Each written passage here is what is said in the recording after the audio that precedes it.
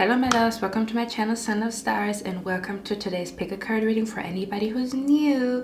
My name is Cynthia and I'm your weird psychic girl from next door who's reminding you of how magical the universe is and that the universe is always speaking to you through signs and synchronicities, okay? And I'm going to read your cards today. So today's pick a card reading, I was super inspired because I just watched a reading like that and I never really was into that topic. Basically messages from your higher self. Now your higher self is usually the wisest version of you or the most intuitive version of you, that I had to Google it because I was watching a tarot reading about my higher self and then I was like, damn, that reading was so good, I want to do this reading as well. So I was just Googling what the concept behind the higher self is. So the higher self is a concept, particularly in spiritual and psychological context, referring to a deeper, wiser, and more authentic part of an individual that transcends everyday ego and limitations, okay? It's often described as a source of intuition, guidance, and unconditional love existing beyond the realm of our usual thoughts and emotions. So I was super inspired to do this reading, kind of like messages from your higher self or kind of like also your future self. So your higher self / your future self. That's what we're going to look at today. Kind of like what would your higher self tell you right now, or like a significant message from your future self, or again the part inside of you that is super wise, that is the most authentic, that is beyond limitations or beyond this realm, beyond your ego. Yeah, and that is deeply connected to your intuition, that is deeply connected to the wisest part inside of your soul and your spirit that sometimes can get lost in the sauce with everyday life, right? And everyday things that we have to do and, you know, focus on and manage and stuff like that. So I'm super excited for this reading. In the next clip, you can choose between 3 images. If you feel indecisive, you can go on Google, find a number generator and ask your spirit guides to guide you to the right pile. If you have a suspicion that you might have more than one pile, you can go to the number generator and add the number 4. And if the number 4 comes out, that means you have more than one pile. But again, ask your spirit guides, your ancestors, the universe to guide you to the right pile. May that be through your intuition, may that be through you closing your eyes and feeling super drawn to a specific number or a specific picture, or whether or not you want to use a number generator or something like that, or flip a coin or whatever. Okay, whatever feels good to you. But yeah, we're going to look at messages from your higher self. We're also going to look at the energy of your higher self. If you would operate in the energy of your higher self, who would you be? Or what kind of energy does your higher self give off? Or what kind of vibe does your higher self have, if that makes sense? And then we're going to tap into messages from your higher / future self, okay? So yeah, without further ado, you're going to choose a pile and I'm going to see you in your reading, guys.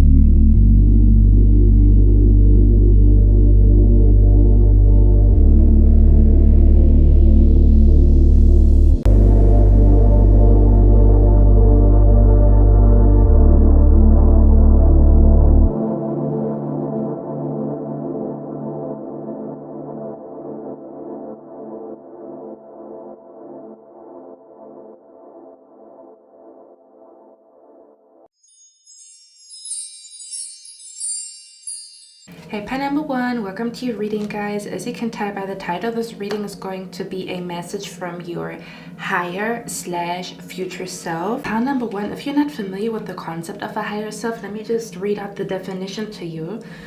So the higher self is a concept often associated with spirituality and personal development, referring to a deeper, wiser, and more connected aspect of one's being, distinct from everyday ego. It is often described as a source of guidance, intuition, and spiritual insight, transcending the limitations of the ego and connecting to a higher realm of consciousness. So basically your higher self is the most authentic, the most in tune version of yourself, or the most intuitive version of yourself, the wisest version of yourself, the deepest version of yourself, the version of yourself that can transcend or go beyond the everyday limitations or the everyday life, or that can go beyond their own ego, if that makes sense. Because sometimes when we are in our ego, we cannot see certain things, right? And sometimes we cannot see certain things because we are so designed to think in limitations, or we are so consumed by the everyday life that we don't always see things clearly at all times, right? So your higher self is just like the version of you that has a bird's eye perspective and is a lot more wiser. It's a part of you, again, that is it's kind of like a part of you that is living in a higher realm or in a higher consciousness, and therefore can see and feel things a lot more deeply. So yeah, we're going to get messages from your higher / future self, pie number 1. Okay, so let me put on some lip oil. What we're going to do is we're going to first look at what your higher / future self is like. So we're basically going to look at who are you, or who is your higher future self? Like, who is this version of you? What does the higher version of you do? How do they handle life? How do they view the world? How do they view something, you know?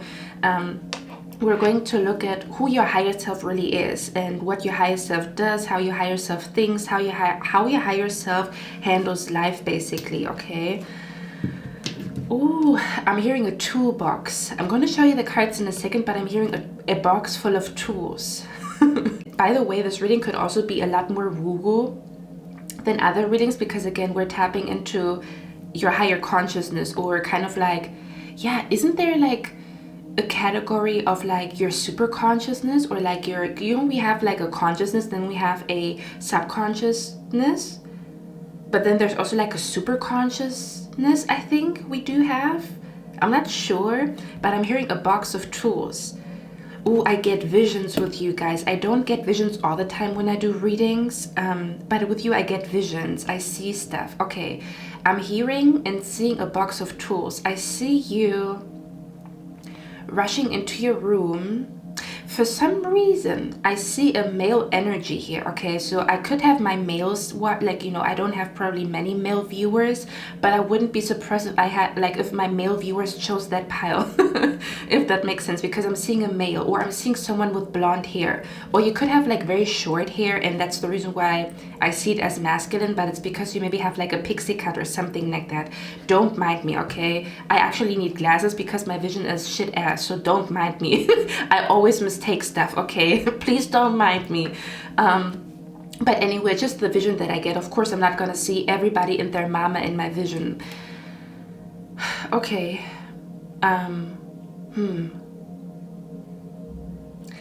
I see you like running into your room and knowing exactly what to do. It's kind of like a SOS emergency, which is crazy because I wanted to start your reading, and all of a sudden there were like super loud sirens, like a firefighter car racing, you know, down the road, and it was super freaking loud, and I'm hearing SOS, please someone help me, it's not healthy the way you hear this.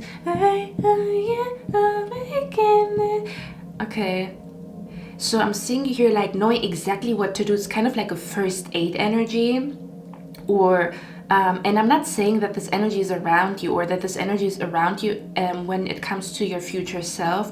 This is just the vision that I get, so please bear with me, okay guys? Pie number 1. Or maybe you recently felt like you were going through something very extreme, like, oh my god, I don't know what to do. Maybe you were in that energy recently, like where you were panicking in your room, looking around and not knowing what to do, or not knowing what to do. Because I'm also hearing someone recently had a panic attack, or like an anxiety attack, or like a nightmare that really like made you very like confused. Okay, I'm seeing you here like running around in your room and you don't know what to do first. Okay, now I'm getting another vision. Oh, that's what it is. It's kind of like, this is like you now, and this is like your higher self. Like I'm seeing both of you, because now I'm seeing you. This is not your higher self, and I'm seeing someone having long black or brown hair. Okay, again, this is just my vision.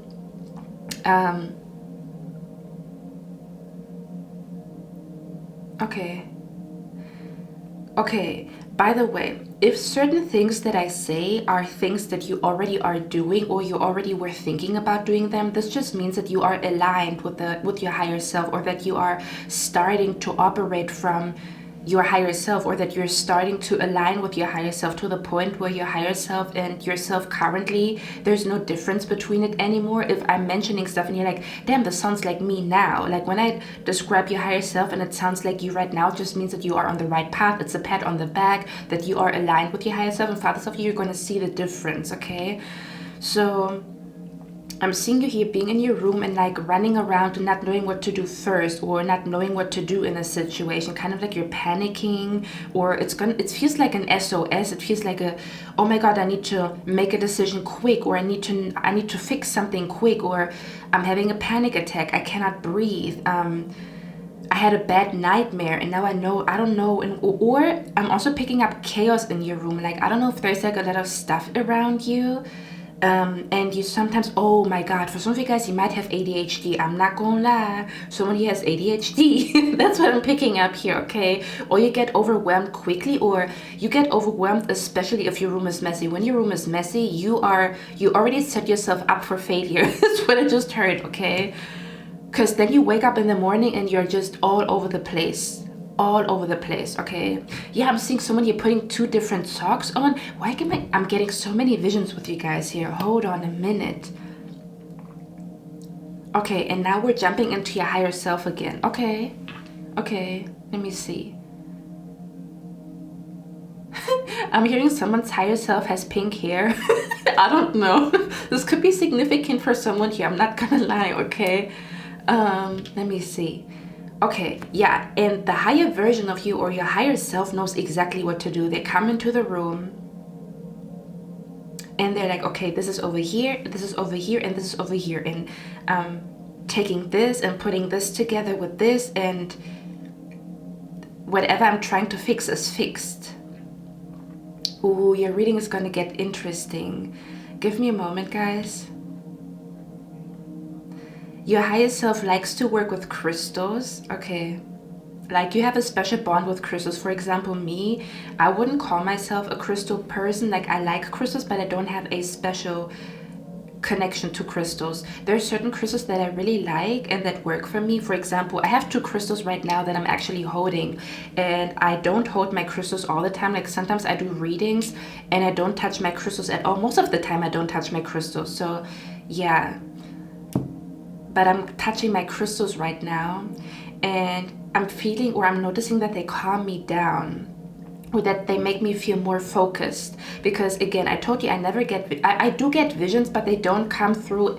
It depends how the messages come through is basically what I'm trying to say, but they come through in visions today. And I'm touching my crystals, so this is not something that I do all the time. Oh yeah. Okay. I'm hearing your higher self has trained their psychic abilities. Okay, where your higher self trains their psychic abilities. Okay, it's kind of like, let me see what I can manifest today. And then you want to manifest something small. And then you tell yourself, I'm going to manifest it within 3 days. Or let me see what is behind, what number or what color is behind that card before I look at it. Something like that could be significant here too. But coming back to what I saw, pile number 1, I feel like this vision has something to do with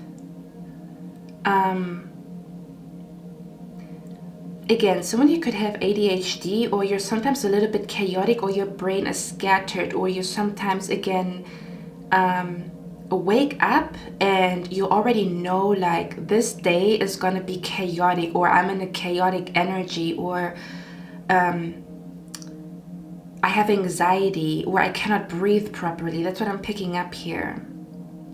Because I'm seeing someone here busting the door open and running into their room.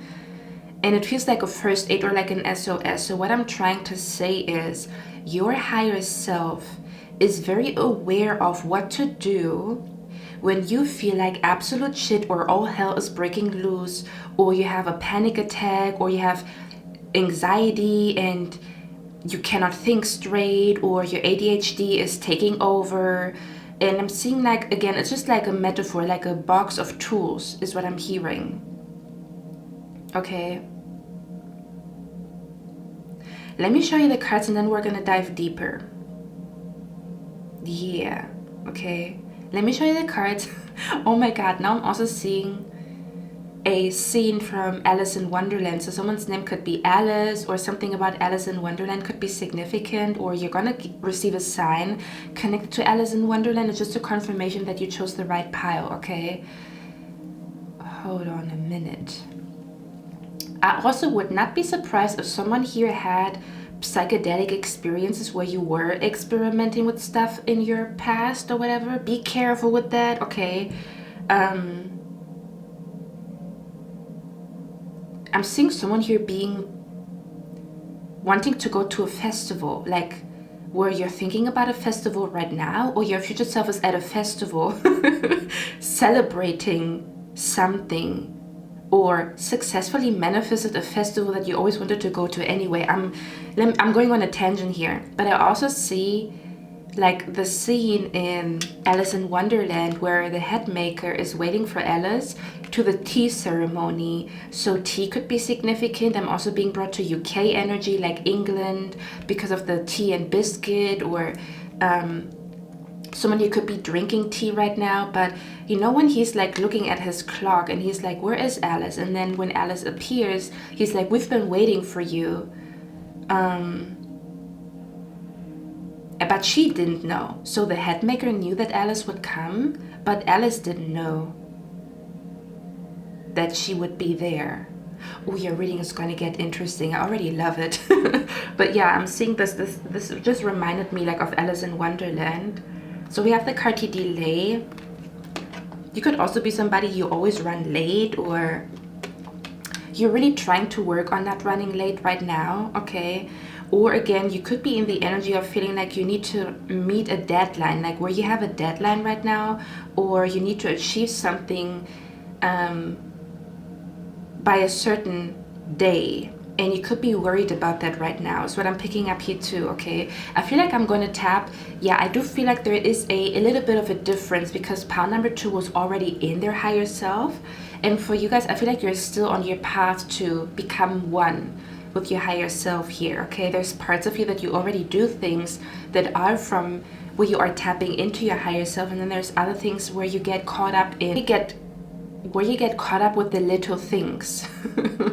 Okay, but I pick up such a strong energy that someone here either has ADHD, or you function, or chaos is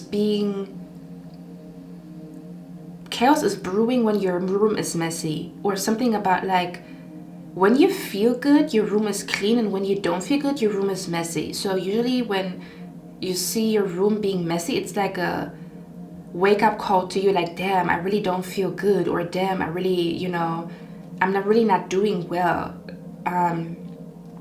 or something like that, okay?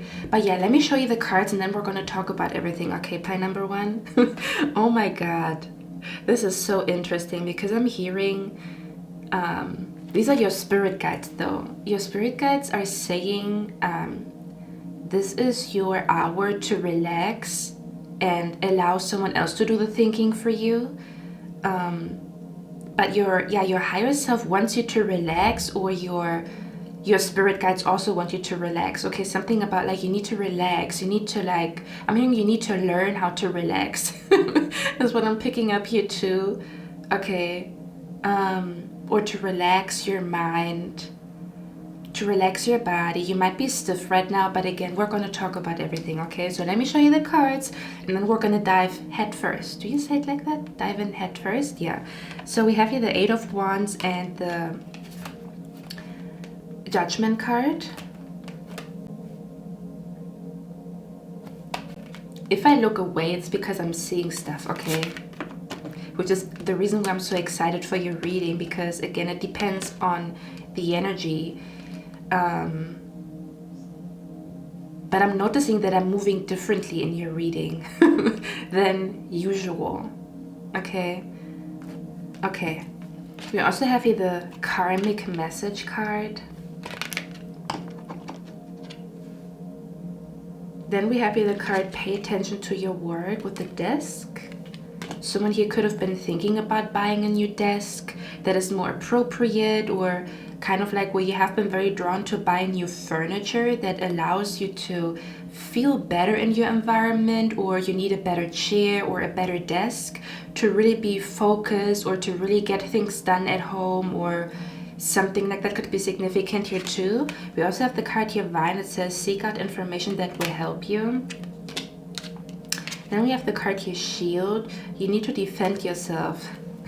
I'm hearing a spell from an oracle card deck. I think the oracle deck is called Magic Spell Oracle or something like that, but there's a spell that says it's a protection shield or like a psychic protection spell that you're supposed to say. Around me now is a shield of gold that is protecting me strong and bold. Or you can also put anything else in there, like around me now is a shield of gold that is protecting my mental health strong and bold. Around me now is a shield of gold that is protecting my clarity, my intuition strong and bold. Every time I see this card. Your higher self is very quick in their thinking, very quick. Very quick in their thinking, I know exactly what to do. Nothing can throw me off balance because I know how to get back in balance quickly. Even if there's things that throw me off balance, I know how to get back in balance, or how to align myself, or how to get back in alignment quickly, like this. I'm seeing you snipping like this. I know how to get back into my lane quickly, okay? We also have the card here, you are ready for more. It says your career is growing and blossoming. Now is the time to make the changes you have been contemplating. You could have also been my pal on the last pick a card reading on YouTube if you're not new here, or if you're not new here, or if you watched the last pick a card reading. I talked about, it was pile number 3, where I talked about, first of all, that card came out for pile number 3, and I was mentioning that pile number 3 is in need of a challenge. So this might ring a bell, or these readings could be connected, or yeah, something like that. Let me show you one more card and then we're going to tap in. There's a lot more cards here, but I'm going to show them as we go. We also have the card here, Vegetarian. And it says, a new way of eating gives you more energy, greater health, clarity, and stronger manifestation abilities. Okay, let me maybe also show you these cards. I never used them, but I was so drawn. Now that I think about it, it's probably an oracle or like a tarot deck that is connected to the higher realms, because I never reach for it. So we have here the 9 of Swords. You could have also been receiving signs connected to mermaids or something like that. Okay. We have the 9 of Swords, the Warrior of Wands, and the Hermit. Okay. Let me show them to you, these cards. I'm hearing these boots are made for walking, and that's just what they'll do. Underneath these boots, I'm gonna walk all over you. Are you ready, boots? And I'm also seeing that someone here, I don't know if this is your higher self or if this is you right now, but someone here is drawn to gardening. Okay. Okay, let's tap in. Pile number 1, the first thing that I'm hearing here with you guys is that your higher self is... Okay, pile number 1, I think I want to talk about something that I have been experiencing the last couple of days, okay? And I feel like this has a lot to do with your higher self, because sometimes I experience things right before I do readings, because there are whatever I experience is connected to the readings, basically. The last couple of days I have been feeling off, and I have been feeling anxiety. I was actually recording another reading before this one, but the energy was off. There was a lot of weird stuff happening around me and around people around me. So I knew something is first of all in the air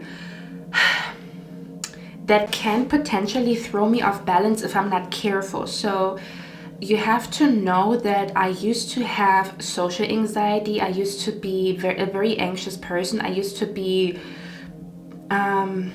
I used to have a lot of like panic attacks, anxiety, agoraphobia, kind of like being scared to go out, being scared to talk to people.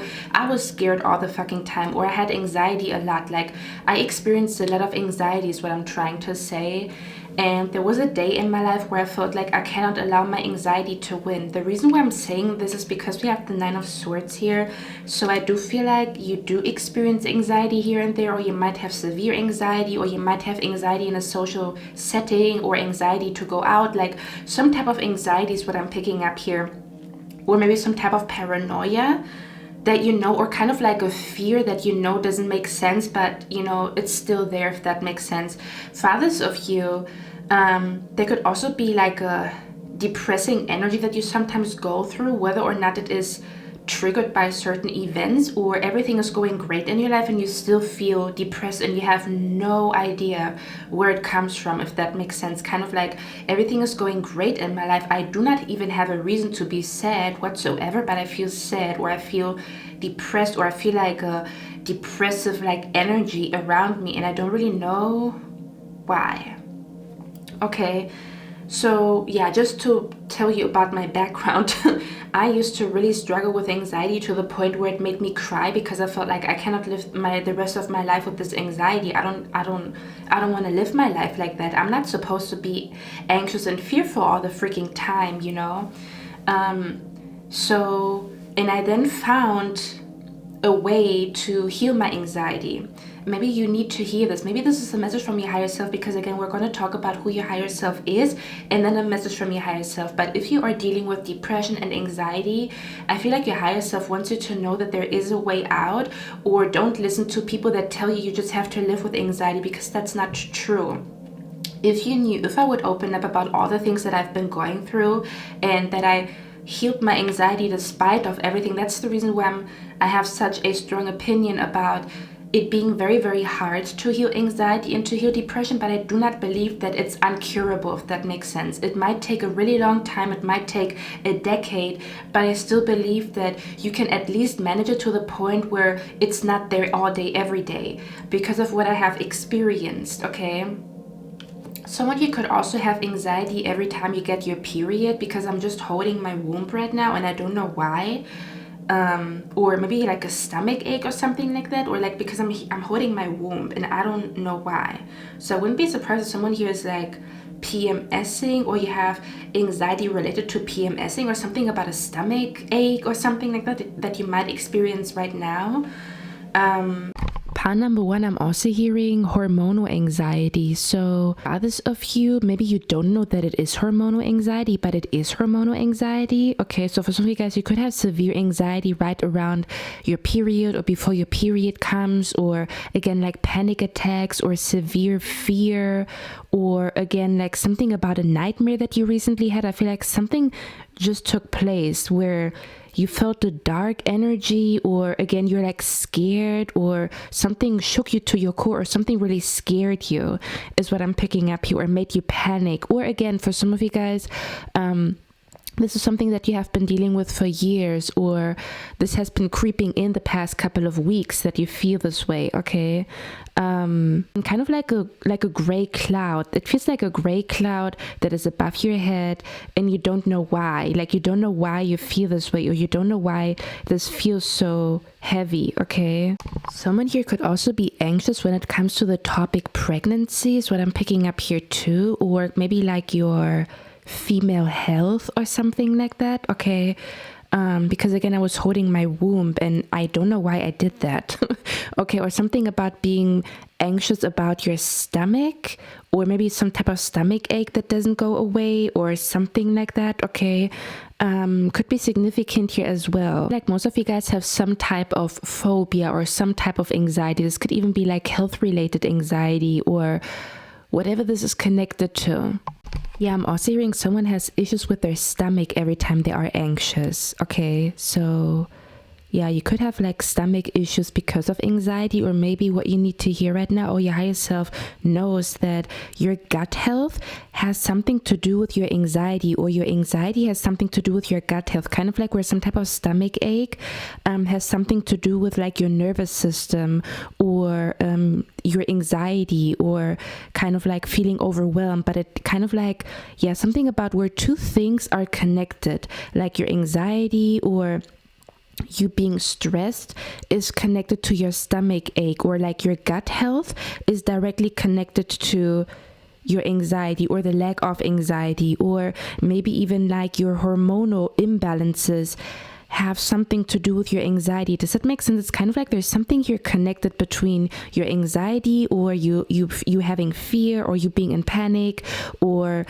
because I feel like cortisol is a stress hormone, right?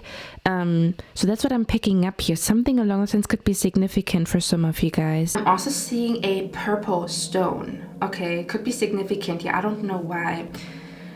Okay, so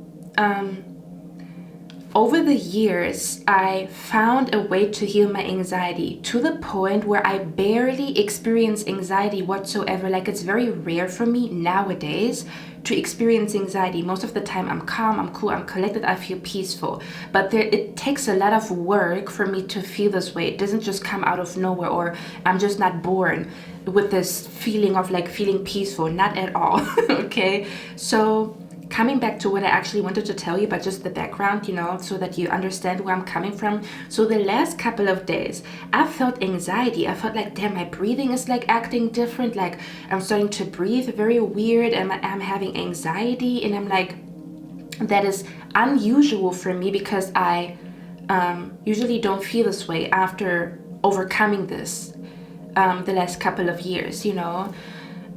So I realized, damn, my energy is off AF. Like, I'm out of balance whatsoever. Like, you know, I really noticed, like, damn. And then I also told myself, like, I don't want to come with this off balanced energy to do the reading, because the older version of me, or the version of me, maybe again, this could be significant, because one version of me would have like told myself to push through and do the video anyway. But then feeling like everything is off, or I'm not happy with the way everything went, or just like my gut feeling, or like my gut being weird, or so another version of me would have just pushed through and ignored that I felt this way. But then I told myself, no, I need to make time to bring my energy back into balance. I could literally feel like, okay, my energy is out of balance. Like, I could literally trace back when my energy was off balance, when it started to be off balance. So I put on my planner, literally, I would show it to you, but it's like a huge planner that I cannot, you know, just pick up, or like a weekly planner. I wrote down on my to-do list to rebalance my energy, that I have to do this in the beginning of this week. And today is the first day, I would say, after 3 days where I feel like my energy is balanced again. I feel grounded again. I feel peaceful. My breathing is calm, and the anxiety is gone out of the window. Bye-bye. I'm hearing, anxiety, keep on trying me.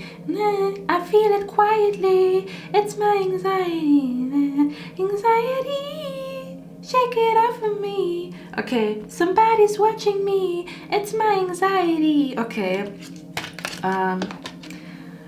So coming back to this energy here, I feel like this is exactly what your higher self does. Your higher self has like a list of things that you do every time you are off balance, every time you feel like depression is creeping in, or every time you feel like a panic attack is creeping in, anxiety is creeping in. But you have like a full list, because when I look at this card right here, to me this almost looks like a list. Like, you wrote down what works for you to get your energy back in balance, or to get rid of that anxiety. So your higher self has experimented with a lot of things, like, let me experiment with this, let me experiment with that, and figure out what really works for me, what brings me back to feeling peaceful and calm, what brings me back to feeling aligned, what brings me back to having a calm nervous system, or to release some type of stiffness from my body, you know. So your higher self has a list of things, like literally kind of like a box of tools, a list that you go down every time you feel like, ooh, you know, I feel anxiety, it's creeping up on me, or my depression is creeping up on me, or my depressive episode, or me being scatterbrained, or me feeling like chaotic, like chaos breaking loose in my brain. Like, that's what I need to do when I feel this way. So your higher self has experimented a lot with certain things. For example, does it help me when I take a bubble bath? Does it help me when I go for a walk? Does it help me when I go to the gym? Is it better for me to do like endurance training or weightlifting when I go to the gym? What works better for me to like calm myself down? Are you listening to positive affirmations when you feel down? Are you listening to meditation music when you feel like this anxiety creeping in? Does it help you to spend time with people, or does it help you to spend time alone? So your higher self knows exactly what to do when a panic attack is creeping in, anxiety is creeping in, you feeling completely off balance, thrown off balance is creeping in, or when some type of depressive energy is creeping in. It's kind of like, oh, okay, it's time again for my salt bath. It's time again for me to spend time with my spirit guides, you know? It's time for me to take a day off from work, or it's time for me to have a dedicated day in the week to get my energy back in balance, or a couple of days. For example, for me, it took me, I would say 2 days to get my energy back in balance. Sometimes it's faster, sometimes I can do it in 1 day, and other times it takes me a week. So it's different all the time. So there's no time frame. Don't feel like you have to do it in 1 day. Sometimes you need more than 1 day, but again, your higher self knows, okay, I think I need 3 days to get my energy back into balance. Or kind of like your higher self gives yourself the time, okay? Your higher self takes time out of their calendar, takes time out of their week, no matter how busy you are, to make sure that you are okay, to make sure that you feel good, to make sure that the foundation of how you feel is peaceful or calm or collected, or you're noticing your breath, if it is calm or if it is chaotic, or you're noticing, or again, you're catching the anxiety before it enters the door, or you're catching the chaos or this chaotic energy creeping in before it walks through the door. Okay, so you maybe have a set routine, like your higher self has a set routine that you do this every Sunday, or you do this every Saturday, or every time you need it, okay, to kind of like keep up with like life, because life can be overwhelming, right? Life can and is super overwhelming, and most of the time we cannot control events from happening. We cannot say, I want nothing to throw me off balance this week. That we don't have that control, right? Things always happen around us, but what we can control is that we are calm, that we are cool, that we are collected, that we feel peaceful, that we have a clear mind, that we know what to do in order to get to a clear mind, and then know what to do in order to fix problems, to fix issues quickly, or as quickly as possible, as fast as possible. But in order to fix problems quickly and fast, you would have to have clarity. And in order to have clarity, you would have to have some type of thing that brings you clarity, right? So, or again, the clarity on why you feel sad, even though everything around you is sunshine and butterflies. Okay. So your higher self has like a list, or has like a kind of like an SOS routine, or like an SOS like an SOS routine, or you do this once a week, or you do this twice a week, or something like that. I don't know what this would be, whatever this is, but you have experimented a lot. Your higher self has experimented a lot and found like a routine that works wonders for you. Your higher self has found something that you need to do for 1, 2, or 3 days in order to feel fantastic. That this is what you do on a weekend when you don't go out and meet your friends. That's what you do. I feel like your higher self has a day, a week, a weekend in their month, okay, or in their week, where you are by yourself and you do a lot of things to kind of like recharge your energy, or again to kind of like release anxiety, to release stress, to release how do you call it, to release confusion. Okay, because again, it took me like 2 or 3 days, and again, I already know, like back in the days I was panicky. I was like, oh my god, what am I supposed to do, what am I supposed to do, what I saw in my vision with you guys, like I feel this way and I don't know what to do about it. Like, how can I fix that feeling inside of me that I don't like, you know, like this, what the hell is that? So I went through trial and error. I tried out different things and realized, oh my god, every time I do this, I feel fucking fantastic. No matter the circumstances around me, no matter the time of the year, when I do this, I feel fucking fantastic. And I do have to do this occasionally to make sure that I stay feeling good, that the anxiety doesn't creep back in, that I have to do this so that the anxiety stays out of the motherfucking door and doesn't enter the door without my permission, okay? So your higher self is not stingy about spending time for yourself that you know is good for your mental health or your emotional health or your spiritual health. Because we sometimes can get stingy with our time, right? I don't have time to do a breathing exercise. I don't have time to go to a yoga class. I don't have time to go to the gym. I don't have time to do this and do that. Like, I don't have time. Okay? But if you don't have time, it's like your higher self has a better connection to time, or doesn't fear spending time on themselves. Sees spending time on yourself as productive. Sees spending time on yourself or taking extra time out of your calendar for yourself as necessary, as like the foundation for you to even function properly, or to even do great properly, or to even excel and do even better in life.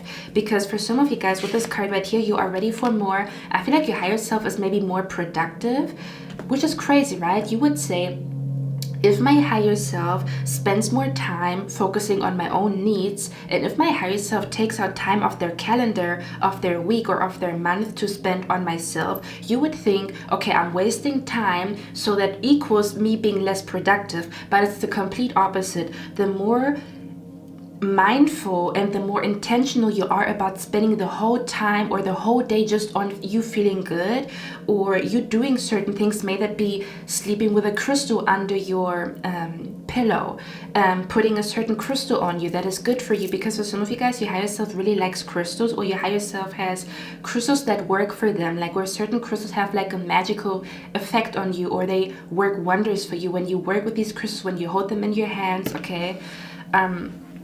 Or something like that. Or your higher self like knows, no, I need to spend the next 3 hours journaling. Like, I need to do this in order to feel good, because I feel like shit and I could just push through, but that feeling is not going to go away. It's going to become stronger, it's going to become bigger, and eventually it takes over, and then it's all hell broke loose and it's chaos, and I feel overwhelmed and I don't know what to do, you know? Number one, your higher self knows that there's a way out of your head, because I'm hearing, I'd do anything for a way out of my head. It's a song by Mac Miller called Back to Earth, or Come Back to Earth, or something like that. So I feel like your higher self knows that there's a way out of your head, or that you don't have to live with this constant anxiety, or you don't have to live with this constant overthinking, that there is a way out. And your intuition is guiding you there right now to kind of like calm your nervous system, or to calm your mind, or to heal your mind, to heal your overthinking, because you don't have to live with this overthinking energy that takes over your mind. There is a way out. Take it from me. I have been suffering from severe anxiety. I had agoraphobia. I had social anxiety. I was stuck in my head. I was tortured by thoughts that I wanted to get rid of, but they were there every day. Like, I was going through a very tough time where I felt like I'm going to break I'm going to break under the pressure of my mind. And then one day I told myself, I'm not going to let this happen. I need to do something about this. Like, I cannot live my life like this. And then my intuition guided me to certain things. And then I realized, like, oh my God, my mind is becoming calm. I'm not overthinking all the time. Sometimes there's no overthinking energy in my mind at all. Sometimes my mind is super calm, super like collected, calm. There's no confusion. There's no chaos. There's no anxiety in my brain. And I was like, oh my God, that is crazy. Like, I didn't even know that I could reach that level of peace of mind.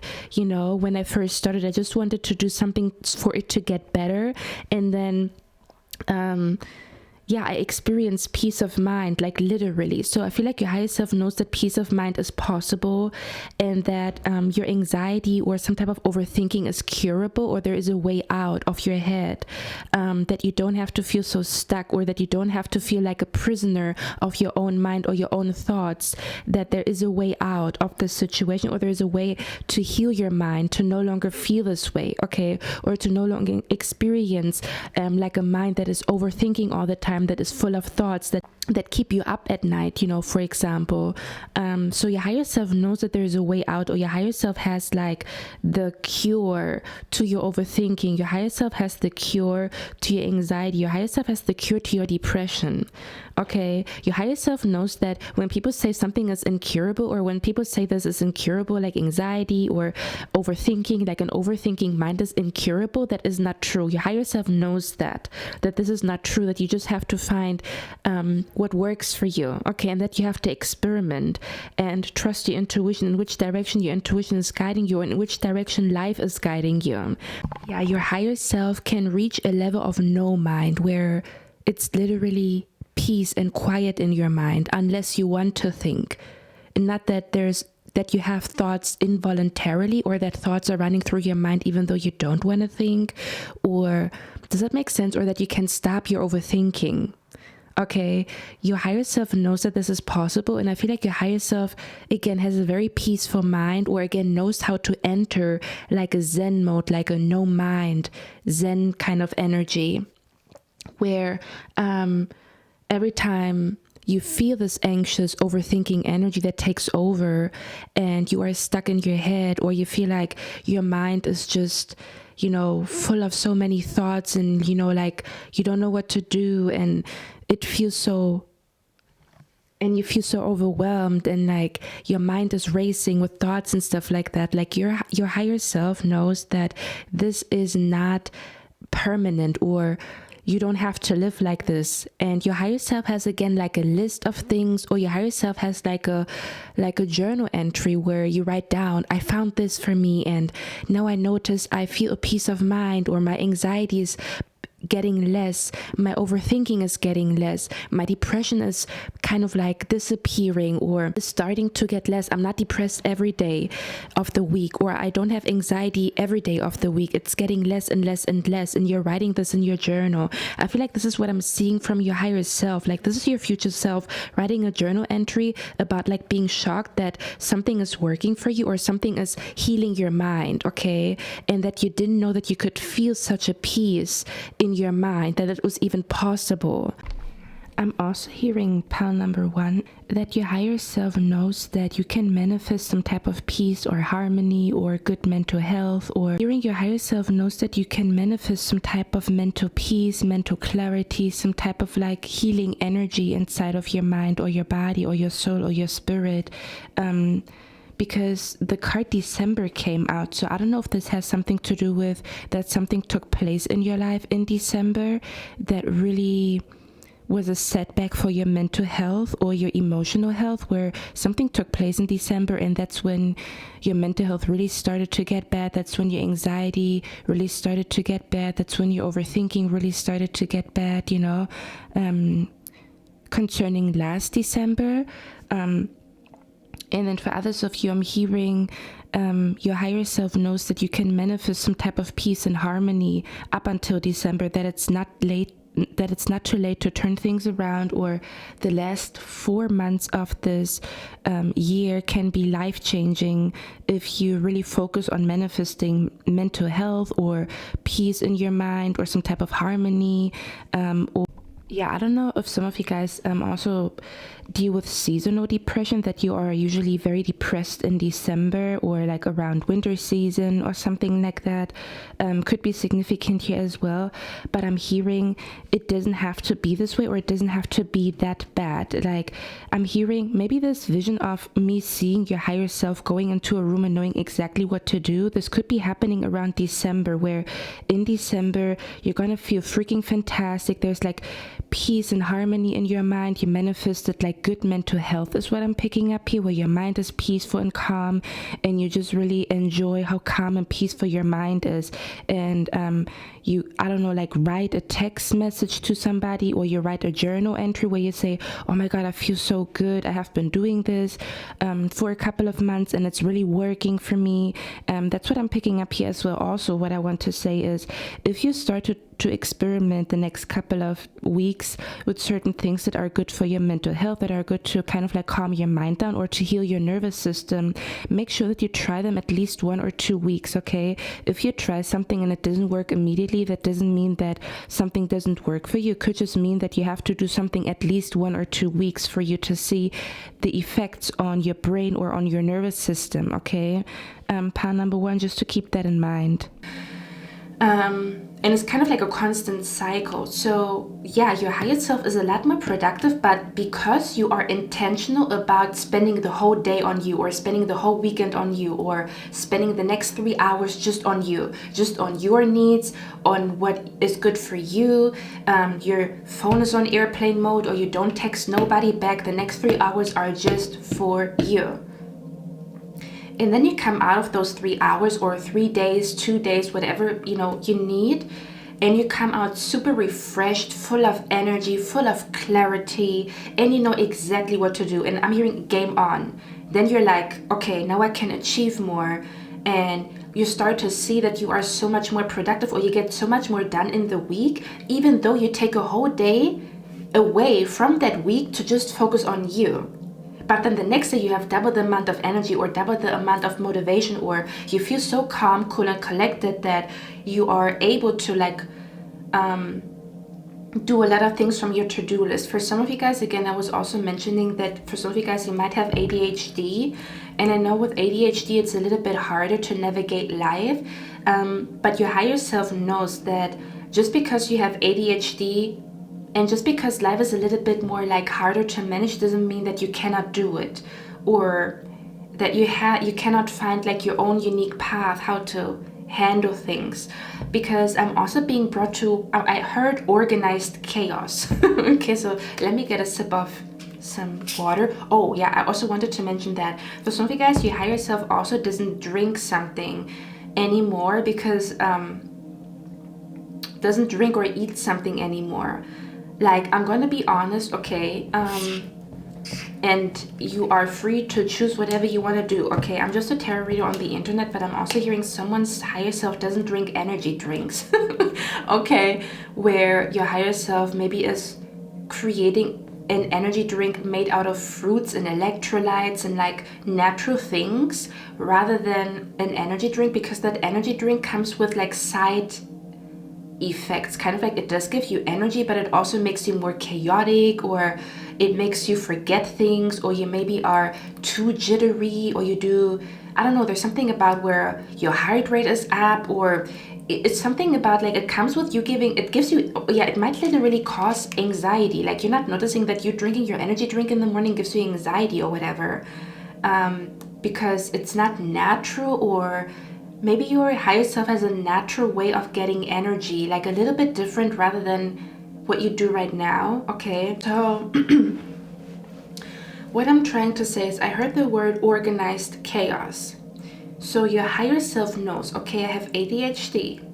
So the neurotypical way of doing things is not going to work for me. So I have to find a neurodivergent way of doing things that works for my brain, because my brain is an ADHD brain. So the normal routine for other people is not going to work for me, or what other people do that have a normal brain is not going to work for me. But that doesn't mean that there's no system out there for my brain, or that is customized to my ADHD brain. Okay, so if someone here has ADHD or something like that. So I'm hearing organized chaos, and I'm seeing you talking to somebody or like being exposed to something where, because I feel like I've seen that lately, where there was a person that had ADHD themselves, and they created like an app or something that is supposed to help ADHD people to organize themselves. But because he has ADHD himself, it was a little bit like different, like the way it was like designed to make sure that the brain is stimulated enough to follow through with the plan.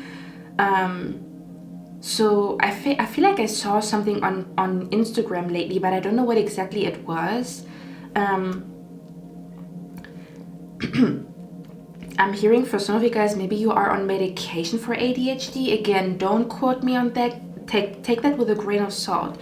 I'm also saying someone is gonna, for some of you guys, not for everybody, okay? But there's something about someone here being able to like customize something according, or like customize something to their ADHD brain, and then you have a system that works for you. It might not work for other people, but it works perfectly for you and with your short attention span.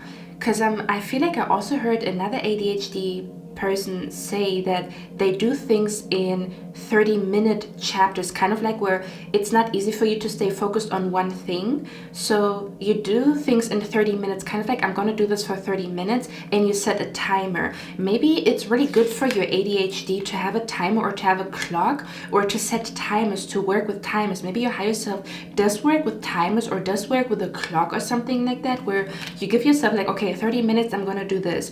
And then like your attention span or your focus is gone, so you have to go to the next thing. So it's kind of like organized chaos, right, where you do everything in 30-minute intervals or in 30-minute time frames or time concepts or something like that, and then you moved on to the next thing to make sure that your brain keeps being stimulated, but it's kind of like organized chaos. So you might still get a lot more done because you have a timer set for 30 minutes, so you know 30 minutes I'm going to do this. Okay, I'm getting bored now, or my ADHD brain cannot focus anymore, hopping on to the next thing, and then you rotate between different things. Do you know what I mean? Like, I think I recently saw people commenting like they do everything in 30-minute like blocks during the day. Or again, if you, for example, have a time planner or like a calendar that it's super colorful to stimulate your brain, instead of just a black and white calendar that you don't even feel like opening. But when it is like super colorful, it might be good for your ADHD brain, to kind of like it draws your ADHD energy in. Or do you know what I mean? It's kind of like, or I'm hearing organized chaos. So your higher self knows how to be an organized chaos, or to organize chaos, or to organize chaos in a chaotic way, but it works for you because to you it's organization. Okay, that's the vibe that is coming through here, pile number one. Okay, there's something about your higher self. Again, your higher self understands you. Your higher self does not make you feel bad for being different or that certain things don't work for you. Your higher self is like, okay, let me customize whatever this is to what is going to work for me, concerning or considering my weaknesses and my strength.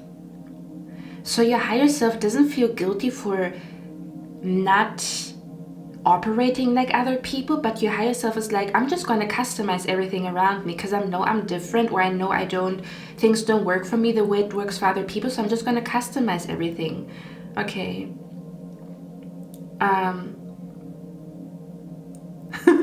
Do you know what I'm hearing? I'm hearing your higher self has fun organizing. If you tell me, bitch, I don't have fun organizing anything, there's part of your higher self that has fun organizing, but maybe it is because you put fun into the organization somehow, some way. Your higher self is very protective of your mental health or your emotional health, where again, I'm hearing it's a must for me to do this, and I'm not going to allow anybody to rush me. this is something that I do every day. For example, when I had these severe problems with anxiety, it was a must for me to do yoga every day before I go out. Like I couldn't just skip on it. This was like, I did this religiously. Like nobody could like rush me out of it or tell me, or I couldn't even tell myself that I don't have time for it, because I knew I'm gonna crash out.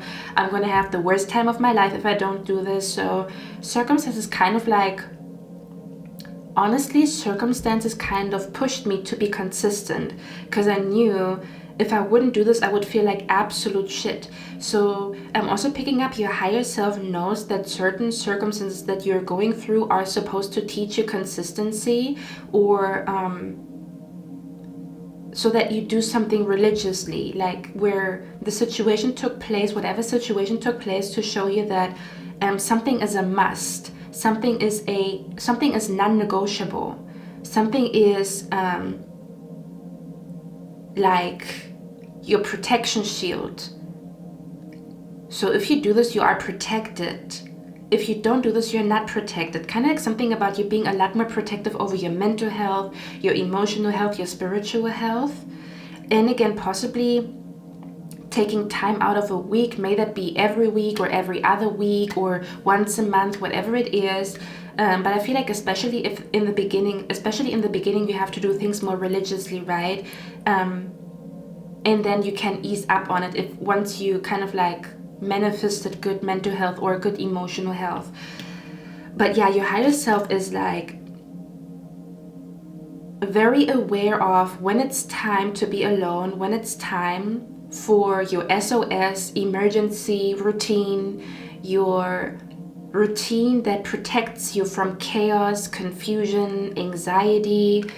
But again, maybe your higher self also was experimenting a lot to even realize these are the steps that I need to do, or this is what I need to do. I'm going to fill my weekend with all the things that are good for my mental health. I'm filling my weekend with all the things that are good for my emotional health. And it's going to be different for all of you guys what this would be. Okay. But yeah, your higher self has a list. Your higher self has a list, and your higher self again is very generous when it comes to spending time on yourself, or not seeing spending time on yourself as unproductive or a waste of time. Okay, it's the opposite. It actually gives you more time because it gives you more energy. So if you do things with more energy, you might get them done a lot quicker. So it actually gave you time to take out time for yourself. Yeah, your higher self is very knowledgeable when it comes to this triggers my anxiety and this calms my anxiety down. So I know what to avoid, or I know what to do after I encountered something like this brings me anxiety. So I know I need to do A, B, and C after this took place. Okay, or I know to avoid it in the first place. For example, I used to smoke a lot.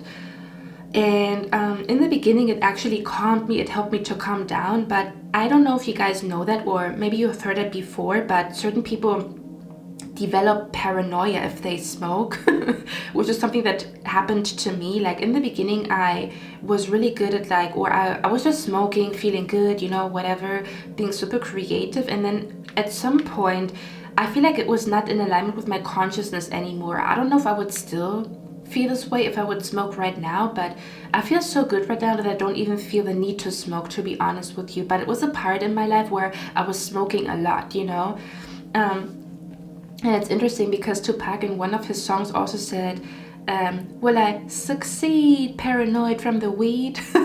So this could be significant here as well, where your higher self knows like this is bringing me anxiety, so even if I want to do it, I'm not going to, because the feeling of anxiety is so like icky and so like makes me feel so bad that I would rather skip on this whatever, or I would rather skip on this energy drink, or I would rather skip on this espresso, or like water my coffee down a little bit, Fathers of your higher self could also be eating, and again, your higher self could be eating differently, or drinking something, or not drinking something. Okay, is what I'm picking up here as well, where you could be a person where you are highly influenced by what you eat and what you drink, is what I'm trying to say.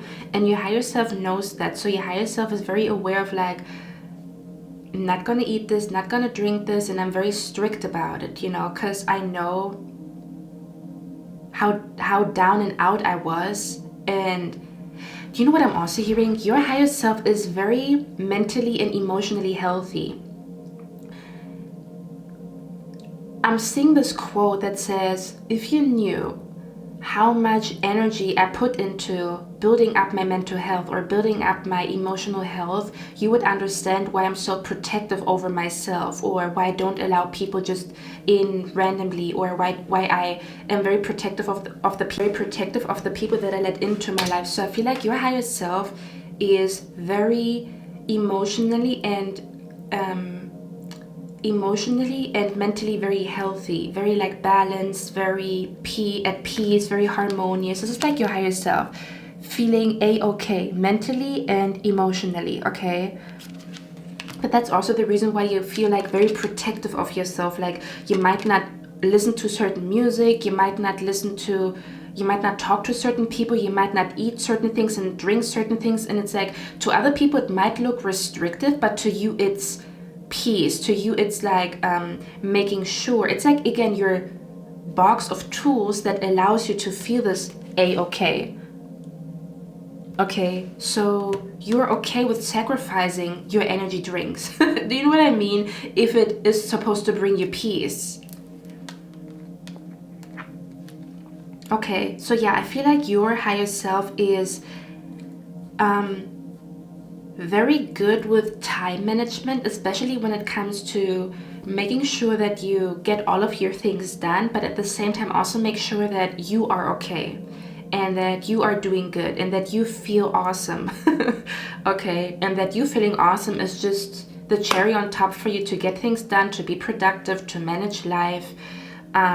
So your higher self is not in a race with time. Your higher self is kind of like friends with time. Your higher self has a different relationship with time. Okay. Almost as I'm hearing, you're going to be excited to spend time on yourself instead of feeling guilty, or instead of feeling like it's not deserved. Your higher self is also going to be excited about like giving time to other people. It's like you're going to be excited to kind of like manage your time, or managing your time is not an issue because you found a system that works for you, or you found it's just like you customized something to yourself to the point where your connection to time or your connection to the clock is very different. It's very like harmonious. I'm not saying you're not going to be busy, or I'm not saying things are not going to throw you off balance, but again, you know very quickly how to get back in balance, or how to put things together to make it work for you, to customize something to you, to your needs, okay? Because I feel like sometimes in this society we act like there is a cure, or there's a one-size-fits-all kind of thing. But I feel like more likely than not, or very often, things are very individualistic, kind of like we're, I don't know, I just feel like sometimes we generalize things, or it almost comes across as if everything is going to work for everybody, or like a one-size-fits-all type of situation, which is not true. Sometimes you have to really customize things to work for you as an individual, and that's where we get caught up. Why am I not being able to handle life like everybody else? Why am I not as healthy as everybody else? Or why is it so hard for me to feel good, or whatever? But it is because we think that everybody is designed the same way. Just because we're all humans doesn't mean that we're all the same people. Just because we're all humans doesn't mean that everything is going to work for everybody, or like one size fits all. And I feel like sometimes we act like that is the case, that we're all humans and that we all operate the same way and that we all experience things in the same way, which is not true. This could be the furthest from the truth. You know, like hearing your higher self is very aware of that, and your higher self is kind of like at peace with you having to customize certain things to your needs, instead of asking yourself why you are not like everybody else, or why things that work for everybody else doesn't work for you. Does that make sense? It's kind of like you are at peace with having to customize things to your needs, or you are at peace with knowing that your path is just a little different. But this first of all, this acceptance and also this clarity that your path is different is kind of like a relief, because now you know that there is a path for you. You only have to experiment and find it, instead of feeling hopeless because you tried other people's path, like a one-size-fits-all type of situation, and it didn't work for you. Does that make sense? Your higher self is very comfortable in being an individual and having individualistic experiences that give you a lot of clarity. So you're not so lost in all of this. Okay, that's what I'm hearing. Again, your higher self is very compassionate, especially when it comes to, I think my mind needs some time off, or I think my body needs a massage. I think my soul needs to dance right now. Like, I think I need to take my time to dance for 2 or 3 hours. I think that's what my soul needs right now. And like, you're very compassionate, like very, that's what I need right now. And that's okay. Okay, and I'm also giggling a lot in your reading, I'm not gonna lie. So yeah, fathers of your higher self could also be drinking or eating different things than you do right now, or you could be no longer eating and drinking certain things that you are eating and drinking as of right now. For some of you guys, your future self could be vegetarian or vegan. This is not a must. This is not a you have to. This is supposed to be this way. But if you have received signs, if your intuition already brought you in that direction, that you maybe want to be vegetarian or vegan, this might be the path for you. Because, for example, I'm vegan, but I do believe that I could be wrong. I don't know. Okay, I'm not an how do you call it? I'm not an activist vegan. I just know that veganism works for me personally, and that I was vegan before I knew I was vegan. Because just like a child, my eating habits were very weird. But I believe, for example, in the animal world, there's carnivores and there's, do you say omnivores? I don't know. Like, there's certain animals like a panda who only eats carrots and apples and, like, you know, who's basically a vegan, right? And then there's other animals like lions and stuff like that. Even an ox is also vegan, or would be a vegan. If an ox and a panda would be a human, they would be vegan. But if somebody is a lion or something like that, or a cheetah or some type of like puma or panther, they would probably be meat eaters. So I believe, again, I could be wrong, I'm not all knowing, that this could be similar to how people go about life, where certain people really need meat and other people maybe eating meat is not good for them, or certain people it really works for them to be vegetarian or vegan and other people it doesn't really work for them, you know. Again, it's the same energy, whereas we say, oh, we're all humans. But if you ask me personally, it's like this is just what I think could be going on. But again, I'm not all knowing, okay? But I also feel like just because we're all humans doesn't mean that we all come from the same star constellation. So if we had a life before this life, just imagine we come from different planets and therefore we have different needs, because this could even be the reason why we have different ethnicities, that those different ethnicity actually are originated from, like, we are from different planets, and that's the reason why we have different ethnicities upon planet Earth. Again, it's just me being in the woo-woo spiritual realm, just thinking, you know, because I do believe in different dimensions and in different planets.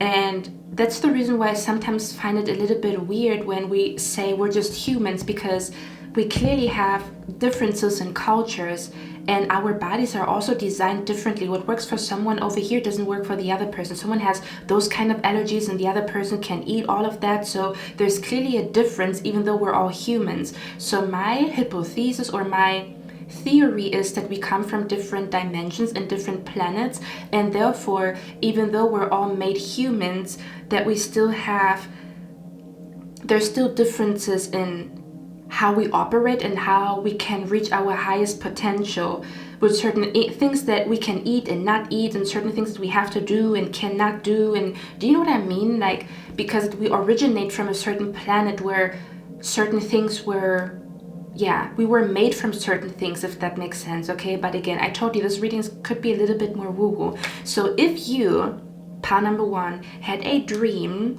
where you were on a different planet. That could just mean that you saw the planet that you were on, or the dimension that you were in, or the dimension that you were born from before you came to Earth. And if you analyze that dream, you might get some type of insight, okay, as to what you need in order for your soul or your spirit to be healthy, because it's kind of like you're tracing back your origin.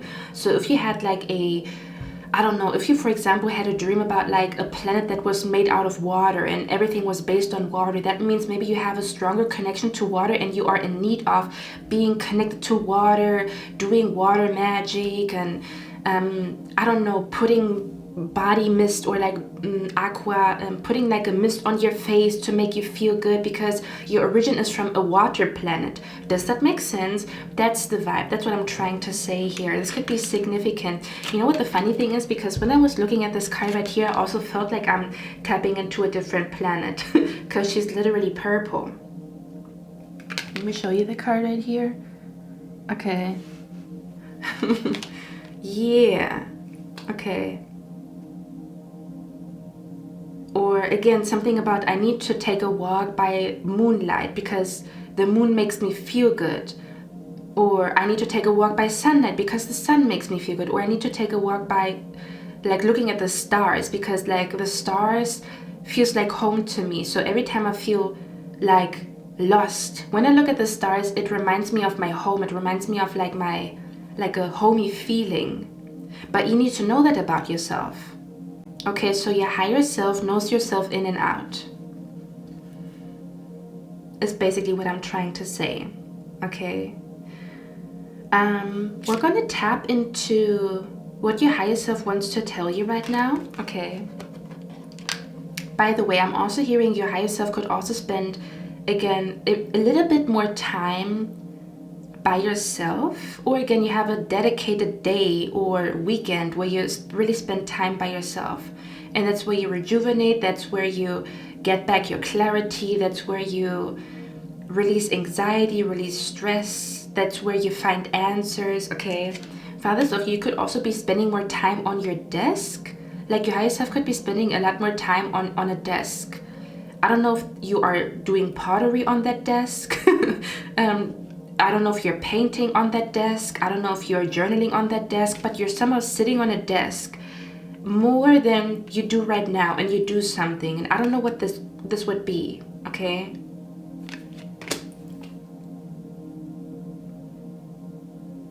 I'm hearing plants make me happy. For some of you guys, your higher self is aware that you are very happy when you are surrounded by plants. So you have more plants in your home for some of you guys, okay? And again, if what I'm saying sounds like, hey, I'm already doing all of this, then this just means a pat on the back. You are aligned with your higher self, okay? And you're doing a great job at being the highest version of yourself, the wisest version of yourself, okay? Okay, let's look at what your higher self wanted to know, like a message from your higher self. Okay, I just need to clean up the table here a little bit. All right, pile number 1, let's look at the messages from your higher self. Okay, I just wanted you to kind of like get a feeling of who your higher self is.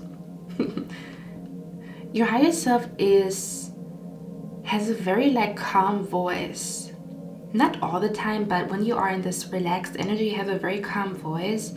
And I'm seeing you smiling at yourself like, hey, we got this, or hey, it's time for another spa day, or something like that, okay? Yeah, that's what I'm picking up here. Your higher self is also talking to yourself, like I'm hearing whisper to yourself, I am strong. So you could also be whispering to yourself and like encourage yourself in certain situations, kind of like, I'm not going to allow this feeling to overtake me. I'm telling myself I'm strong. I got this. We're going to make this happen, like you and yourself or something like that, okay? Let's see. Let me look at the message from your higher self.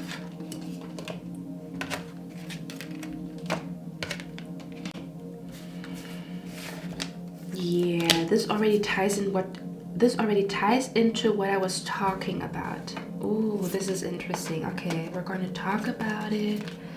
We are going to talk about it. We're going to talk about it all. Okay, give me a moment, guys. I'm going to show you the cards in a second, too. Some of you guys, pile number 1. It could be very healing for you to listen to bird chirping sounds. Like, it's good for your brain to do so. Or your higher self could be listening to bird chirping or kind of like nature sounds to heal your mind or to calm you down. May that be rain or waves or bird chirping or I don't know, something like that. Okay, what I actually wanted to say is you chose the picture in which the lady is in an infrared sauna. So for some of you guys, if you've never experimented with that or tried it, it could actually be very healing for your mind or your nervous system to have regular visits at the sauna, to regularly visit a sauna, or something about infrared light. And this could be literally where your picture, the picture that you chose, is like an indication, because why did you feel drawn to it? Is it the red light that makes you feel good? Is it the sauna vibe that makes you feel good? Is it the spa energy? You know, some of you guys, there could be an energy where literally having regular sauna visits is very healing for you, or something about infrared light could be very healing for you somehow, some way. Or maybe laying on the ground on a yoga mat and just laying there for 10-20 minutes could be very grounding, or could be very good for your nervous system during the day or early in the morning, you know, like not laying in your bed, but literally laying on the ground to ground yourself or to feel the energy of the earth. So if you want to experiment with that, you can maybe try it out and see how it goes for you. Yeah, or maybe you have been drawn to this picture because it's things that you already do, like you already love going to the sauna. So maybe it's just like your higher self knowing, yeah, this needs to be a staple, or don't quit doing that, because that is the reason why you already feel better. Yeah, your spirit guides are here. This is the reason why you already feel better, or this is like the foundation of you feeling good. So don't ever feel like you can skip it. I mean, of course, sometimes maybe you can skip it, but don't ever feel like you can neglect this. Like, this needs to be part of your life to make sure that you stay feeling good, or that things stay getting better, or your mental health stays improving if you do these things. Okay, because maybe you're already doing them, but you didn't see how impactful they actually are and how good you're going to feel around December or around winter season because you're doing all of these things. So don't ever feel like, which is the thing that I talked about in pile number 3 in the last pick a card reading. What do you need to hear right now? Because in pile number 3, I talked about someone feeling like they need to sacrifice something that they do for their mental health because they don't have time and they want to achieve more. But then this feeling of not feeling great is creeping in, and then it actually is affecting how much you achieve. So it's counterproductive to skip on something that, again, you feel like is a waste of time, or you don't have those 20 minutes in the morning for yourself. But if you stop doing these things, that's when you're going to start to notice that your life goes to shit, because you start feeling shitty, and then things around you also decline, or you don't perform as well at work, or you don't manifest as much, something along those lines. Okay, take it from me, I experienced this firsthand. So trust me. Okay, if something makes you feel good, don't skip on it, is what I'm trying to say. And if something makes you feel good in the sense of like good, it makes you mentally clear, or it gives you mental peace, or you start noticing a peaceful energy in your breathing, or in your mind, or in your body. Okay, something along those lines. See, but I feel like this is also like your higher self, like you're not rushing things, you take your time. Okay, and you don't feel bad taking your time doing things correctly, you know, like your higher self is like, you know what, I want to do things in a calm way so that I do them correctly instead of rushing and then I make mistakes, you know, like as much as possible, because sometimes life does rush us and there is a rush hour, right? Like, I'm not saying you're going to be in this energy all day every day, but those are the moments where you come back to yourself and then you can take on life or take on challenges. Okay, let's see, what does your higher self want you to know, pile number 1?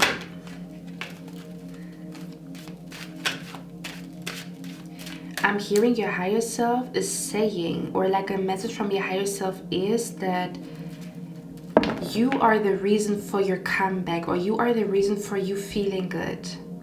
Because for some reason, I pick up the energy here that you could also feel right now, pile number one, that you are a little bit confused or a little bit surprised about the lack of support that you get from a specific person or from people. Maybe that's also the reason why you felt overwhelmed, kind of like, because I saw you by yourself. So maybe you felt overwhelmed because you had to handle something by yourself. Like, damn, you know, like I'm in this situation here and I thought I would have somebody with me too. Like I'm hearing, I thought I would have somebody with me that would help me with all of this, but I don't. Or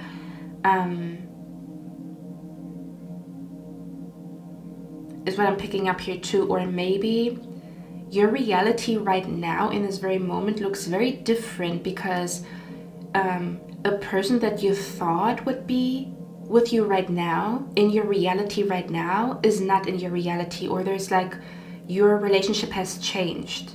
Does it make sense? Like maybe you didn't see coming that you would have a fallout with a sister, a brother. Maybe you broke up with somebody that you thought you would marry. So it's kind of like there's a shift in, I'm here in this very moment, but I didn't know that I would be here by myself. Okay.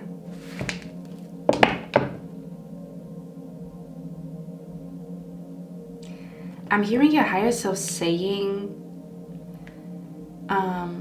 I'm actually seeing a card, okay? Hold on, I'm gonna show it to you. Okay, I'm gonna show you the card. This could be, ooh, you know what's crazy? We have like 80 cards in here, and the card that I was looking for is on the bottom of the deck. Like, see, but it's like, this is your higher self, like, oh, let me grab this deck. Okay, again, you could have also been my pal in the last pick a card reading where I talked about it's really good for you to watch oracle readings or to watch tarot readings or to draw a card for yourself every day. Again, it's your box of tools. My crystals are over here. My journal's over here.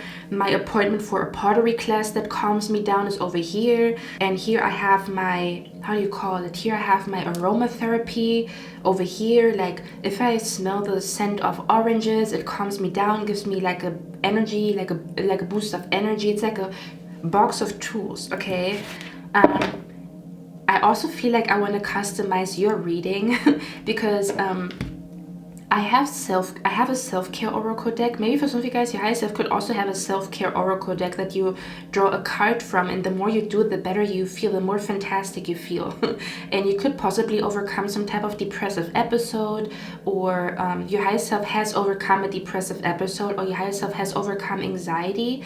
Maybe not 1000%, but you're not going to have anxiety all day every day. Maybe it just comes and goes here and there. Do you know what I mean? Because I don't want to say like, oh my god, we can be healed like 1000% and you're never going to experience anxiety ever again, because life is way too chaotic and hectic for this to be true. What I'm trying to say is they could just be out of 7 days out of a week, you're going to feel anxiety 3 days out of a week, which is a huge win, right? That you get at least 4 days out of the week to feel cool, calm and collected, okay?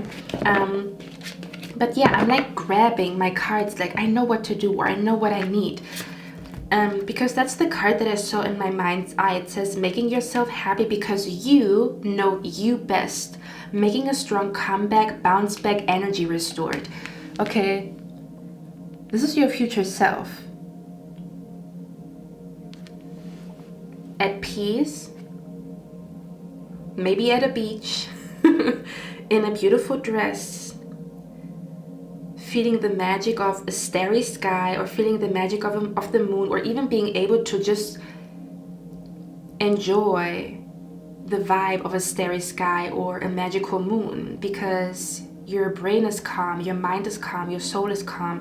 I'm also hearing calm doesn't start in the mind, it starts in the body. Okay.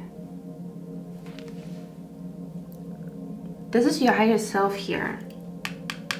It says, make yourself happy because you know you best. So you know yourself best. So you know what makes you happy. Yes, there's certain things that you can maybe only do with other people. For example, you want to travel, but you want to travel with somebody. So maybe you can't, but you could solo travel. You could if you wanted to. But what I'm trying to say is like your higher self wants you to know that you can make yourself happy, or that you know yourself best. You know your needs best. For example, if a muffin with blueberries is going to make you super happy, then why not do that? Why wait for someone to gift you a muffin with blueberries? At some point there's going to be a Prince Charming or a beautiful lady that is going to kiss you and bake you a blueberry muffin, but up until then, do it for yourself. Why not? What speaks against it?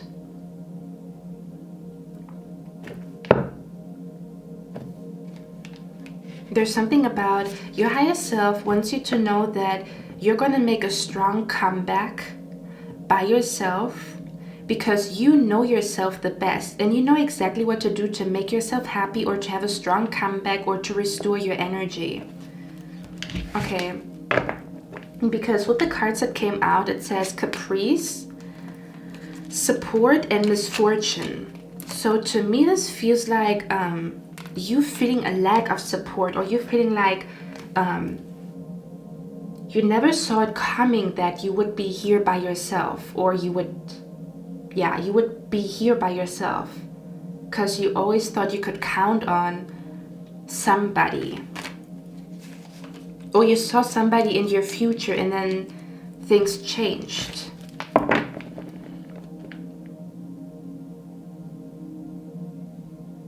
Okay. Let me get a few more cards. What does the higher self want you to know? Or what is the message from pile number one's higher self? I also heard the quote that says, it's good to have thorns, or the thorns on a rose is to protect the rose from being plucked by the wrong people, or like something about where your thorns are protecting you, okay, from the wrong people. What I'm trying to say is your higher self does not want you to try to be liked by everybody. You know, when you see a rose, right? A rose is like beautiful, everybody likes roses and stuff like that. But if you touch the rose with hasty energy, or if you touch the rose without looking at it properly, analyzing the rose and seeing where its thorns are so that you can touch it without you getting hurt and without the rose getting hurt. Like I'm seeing a person being super like aggressive, or I'm seeing a person being super like ungrateful, or like very very hasty, very quick, very like just grabbing the rose, okay, just grabbing like the rose, and the rose is like, hey, don't touch me like that, or don't touch me with this hasty energy, and then her thorn is like pricking the person that touched it. But if the person would have touched the rose mindfully, because there is a space between one and like between that thorn and that thorn where you could touch it so that you don't get hurt, right? But that comes with a mindfulness, that comes with a, let me look at this rose properly. Let me see like how I can touch that rose without hurting it and without hurting me. So the thorns are to protect the rose, not to scare suitors away. Maybe to scare the wrong suitors away. Yeah. See, I'm having an attitude. I feel like your higher self has an attitude. A little bit sassy, okay, but there's a little wisdom twinkled in it. Okay, but you're not scared to be sassy. Basically, your higher self is not scared to scare people away. Okay. A person that is scared away by the thorns of a rose doesn't know how to handle the rose in the first place, because the thorns of that rose naturally come with her. That's her nature. That's just how she was designed. So if you cannot handle my thorns, then I'm not meant for you and you're not meant for me, and that's okay. That's a-okay. But then there's gonna be a beautiful man or a beautiful woman, and she's gonna touch me. Like, she's gonna see, okay, let me do it like this, let me do it like that. Gentle, mindful. And she's not gonna mind those thorns around you. She knows how to work with them. He knows how to work with them because they come with you. They come with your story. They come with your energy. They come with how the rose was designed, okay? How the rose was created by the universe. So I feel like a message from your higher self is stop trying to be liked by everybody. You're only here to be liked by the right people that get you, that understand you, that understand the way you are designed by the universe. So don't be scared to piss people off, to scare people off. Do you want to be liked by a mean girl that eventually turns on you? No. If she doesn't like you from the get-go, if she has some type of disdain from the get-go, good. So she stays the fuck far away from you. Like a do you say a Georgina? Like Georgina from Mean Girls? Like, do you want to be liked by a Georgina? No, you don't. Because she's going to turn on you anyway at some point. Do you want to be liked by a narcissist? No. So piss the narcissist off immediately with your energy. There's an energy of like your higher self doesn't care about who likes her or him or who doesn't. Because you don't want to be liked by weird ass people, or you don't want to be liked by a narcissist. You don't want to be liked by a person who, I don't know, just likes you for one reason and then doesn't like the other aspects to you. Like, what the hell? Okay. Your higher self does not give a flying fuck. Your higher self is very like showing off. I'm showing off my thorns. Okay, like just imagine you are like a rose and you're like, these are my thorns. You still want to come towards me? Okay, and then there's like people like, no, I'm not gonna touch that rose because she has thorns, you know. So they're gonna be bye-bye, gone. And then the right people are like, okay, well, I can understand that you have thorns. You're trying to protect yourself, and that's cool. I understand. You know, I've been there before. I'm protective over myself as well, you know. So what I'm trying to say is, and the reason why I say thorns, look at that energy here, like literally, look at that. Look at that. It looks like there's like thorns around that heart, like where the heart is guarded. Didn't I talk about your higher self is a little bit more protective over yourself, or doesn't care about how other people perceive the way you protect yourself? Because you know it works for you, or you know why you're doing it. You don't have to tell other people who are clearly miserable.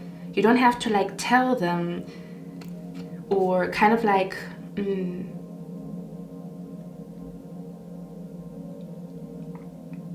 you don't have to explain to them, or maybe explain to them once, and if they don't get it, they don't get it, and that's cool, you know. Because I'm seeing people that don't do good tell you what to do, or tell you that what you're doing is not good, even though it makes you feel good. But they are so like unprotective over their own health. So they get defended by you doing things to protect your health. Which makes no sense. Because we should be protective of ourselves. Our body is precious, our mental health is precious, our heart is precious. So being protective should be, or is a natural instinct, right? Why would I not be protective over my baby? It's a natural instinct. Why would I not be protective over myself?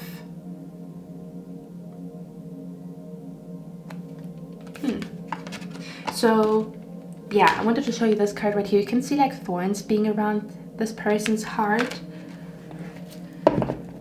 So I feel like your higher self wants you to know that you're gonna make something happen without support. Like a one-man show, a one-woman show, a one-man show, that you're gonna make something happen despite of the lack of support that you experience. Because again, you know how to make yourself happy, or you run the show, or you are very powerful by yourself, basically. That support would be awesome, but it is not. Support would be awesome, and you deserve support. Let me try to find the right words. You deserve support. And it's not okay that maybe people left you in the dust or something like that, okay? But it could also be an opportunity for you to experience independence and the freedom and the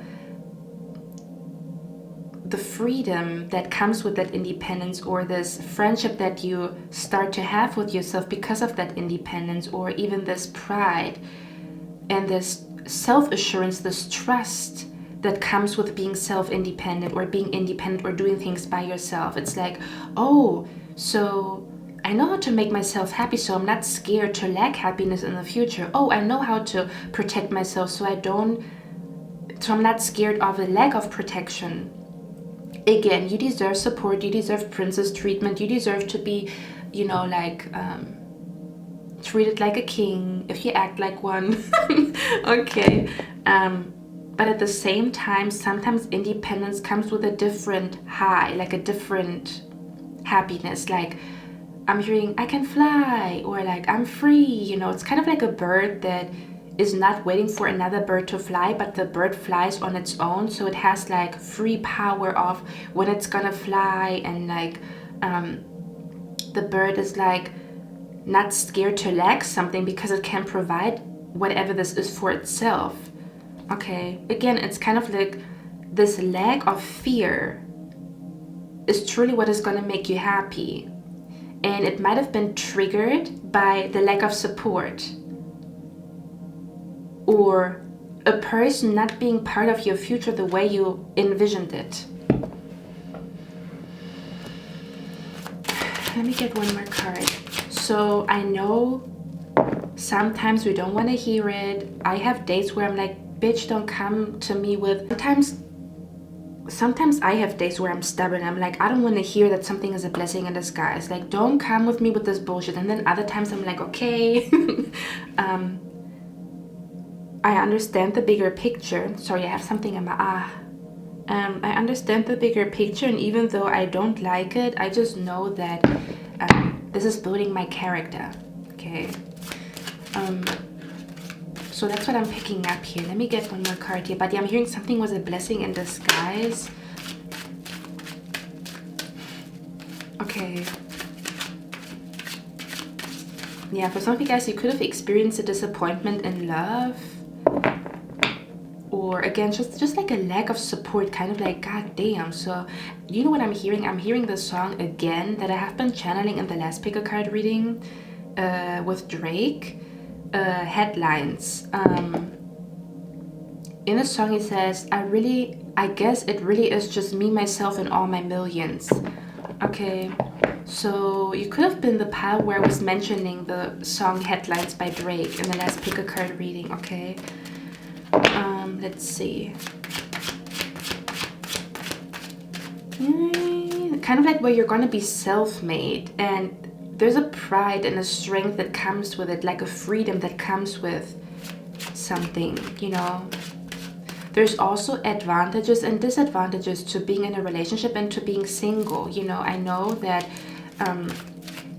being in a relationship is beautiful and awesome, and we all want to experience it, you know. But before we are in a relationship, it's not just a love. The frequency of love is not just connected to a relationship. You can also feel deep love for the universe. You can feel deep love for your spirit guides. It's a different kind of love, but the basis or the core ingredient of the love that you're going to feel with your future spouse, with the person that you're meant to be with, whatever, it's the same core ingredient that you also feel, for example, if you truly love trees, or you feel a strong connection to trees, or you love a starry night sky, you love a certain scent, you know. If you surround yourself with things that you love, eventually you're going to feel a strong frequency of love, you know, despite of whether or not you have a partner. What I'm trying to say is your higher self wants you to know that you got this, okay, whether or not you have support. Let people show their ass. Okay, and again, your higher self does not care whether or not somebody likes you because you want to be liked by the right people. So you do not give a flying fuck if a narcissist doesn't like you, if a Georgina doesn't like you, if a gossip girl doesn't like you. Do you want to be friends with a gossip girl so that she's going to gossip about you behind your back? No. So it's awesome if she says, I don't like that bitch. Good, that's awesome. Actually, that's cool. That is freaking awesome that you don't like me. That is amazing. Okay. Do you want to be liked by a gold digger? Do you want to be liked by a gold digger? Okay. So if you don't have money or you have not achieved something yet, and there's a lady that says, nah, you don't got it and I don't want you, good. So she should find somebody where she can like leech off of them. Especially with an attitude like that. Excuse me? Does that make sense? Like, would you rather want to be liked by a lady that likes you for you and the things, the achievements, the money that comes with you is just a bonus, just a cherry on top? Or do you want a girl to just see you and look at you and feel like, oh, I'm gonna get something, or he's gonna afford my lifestyle, and she doesn't actually like you? So if you kind of like repel gold diggers, good. Good. Okay. Let's see. I'm hearing, I don't like that. Okay. I'm hearing, you ain't gotta like it cause the hood gon' love it. You ain't gotta like it cause the hood gon' love it. It's a song by J-Rock. Let me look at the, oh, I love that song. I'm gonna listen to that song after you're reading. I'm excited. It's a song, Hood Gon' Love It, J-Rock. Yeah, someone might even be saying you're too hood, or you're not intelligent, or whatever. Okay, then find you a girl that is hood like you, and not like a bougie, whatever, whoever, okay? Or the opposite, okay? You're not hood enough for me, then you find yourself an intelligent lady that doesn't look for hood. That's cool, okay? Yeah, he says, real ninjas love me. They tell me keep it pushing. The only ninjas be for waste out of central bullets. See, it says, I'm hearing real eyes, realize, real lies. Or, yeah, he says, real ninjas love me. They tell me keep it pushing. Okay, in the song, I think he says the people that didn't greet him now greet him and call him king or something like that. Okay, but yeah, he says, you ain't gotta like it cause the hood gon' love it. You ain't gotta like it cause the hood gon' love it. Hold on. Song by J-Rock and Kendrick Lamar. Yeah, I used to listen to that song a lot. Maybe that song is significant for someone here. Let me get one more card. What does pile number one decide to what pile number one to know? We have the Wheel of Fortune, baby. I'm hearing the song right now. You ain't gotta like it cause the hood gon' love it. Cause the hood gon' love it. Let me get one more card. You ain't gotta like it cause the hood gon' love it. I'm hearing the support is gonna come from somewhere else. Your higher self wants you to know that whatever support you're lacking, it's gonna come from somewhere or somebody else, okay? Like, almost as if like something is gonna be replaced. Something that you lost is gonna be replaced by something that is even better for you, or is even a better match with you. Okay, with the Six of Pentacles here. That's what I'm picking up here.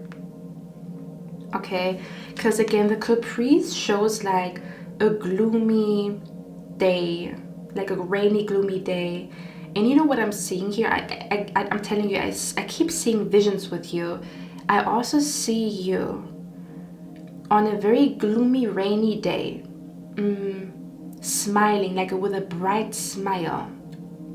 And, you know, the weather is gloomy and rainy, but you are so happy. Like your smile is so bright. And even though it's kind of gloomy, it's like, maybe it's like even a gloomy day at a beach or something like that, or like a rainy, gloomy day at the beach, but this peace that you feel inside of your mind and inside of your body is like priceless. Like, it could rain, it could storm, it could whatever, all hell could break loose, But this peace that you feel inside of your brain and body is just unmatched. It just makes you feel high, even in the midst of rainy days, even in the midst of gloomy days. Like I'm seeing here, like being so happy, and it's like a rainy, gloomy day and like a very depressing scene or scenario, but you're so happy. And I see you like buying a bouquet of flowers for yourself, and you have like a smile on your face. It's almost as if like there's a routine that is really gonna make you very, very happy. Okay, all you need is a routine that makes you happy. Okay, the people that eventually come into your life to make you happy as well are gonna come. But up until then, and you will always rely on this routine, you will always rely on this like day that you customize to your needs and your likes and your wishes. And it's like, I'm gonna make my wishes come true, like little ones and big ones, and I'm gonna make sure I'm feeling good mentally and emotionally and spiritually, and you know. And the people that come into your life are just the cherry on top. Does that make sense? It's just like, oh, awesome, now I have company, feeling good. I felt good by myself, but now I have company, feeling good. Okay. So yeah, something was a blessing in disguise is what I'm picking up here, because whatever you are getting is better for you. Like there's a better match out there for you, or something about the replacement is the replacement of what you've lost is gonna be even better. It's gonna be even more fulfilling, whatever that means to you. Okay. Oh, hold on. Let me get one last card here.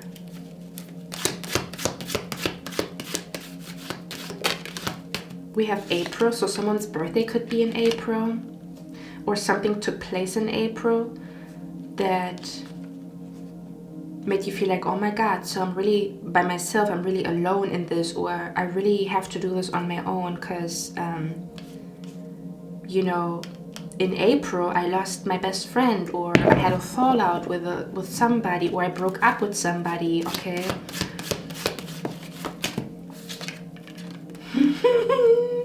Okay, this is funny. Did I also mention that in pile number 2? I don't think so. Did I? I did mention that in pile number 2. Okay. One more. For some of you guys, you have a secret admirer. Okay. For some of you guys, you have a secret admirer, but you're too busy being sad about what you've lost basically you're too busy being sad about what you've lost, and take your time being sad. Okay, don't rush yourself. If you want to feel sad, but maybe give yourself like a timeline. I'm gonna feel sad and depressed and something like that for the next 2 weeks, and then I'm gonna get myself back up and try to uplift myself. Like, do you know what I mean? But I'm hearing, make sure that in the midst of you being sad and disappointed, you don't lose sight of the blessings, because there's some type of blessing around you that you're going to notice once you uplift yourself, or once you, I wouldn't say get over, but once you acknowledge, okay, this went to shit, but I'm open to new things. I'm open to whatever's going to replace this, whatever I've lost. Okay.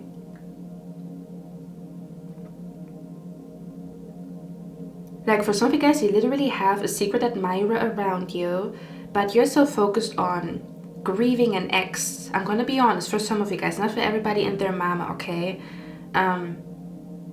Or maybe you are in a toxic relationship right now, and you know this person's not good for you, but you're so like focused in being in this drama energy with this toxic person that you're dating that you don't see that you have a secret admirer. It's kind of like, don't lose sight of your blessings. There's a blessing around you that you haven't noticed yet, is what I'm picking up here, because you have been consumed by disappointment or drama, or just like the shock of, damn, so people really left me hanging. Okay, that's what I'm picking up here.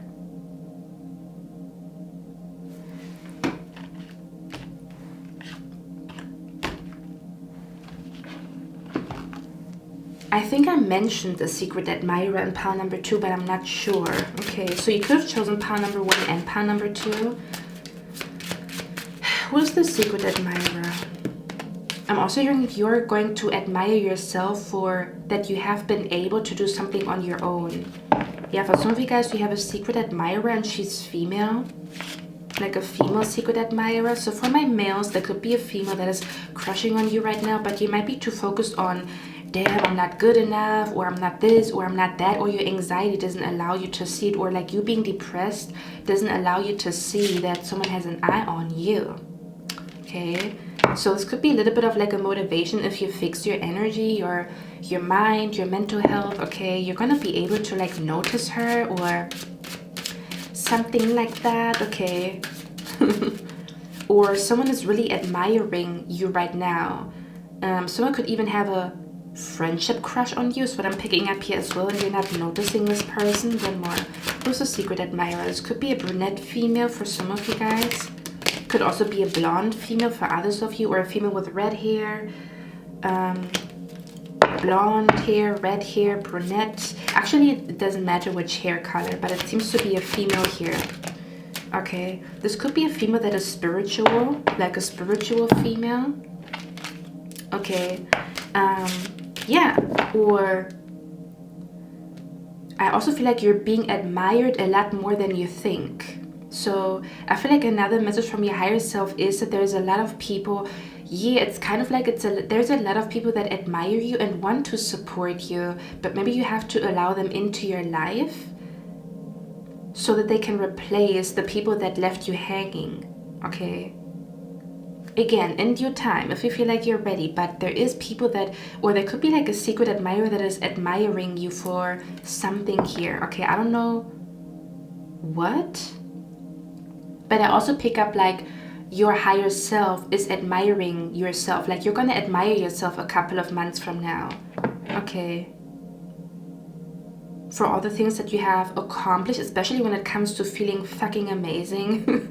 Okay, or feeling awesome, or overcoming depression, overcoming mental health issues, overcoming panic attacks, agoraphobia, something along those lines. Okay, like your higher self knows there's a way out. It might not be an easy way, you might have to experiment a little bit, but that doesn't mean that there's no way out there. It's just a journey to find that path. Okay, I want to get one last card for the Death card here, because the Death card always stands for an ending. Yeah, something about the end of misfortune or the end of lack of support. Okay, but it taught you independence, or it's teaching you independence, which is just as important as teamwork, because dependency is sometimes staining, or like sometimes dependency is what causes issues in future connections and relationships. So if you are good at teamwork as well as being independent, that's when you have found the golden middle. Okay, let's see. Can you clarify the Death card here? Can you give me one more card here? The end of some type of hard work. Isn't it interesting? We had the desk first, and now we have the table here. There's something about a desk or a table, or like a piece of furniture. I don't know what that means. Okay, yeah, maybe you have to exchange your desk or something like that, or where you sit. One more. Why is the Death card here? What the hell? What the hell? What the hell? Yeah, it says a long journey, either physically or mentally, will leave you wiser at the end. So there's a journey that is coming to an end. Your higher self wants you to know that you are approaching the end of a journey. Maybe it's the end of your lesson of being independent or relying on yourself. Could be coming to an end. Because with the Six of Pentacles, to me this feels like there's some type of like new support coming in your life, or some type of like new person that really has your back, and they're going to support you unconditionally, what another person could not do, or something like that. Okay, I want to see, I'm too nosy. I want to get one last card before I leave you guys. I want to see what that is about.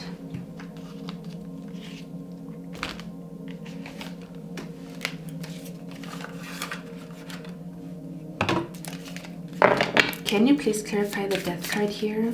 What is that energy about? Yeah. Okay, that's interesting because we have the elevation card. It usually shows a competition. I don't know if some of you guys, you are about to attend a competition. May that be a photography competition. Oh my god, that is crazy AF. Because for some odd reason, didn't I mention a festival? And when I was talking about a festival, I was also channeling like DJ energy. I felt the energy of a DJ.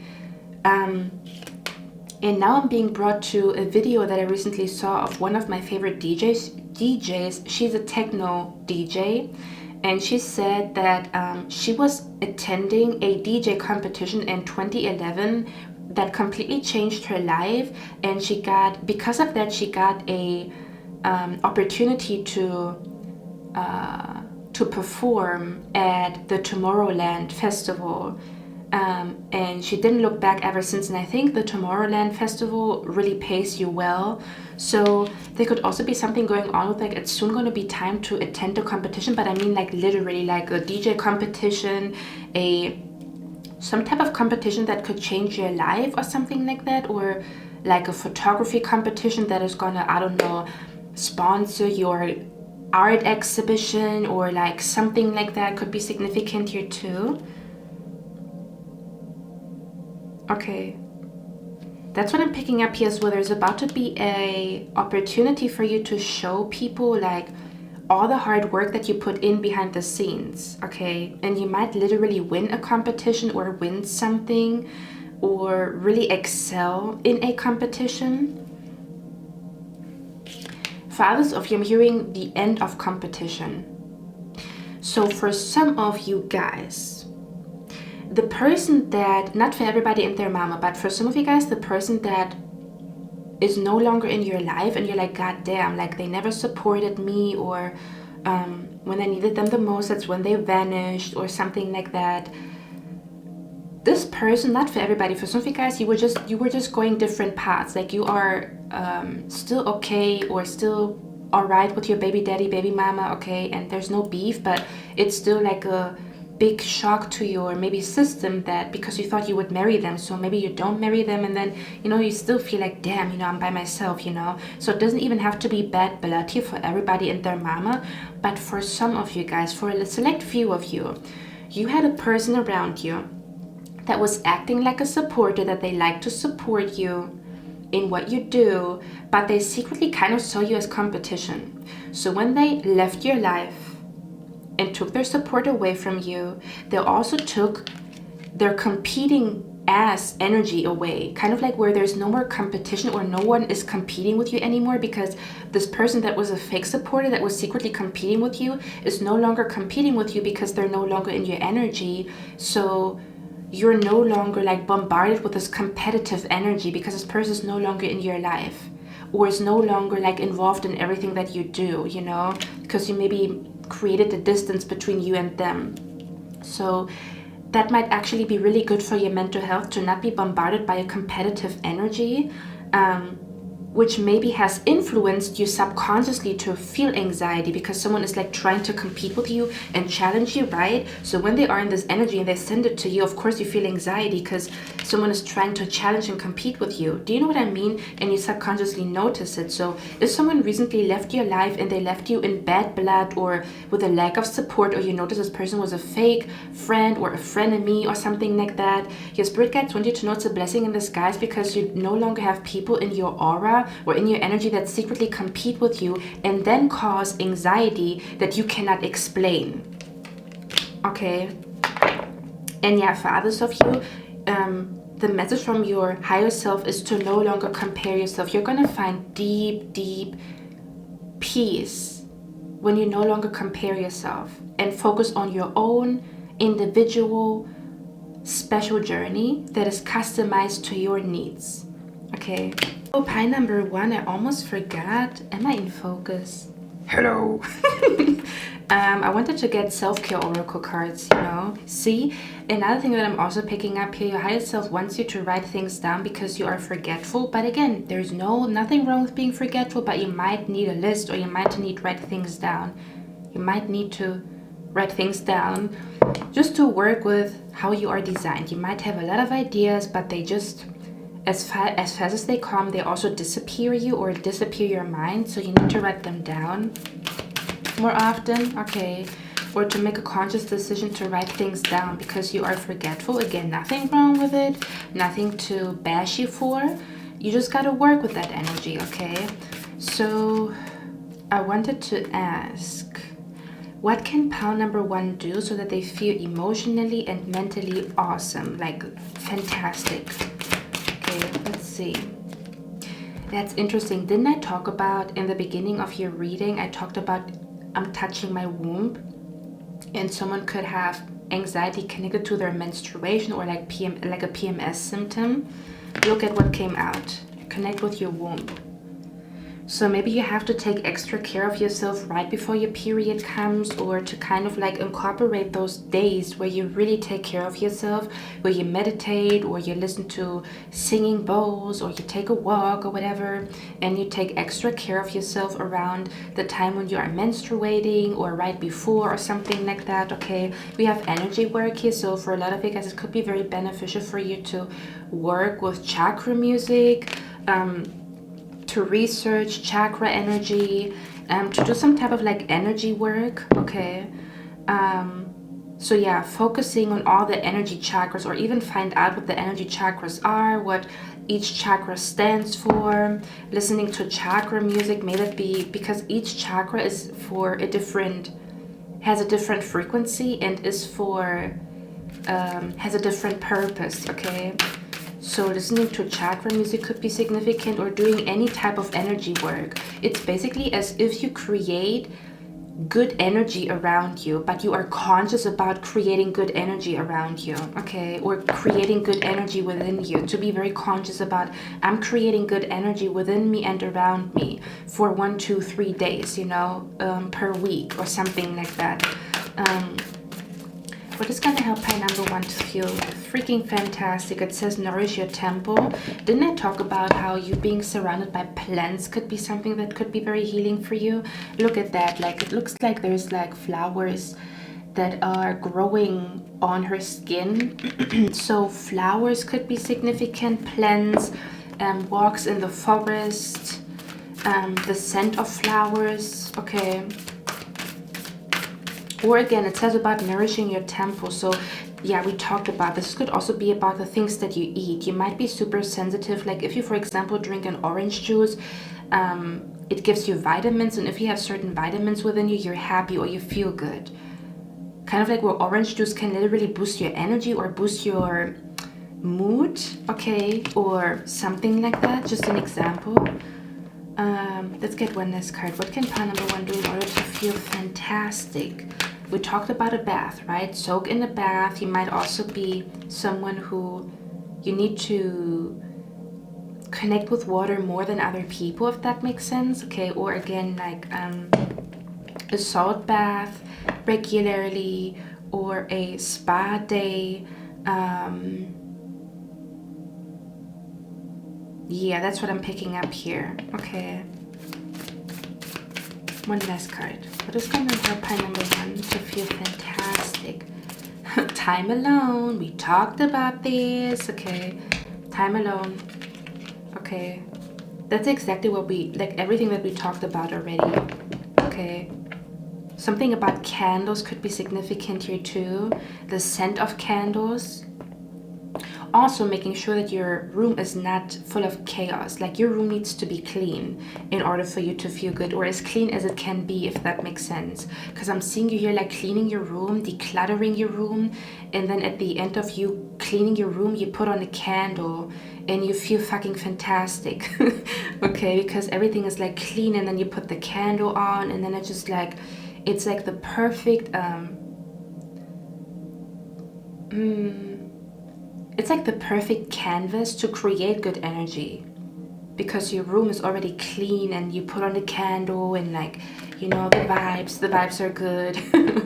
This could be significant here, pal number 1, okay guys? Or again, for others of you, soaking in the bath more than often, or like taking an extra shower that is just for you to feel good, or to meditate while showering, or to clean your energy while showering, to have an extra day soaking in a bath, or to have an extra day where you not just shower to get the dirt off of you, but to kind of like, or again, taking your time with showering if that's possible, to really like also shower to relax yourself, not just to like a 5-minute shower to get everything off of you, but to allow the warm water to relax your muscles in your body.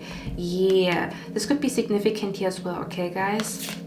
So yeah, point number 1, this vision that I got from your higher/future self could manifest around December or around winter season, where you're going to feel like my mind is peaceful, my mind is calm, and I talked about like it being gloomy, right? Which would also make sense because in winter season we don't have much sunlight, or it's a lot gloomier, right? So that could be the reason why I saw you being happy in a gloomy weather, or like maybe your winter depression or your seasonal depression is not going to be as bad this winter season, okay? Because you're finding something that kind of like makes you shine from within, or makes you find a very deep peace within, that goes beyond shitty weather, or that goes beyond, do you know what I mean? Because there could also be subconscious reasons why you are sad around winter season and stuff like that, and you could be healing that. Or again, there's something in your soul and in your spirit, that there's a spark in your soul and in your spirit that is going to be like so powerful that maybe, you know, this winter season is not going to phase you, or seasonal depression is not going to get you as bad as usual. If you do have seasonal depression, is what I'm picking up here, okay? So I'm picking up something about you manifesting that you are very, very happy, or super peaceful, or there's a lot of harmony in your mind and with your nervous system around December. For some of you guys, there could also be this energy of like this lack of support, and you're the support, kind of like where people leave you hanging, or things just change between you and people and you feel like you're by yourself, could also come to an end around December, where you're going to feel like you are now finally surrounded by the right support system, or kind of like where your support system that you've lost has been replaced. You might feel like that around winter season, around December. This energy could be very like significant, where you maybe are independent and doing things on your own until December, and or until winter season approaches, and then come winter season, this new support system is coming in, where you're going to feel like, I'm so happy that I kind of like, where you're going to understand what I meant when I said a blessing in disguise, even if it sounds shitty right now, even if you don't want to hear it. And I can understand, especially if you have a very bad day today and you're like, I don't want to hear it, but part of you is going to understand, like around December or around winter season. For some of you guys, I'm also hearing spring. Okay, around spring or winter season, because we had April here, and April is spring season, if I'm not mistaken. Yeah. So around winter season or spring season, or around December or April, you're going to understand that something was a blessing in disguise, and you're going to feel like you finally have the right people around you to support you, but you also know how to be independent, and you're not scared that you're not going to be able to do things on your own. It's kind of like you're about to trust yourself a lot more, with more responsibility, or with more challenges, or with you accomplishing something on your own, because you have to accomplish it on your own, and that's the only reason why you know that you can accomplish it on your own, which is going to make you feel like a badass. That's what I'm hearing. Okay, you're going to feel like self-made, you're going to feel proud of yourself. So it's kind of like you're learning independence, but that doesn't mean that you're going to be independent or do things on your own for the rest of your life. There's some type of like new support system coming in, or a new group of like people that support you better, or know how to support you better. Okay. Pile number 3, hold on. Pile number 1, that's all I have for you guys. I hope you like this reading. I hope this helped you. I'm going to see my next one, and I wish you a lovely, lovely day. Bye. Hey, pile number 2, welcome to your reading, guys. As you can tell by the title, this reading is going to be about messages from your higher/future self. Okay, now let me read out the definition of what the higher self really is about. For some of you guys who are not familiar with that topic, to be honest with you guys, I never really was connected to that topic, but I recently watched a video or a tarot reading about messages from my higher self, and I was like, damn, that reading was so good that I want to do this reading as well. So the higher self is a concept, particularly in spiritual or psychological contexts, referring to a deeper, wiser, and more authentic part of an individual that transcends the everyday ego and its limitations. It's often described as a source of intuition, guidance, and unconditional love existing beyond the realm of our usual thoughts and emotions. So we're going to look at messages from your higher/future self today. And again, your higher self is just the deepest, wisest version of you, the version of you that is the most authentic, that is not bound or limited by the ego, or that is not limited by the ego, or that is not confused by the everyday life, if that makes sense. That is deeply connected to their intuition and to their deeper knowing, to their to the wisest version of yourself, to the wisest part inside of your being. Okay, this is basically your higher self. And we're going to get messages from your higher self, or again, / your future self, however you want to look at this reading.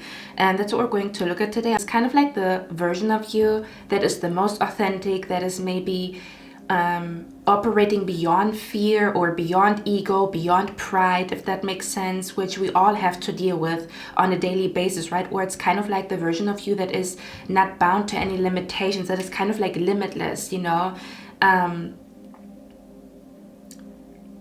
That's what we're going to look at today, okay? And also it's a version of you that has unconditional love for you, you know, because I feel like sometimes it's not easy to love ourselves, but that version of you has unconditional love for you, or that has unconditional love for the world, the universe, including yourself, you know? So yeah, we're going to look at messages from your higher / future self, but I first of all want to look at what kind of energy does your higher self have? Like, who is your higher self, or what kind of energy does your higher self have? What kind of person is your higher self, if that makes sense? And then we're going to tap into messages from your higher self, okay, guys? So this reading is probably going to get real interesting. It might be a little bit more woo-woo than usual. I love woo-woo topics or woo-woo readings, but yeah, let me tap into the energy here, guys. Okay, pile number 2.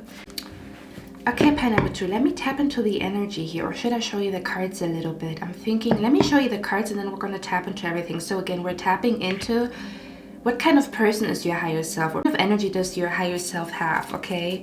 So we have here the 7 of Swords, the 10 of Pentacles, the 10 of Swords, and the World card.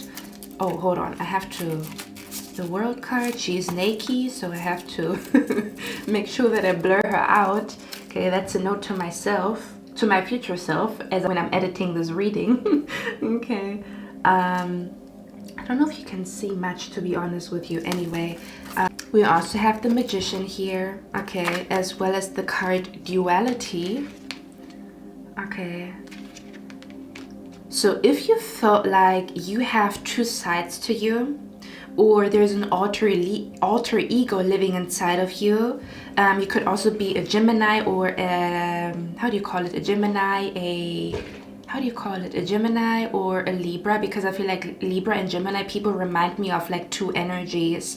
Even Pisces, now that I think about it, because Pisces is also depicted or like represented by 2 fish, right?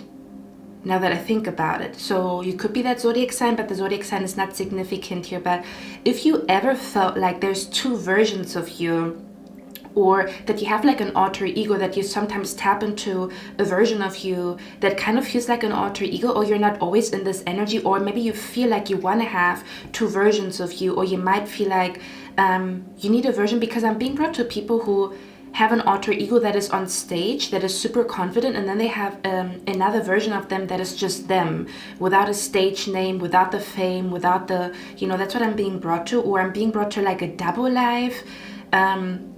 Maybe you always had like visions or dreams where you were living a different life compared to the life that you're living right now. Like, I wouldn't be surprised if you already felt the energy of like an alter ego that sometimes comes out, or you being able to tap into 2 energies. Because, for example, I'm being brought to this one book by 50 Cent, where he basically talked about his whole story and stuff like that. And I know he's controversial. I'm just channeling messages here, okay, guys? there was a book of him where he talked about how there's 50 Cent and there's Curtis Jackson. And Curtis Jackson is like the little boy that was raised by his grandma and loves his grandma dearly and stuff like that. And then there's 50 Cent, like his stage performance, or the businessman inside of him, or the man inside of him that makes money, or that is all about making money. But it's not the same him as him being Curtis Jackson and having such great love for his grandma, wanting to spend time with his grandma, not thinking about money at all or something like that. Do you see where I'm coming from? So I wouldn't be surprised if you always felt like you needed to live a double life, because maybe you felt like people are not gonna, I don't know how to explain it. It's almost as if maybe this could even be your spirituality, where your spirituality has been hidden from people. So you always felt like you're acting like an average Joe, but you actually do a lot of stuff at home. You manifest, you do spell work, or something about an alter ego, where you had a strong desire to have some type of alter ego, or to kind of like cosplay, or to create like an alter ego that is a little bit more confident, or something along those lines, or that you, when you do certain things, you are a lot more confident, and it helps you to step out of like the you that you are right now. Okay, for others of you, I also heard very clearly in your reading that you already are one with your higher self. The reason is because this card came out for you guys. It says you, and I heard I am you and you are me. So for a lot of you guys, pile number 2, you already are one with your higher self, or you already are operating from your higher self, or you are already shifting into operating from your higher self, or like literally living from the highest version of yourself, or to kind of like tap into your higher self from time to time while you're meditating, while you're going for a walk. Like I feel like you already tapped into your higher self quite a bit, or you are shifting right now into really operating from your higher self, or to make decisions from the highest version of yourself. Or again, you sometimes tap into it and then tap out of it, and you notice like on that day I was super confident, on that day I was super aligned, on that day I manifested like crazy. And then there's other days where you feel like you don't have the same powers, or you don't have the same alignment, or you don't feel the same alignment, if that makes sense. Okay, so for a lot of you guys, you already are operating from your higher self, which means that a lot of things that I'm going to mention when it comes to who your higher self is, or what your higher self does, or what your higher self feels like, or what your higher self, how your higher self handles things, is going to sound very much, well, that sounds like me, because you already are deeply connected to your higher self, or you can already tap in and tap out of it, if that makes sense. Is what I'm picking up here. Okay, so yeah, I wouldn't be surprised if you always felt like there's like two sides to you. Do you know what I'm also being brought to? I'm also being brought to people that have two styles. Like I'm being brought to this picture that showed my two personalities, and one personality was all pink and like princessy and stuff like that, and the other one is like alternative gothic and it's all black.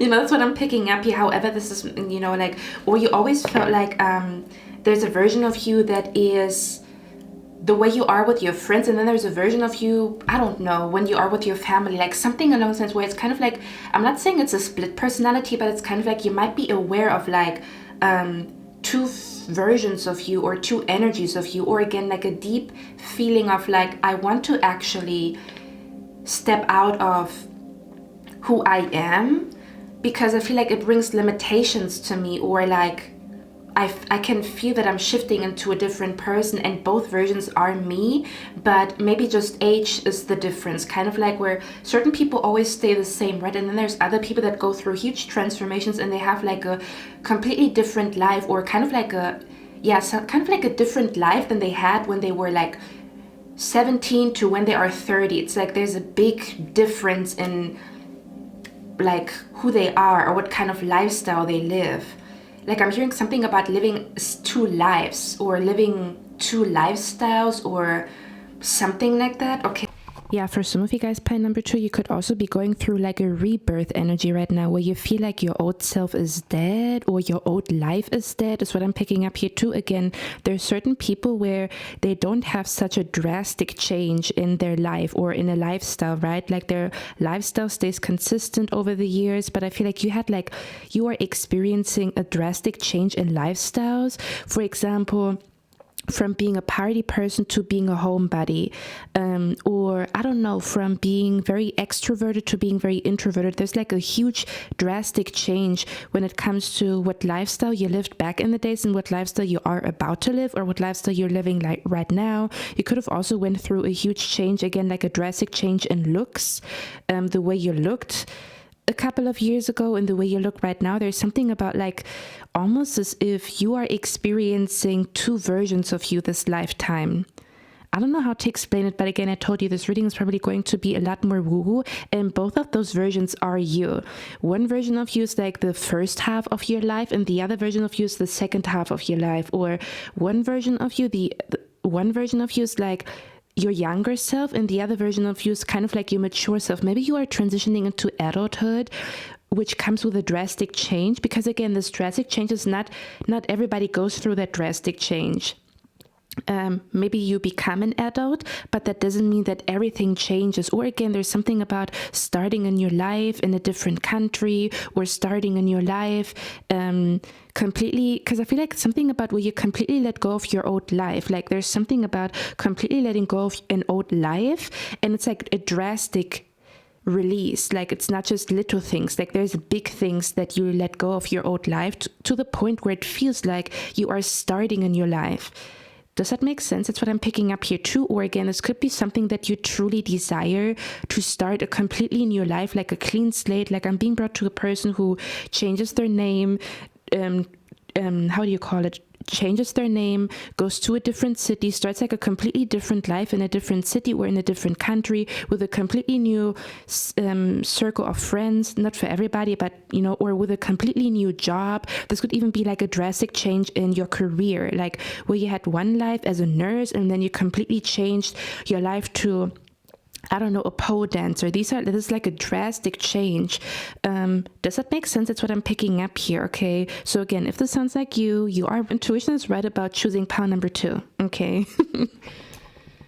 I'm also hearing something about where maybe you also felt like you built a life and you don't know how you built this life, because if you look at it, it doesn't feel like your life. That's what I'm picking up here too, where you maybe realized like, I created a friend circle that I don't want to be part of.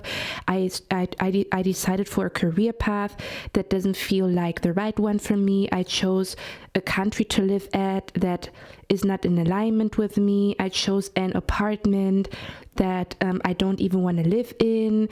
I chose a partner that is not really in alignment with me. Something like that could be significant here as well, where you already, but I feel like when I talk like that, I feel like this is in the past, because I feel like you're shifting right now. Does that make sense? So yeah, for some of you guys, I also feel like your higher self wants you to know that this was part of your journey, or this was not due to you making mistakes. This was always like, I don't know how to explain it, but this was always like your soul was supposed to experience 2 lives in one lifetime. Okay, I'm hearing your soul was meant to experience 2 lives in one lifetime. Okay, I don't really know why. Okay, we might find that out a little bit later in the reading. Yeah, because I'm talking about this a little bit like at the end of your reading. I'm going to touch on it again, but there's something going on with like your soul is kind of like was supposed to go through a rebirth, where it almost feels like you have one life and that one life kind of like dies and then a new life emerges. Okay, that's what this feels like to me here, but I'm not sure why. Like, I don't know why you were supposed to experience this. Yeah, we will see. Okay. So yeah, if you ever felt like that, this reading is definitely yours, which is funny because we have pile number 2 here. Okay, but let me show you the other cards, okay? So yeah, if you ever felt like that, this is because maybe you even felt I'm hearing the discrepancy between your lower self and your higher self, like, or you maybe felt it recently, like, oh, I can feel like a split in my personality. For others of you, you could have also chosen the pile in the last pick a card reading.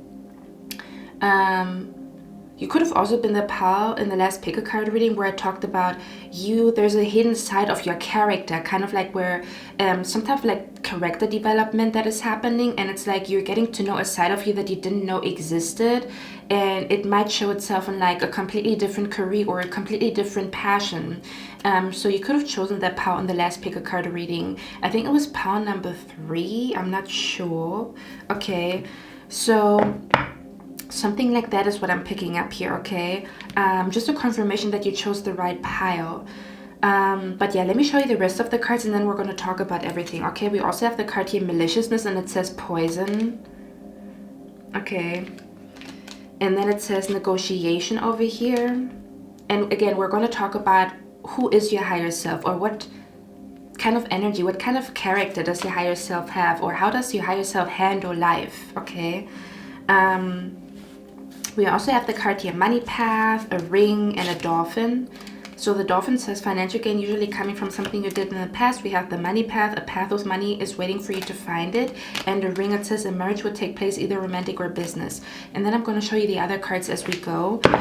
But yeah, coming back to the book by 50 Cent, there was a chapter where he talked about sometimes he was like worried about something being wrong with him, where he felt like, again, like there's Curtis Jackson and there's 50 Cent, but then he realized that he needed both versions of himself to survive. Like the one is the money maker and the other one is like, I don't know, this humble man that values family and stuff like that, but that it kind of like helped him to stay whole, to be able to express both energies.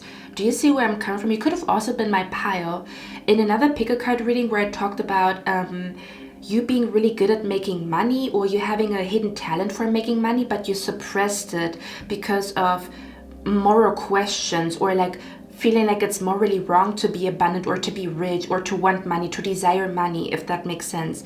Okay, so again, we're going to talk about everything, but this could ring a bell, okay? So let's see, what is your higher self like, pile number 2? And I'm going to tap into different things here, okay? So please bear with me if I jump from one thing to the other, because there's multiple topics that are coming through here, okay guys?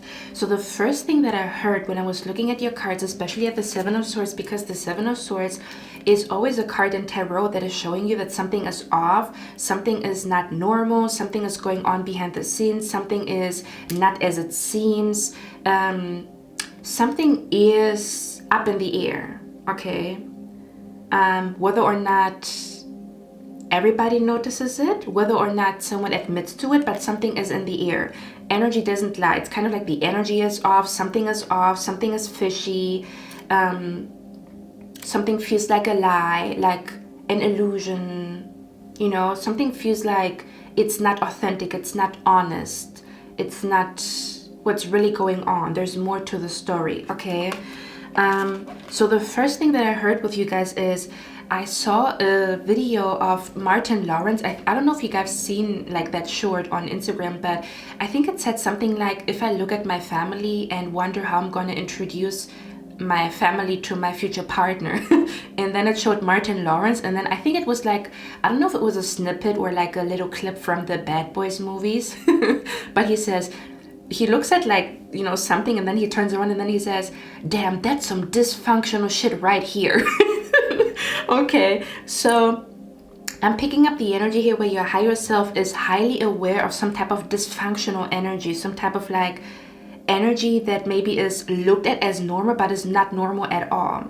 What I mean by that is I'm picking up the energy here of you being very aware. Your higher self is very aware. And again, if it sounds like you, it's because it's like overlapping, like the you that you are right now and your higher self are merging and becoming one.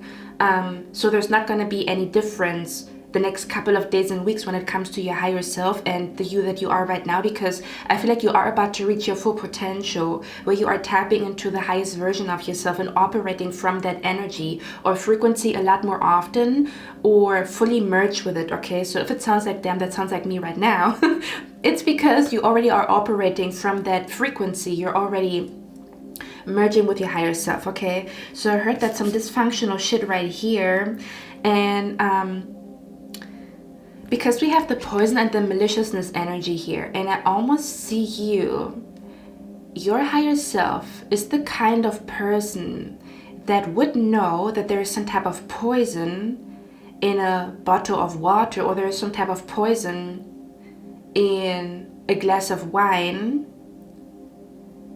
Oh my God, do you know what I'm being brought to? I'm being brought to this one movie. What is it called? The Golden Compass?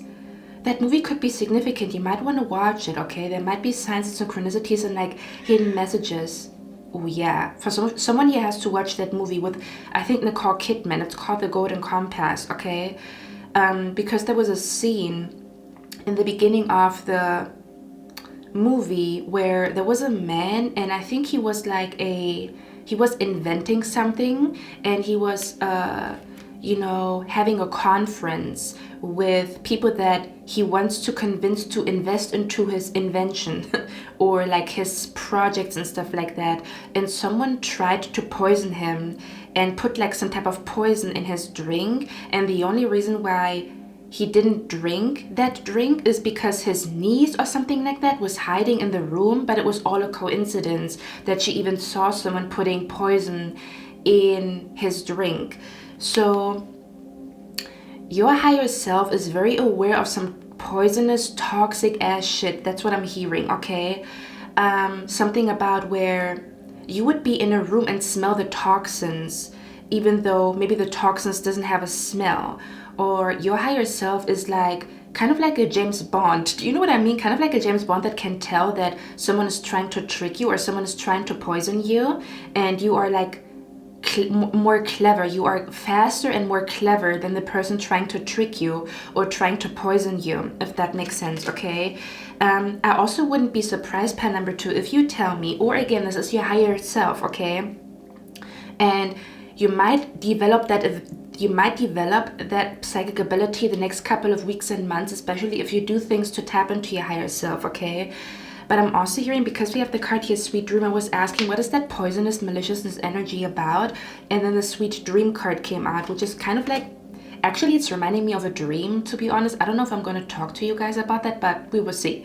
But I wouldn't be surprised if you are the kind of person, or again, your higher self is the kind of person to have dreams about toxic stuff going on behind the scenes, or someone's dark side, kind of like where you have a dream and then you see a person's dark side that they maybe are suppressing in the waking life, but in your dream world you can see their dark side, or you can see the toxicity around them, or you can see the poison that they spread in your dream, if that makes sense, okay?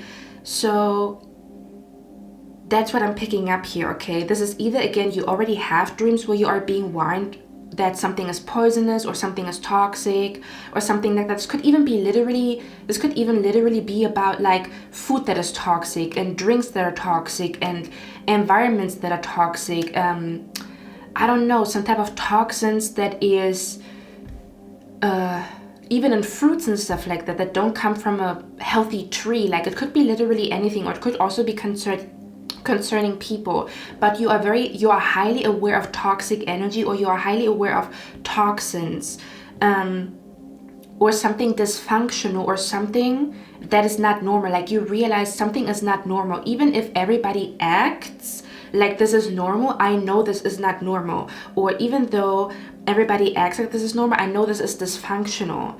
So yeah, for some of you guys, your higher self has dreams where you see some type of toxic or poisonous energy in people that they may be suppressing in their waking life. Maybe they're passive aggressive, and you can see they're aggressive no longer being passive in your dreams. Do you see where I'm coming from? This is kind of like a energy where someone is tricking the world into thinking that they're kind, they're sweet, they are compassionate, but in your dream world you see a different side to them, which is interesting because we talk about the duality. You could be literally seeing other people's other side. And it doesn't always have to be that their other side is super malicious and evil and stuff like that. It could just be like, I don't know, I feel like just because you can see this energy in yourself, you're also able to see this in other people. And again, having two energies to you is not a bad thing, but in this case, to me, this feels like an evil twin, or like you're seeing the version of a person in their waking life, kind of like their evil twin, or like the version that they are when nobody is watching, where they allow all their darkness or their poisonous energy to come out in the forefront, and they don't suppress it because they're by themselves and they feel like nobody is watching or nobody is seeing it. So your higher version is highly aware of that energy, and you possibly have dreams where you are being warned, or you are being shown people's side that they are hiding, if that makes sense. Okay. Pile number 2, if this is not connected to dreams, because maybe you don't dream that often, I also pick up that you have noticed that something about where your higher self again is super quick in spotting fake people, or spotting a person being fake nice, or spotting people that are toxic or just want something from you. I just got another card, and it's the gift card. So it shows me that maybe you have noticed like people's kind of like a people's dark side or other side coming out around your birthday or around someone's birthday, or something about a gift, or people trying to give you something and butter you up and give you a gift, but they actually want something else from you, and you are highly aware of this. Like your higher self is highly aware of, like, just because a person is smiling in my face, oh my god, there's this one quote that says, people that truly love you and the people that don't truly love you, they will both smile in your face. So the people that truly love you and want something good for you, and the people that don't really love you and want something from you, they will both smile. Like, do you know what I mean? Like, people that are trying to trick other people are not going to tell you, I'm going to trick you. They're not going to show their dark side to you so that you run away and that you're scared of them. They're going to try to butter you up. They're going to try to like smile in your face and show you their chocolate side. Yeah. So you cannot be tricked by someone's chocolate side, because you can see behind it. You can see that it's not really them. Or maybe you notice like people's, do you know what I'm being brought to? I'm being brought to Kanye West. You know, sometimes when paparazzi take like a video of him where he's like smiling and then his face changes super quickly.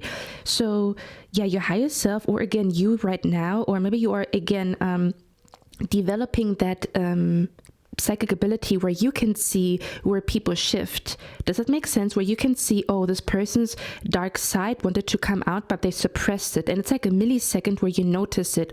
Or there's a millisecond where you notice like a fake smile. Or there's a millisecond where you notice that someone is happy about your pain, because instead of looking sad, they smile. Do you know what I mean? I don't even know how to explain that energy. There could have been a specific moment in time where you notice somebody shifting, or somebody suppressing their darkness, their toxic energy, their mask, trying to kind of like where they also live a double life. They live a double life where people think they're an angel, but actually they're super manipulative, but you're the only one who sees it. Or this manipulation is coming out especially around birthdays, or you're noticing a toxic energy especially around a birthday or birthdays, or around some type of gift giving where they give you a gift, and then when you don't act a certain way, they take that gift away from you. Or I don't even know how to explain that energy, but I think you get my drift. Something like that. And again, your higher self is like, bitch, I know exactly who you are.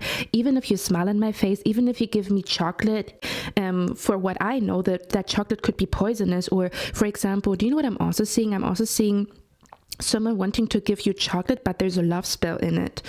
Do you know what I mean? And you're kind of like, I know there's a love spell in that chocolate, and it's the only reason why you gave me that chocolate. Or kind of like a gift, and that gift, there's something attached to that gift, and you're like, I know exactly that this gift doesn't come for free, or I know exactly that you want something from me, and that's the reason why you're nice to me, or that's the reason why you smile at me. That's the vibe that is coming through here. So if you don't see that in your dreams, I feel like there's something about you being able to see people's mask slipping in milliseconds, and like 1 second, 2 seconds where they do something and you notice, oh, that mask is off, and then they put the mask back on after 2 seconds. something about, you could have noticed that during, again, some type of birthday energy, anniversary energy, some type of like gift giving, something like that, okay? And for a lot of you guys, this doesn't have to be that you always see this with a fake person or with a fake smile, because I also pick up another energy. I also pick up you seeing people acting happy, but they're actually sad. So you could just in general have the ability to see behind people's mask, or your higher self does, where someone is acting like they're happy, but you can see like a deep sadness and that there's something on their chest that they want to talk about, but they don't talk about it, but they can like trick everybody in the world, but they cannot trick you. Does that make sense? They cannot trick you. They cannot smile at you and you don't see their sadness behind their eyes. So it doesn't, I'm not just only picking up like evil energy, that you notice evil energy. I also pick up you noticing like people wearing a mask and smiling, but they're actually sad and they actually want to talk about something, but they don't, you know? That's what I'm picking up here as well. Again, there's something about your higher self is highly aware of that energy. I almost want to say like your higher self sees the world from a different perspective. You basically see people's real face instead of their mask, whereas other people see people's mask instead of their real face. So your experience traveling through the universe is a little bit different than people who only notice people's masks. Does that make sense? So when you walk through the universe, you see people's real face and their mask. So you might see two realities at once, like the reality where they show you their mask and the reality where you actually see their real face or their real emotions or who they really are. So your walk through life might be a lot different because you see two things happening at once. Or your higher self is seeing two timelines or two realities happening at once. And one is kind of fake and the other one is real. That's the best way I can describe it, okay? Now, if you encounter people who show their real face and they don't wear a mask, then it's just that. But if you do encounter people with a mask, then you do notice that shift or that two reality type of vibe, or like two energies being in the air that maybe are contradicting themselves. And you're like, damn, why is this energy so contradicting? Or why is there such a contradicting energy here? Like, I don't get it, but your higher self does get it, like why this is happening, okay? Don't have dreams like that yet. This could be a psychic ability that you might be developing within the next couple of months and weeks, especially if you do stuff to tap into your higher self, or to tap into the wisest version of yourself, or to tap more into your intuition, to train your intuition a lot more, okay? I'm also hearing power number 2 that I'm hearing someone here grew up in a dysfunctional home, kind of like or in a dysfunctional family, or in a dysfunctional marriage, in a dysfunctional, marriage, or you being in a dysfunctional relationship for a very long time that almost felt like a marriage, or you already built a home with a person. But I'm hearing something about like there being some type of dysfunction, and you are the only one who is talking about it and not acting like it's not existing. Does it make sense? Like, I wouldn't be surprised if you tell me you grew up in a family where you're not allowed to talk about certain topics, or certain topics are glossed over or are brushed under the rug, where you want to talk about things kind of like a toxic positivity. For some reason, I'm being brought to someone living in a dysfunctional home where there's a lot of toxic positivity, and the elephant in the room is not being addressed, even though everybody can see it. Or again, it's like the energy where you are highly aware of like, this is not normal. This is not normal that I feel this unsafe in my home, or this is not normal that I feel this familiar with chaos, because all I knew growing up was chaos. There's something going on with your higher self is highly aware of like, this is some dysfunctional shit right here. This is not normal, even though everybody pretends that this is normal, or even though my brain is telling me this is normal because I grew up in chaos. I grew up with narcissistic parents. I grew up in a home that didn't feel like home. I grew up in a home where I didn't feel safe. I grew up with family members that betrayed each other.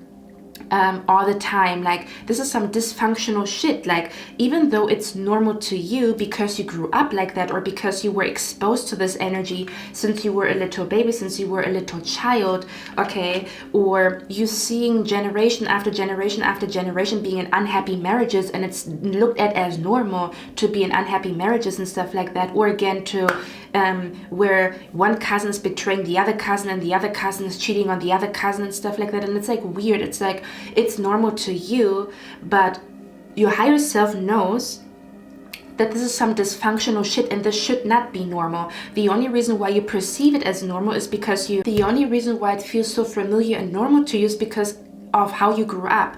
But your higher self knows this is some dysfunctional, toxic shit, and this shouldn't be normal. Like, I shouldn't feel this way about my family, or I shouldn't feel this way in my home, especially since we have Cancerian energy. Because I was asking, what is this weird energy here in the air?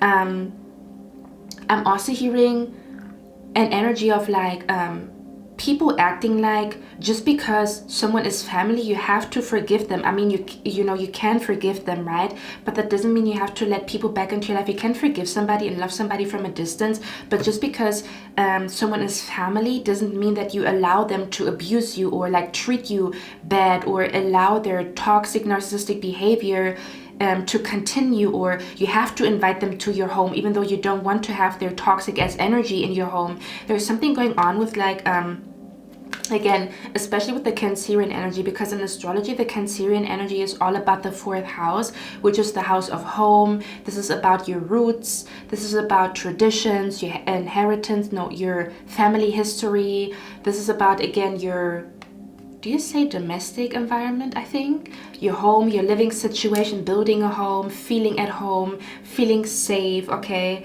this could also be connected to the mother, like a motherly energy, the Cancerian energy. Okay, and I was asking, what is this energy about? And here it shows me parenthood, and you can see a little baby here. And then I also got another card, and then the marriage card came out here. So there's something going on with where your higher self is highly aware of, again, some type of like toxic energy where people act like it's normal, or you shouldn't make a big fuss out of it. I'm hearing it's no measure of good health to be well adjusted to a profoundly sick society. So there's something about where you over the years have noticed that something is profoundly sick, and but maybe people act like it's normal, or people act like that's just how life goes, or that's just how life is.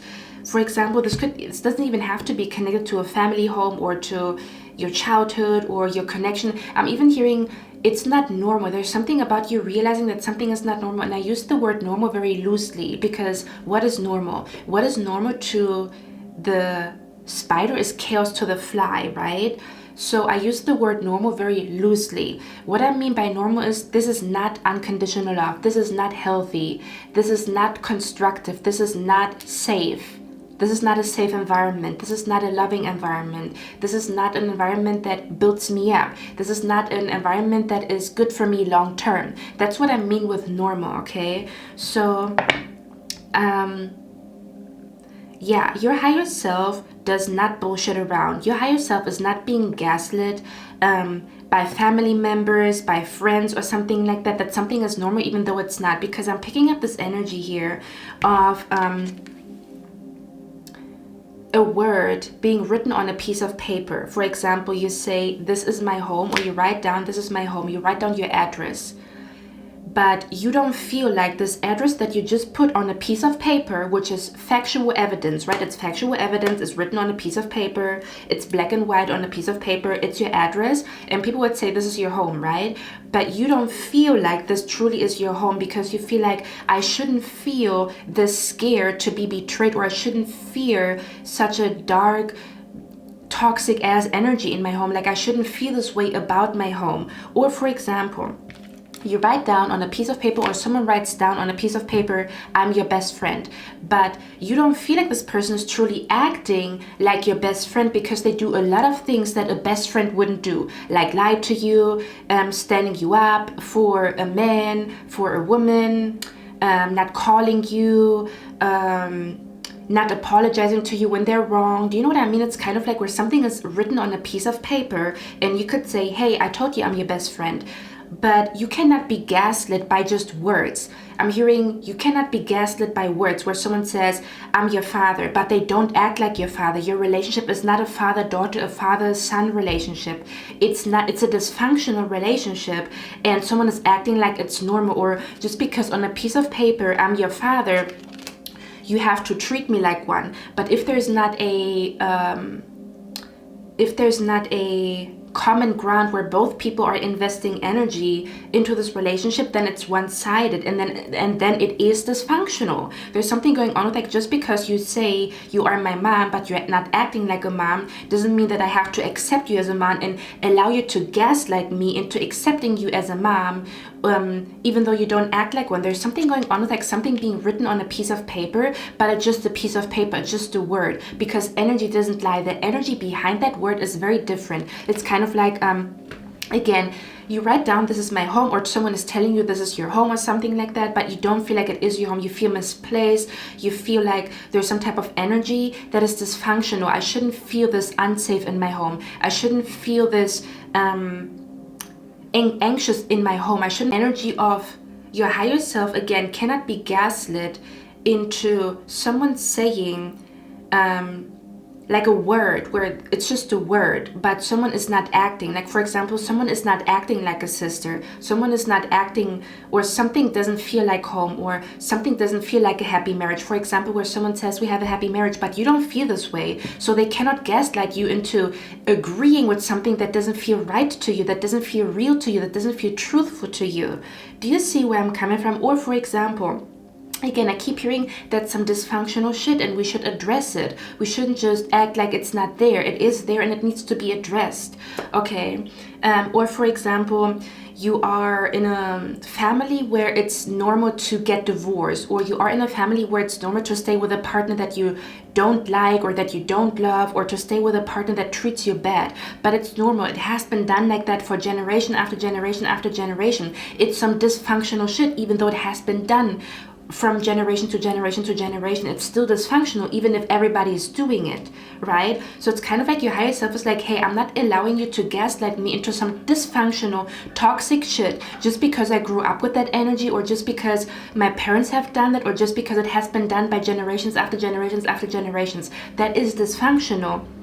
And I'm not going to allow you to gaslight me into thinking this is normal, because it is not.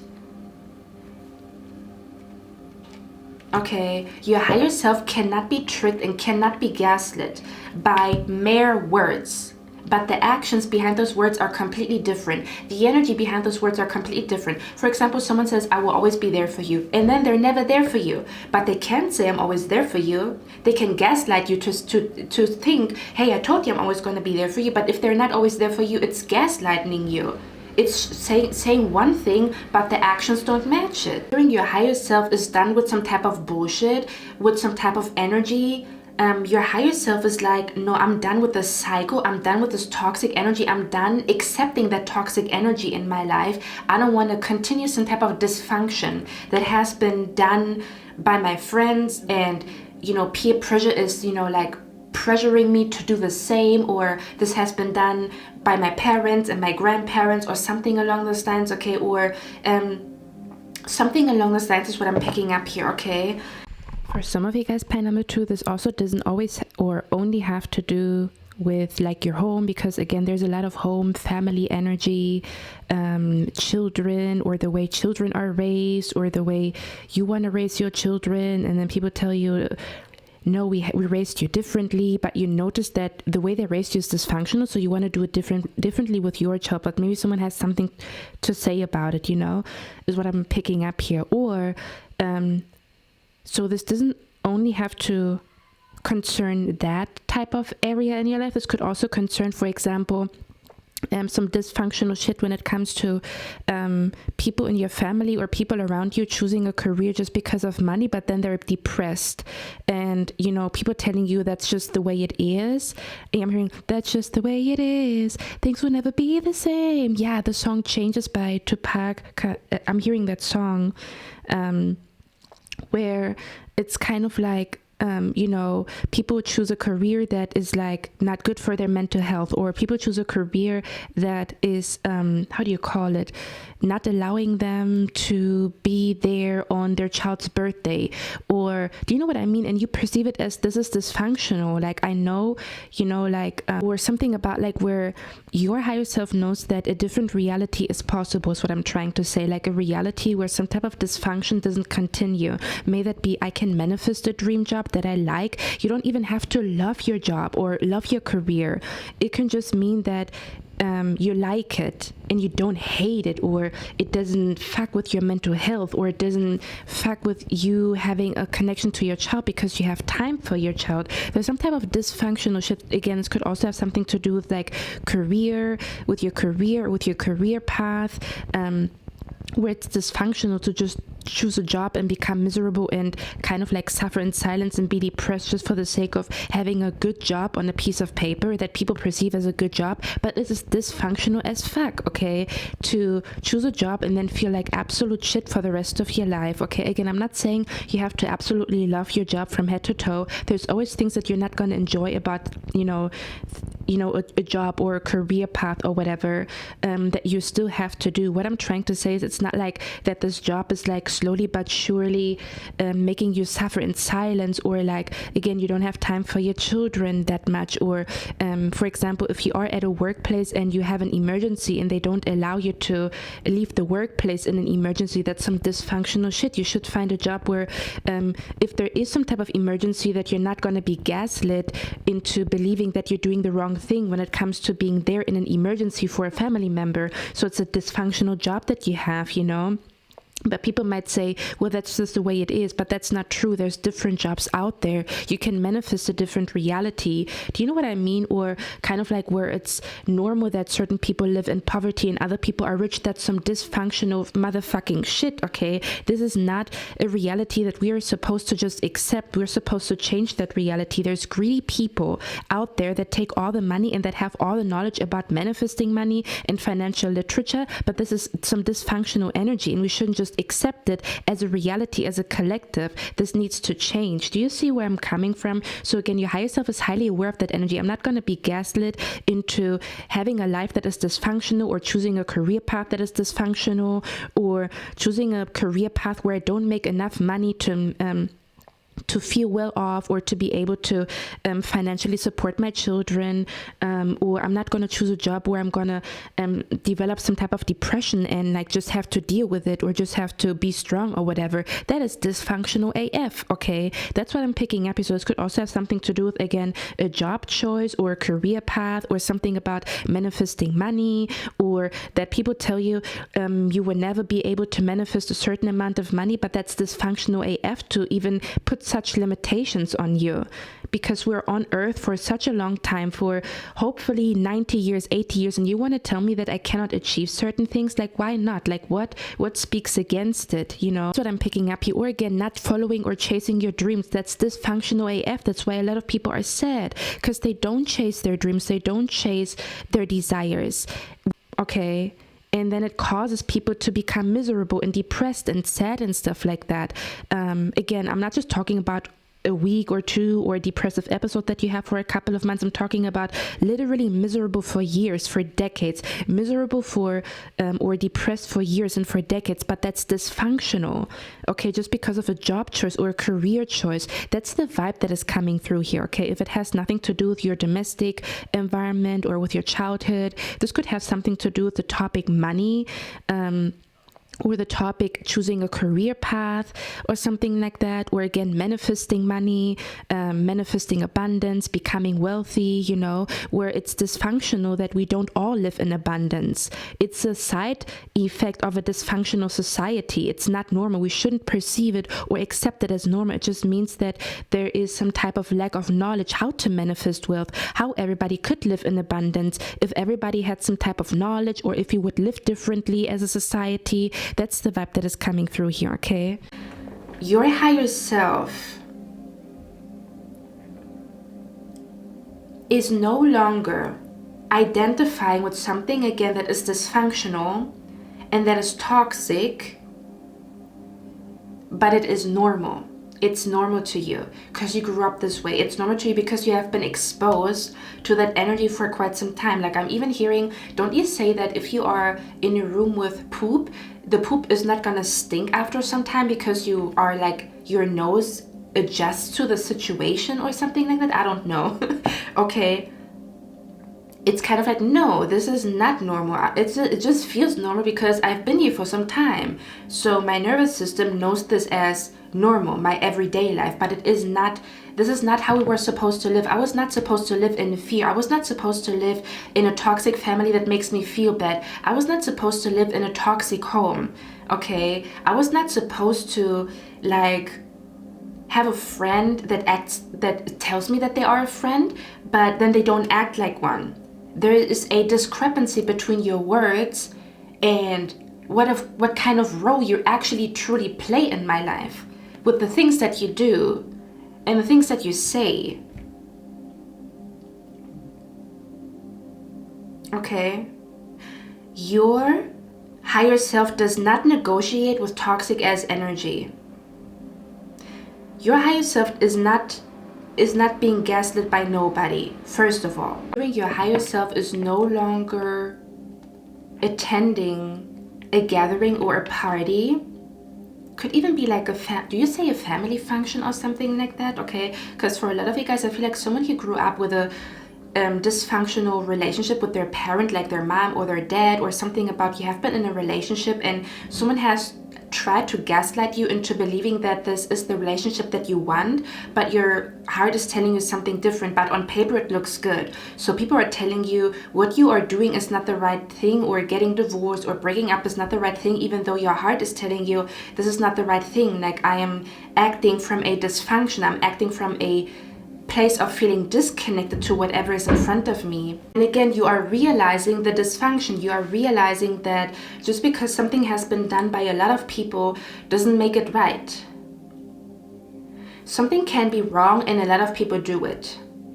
And again, your higher self cannot be swayed, cannot be gaslit, cannot be put into peer pressure. What is wrong and what is right. This is your higher self. And you cannot tell me shit. Or this has been normal, or this is just the way it goes, this is just the way it is.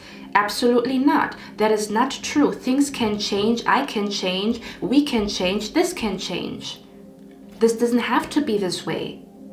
We just got used to it, or we got comfortable with that situation, but it's not a good situation. We shouldn't be content with this because it's dysfunctional, it's toxic, okay? For some of you guys, if it has nothing to do with your family or friends or something about, in general, relationships is what I'm picking up here, okay? For some of you guys, you maybe have had a very dysfunctional relationship with a best friend and realized like, your best friend really is not your best friend, your sister really is not your sister, your connection to your dad is not normal, your connection to your mom is not normal. It's like something is not normal here, okay?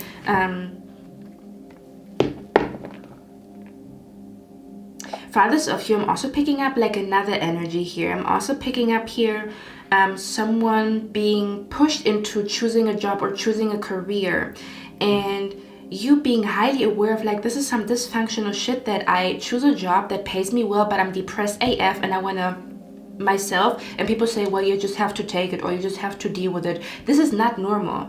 It's not normal to feel this mother effing depressed, or that you have to like sacrifice your mental health or your physical health for a job to the point where,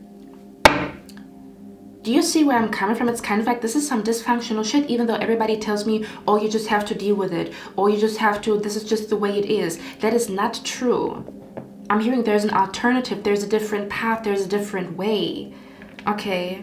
So this could also be an energy of like people saying to you, you have to be realistic, set realistic standards and stuff like that, or your dream job cannot be attained, or you cannot just manifest your dream job or something like that. But you are realizing that is some dysfunctional energy, because if I'm super duper depressed in my workplace, then what is the use, or what is the purpose? That don't make no sense. Why would the universe put me on planet Earth for me to be motherfucking miserable? That makes no sense to me.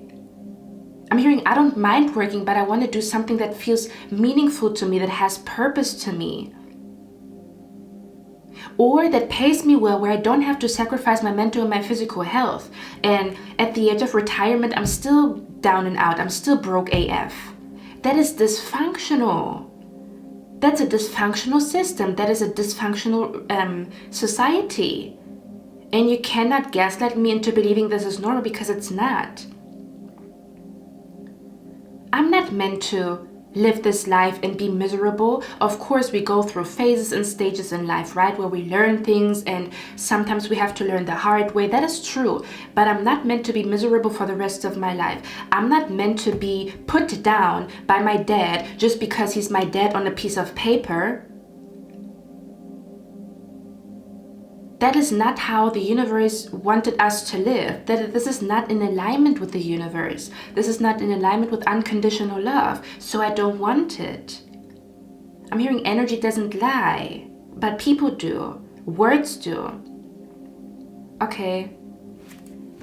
So your higher self is fed up with some type of bullshit, with some type of toxic energy, with some type of just deal with it type of vibe, just accept it, or just acting like some type of dysfunction is normal. But it's only, again, normal because your nervous system has been trained to perceive it as normal. You could have even noticed recently in certain situations where maybe you see a happy home, or you see a happy marriage, or you see a friendship where you feel like, I feel like this is what a healthy friendship looks like. I feel like this is what a healthy marriage looks like, where you can literally feel the difference between what you experience and what you maybe perceive other people experiencing, and then realize, you know what?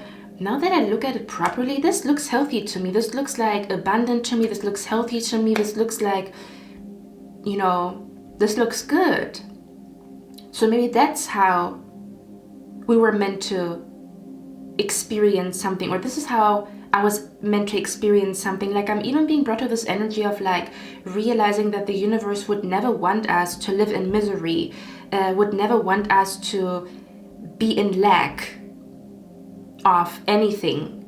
Again, we go through stages and phases in life where we have to learn spiritual lessons and stuff like that, but not be in lack for the rest of your life, or not end up in marriages that make you unhappy and stuff like that for the sake of having somebody, or saying that you have somebody. That's some dysfunctional shit. I keep hearing it, okay? Again, your higher self is no bullshit. Like, don't come to me with some bullshit, okay? Because I'm not eating it, okay?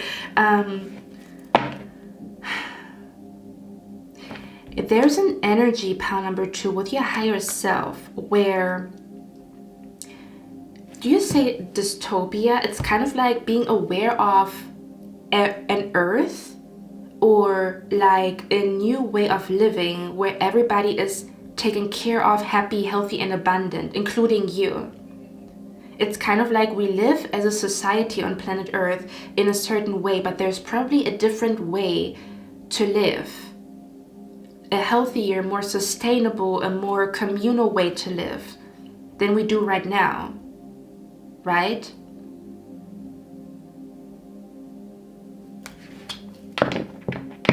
Your higher self is very honest with yourself and with other people, whether or not they like your honesty or they don't.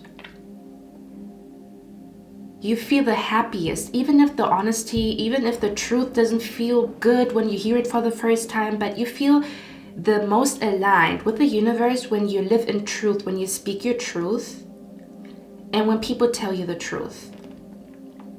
This could even concern the topic money, right? Where in certain, I don't know, I want to tread lightly when I say that, because I'm not mega brain and know everything, okay? I don't.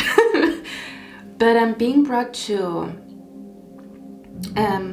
cultures and religions that kind of like praise being humble to the detriment of people, because it is looked at as bad and evil and a sin to desire, or to expand, or to live in abundance, or to live a good life, or to just manifest your dream life. It's almost as if like our purpose on planet Earth is to manifest our dream life. Why the hell am I being born to live in motherfucking misery? Please explain it to me, because it don't make no sense. Why did the universe put a dream in my heart? For me to long for it for the rest of my life and then die and feel like shit because I didn't go after it? Why did the universe give me a heart that tells me how I truly feel about things? That tells me I'm in love with this person and I'm not in love with this person. Why do I have a heart that speaks to me when I'm supposed to ignore it? And I'm getting angry in your reading. I don't know why, goddamn.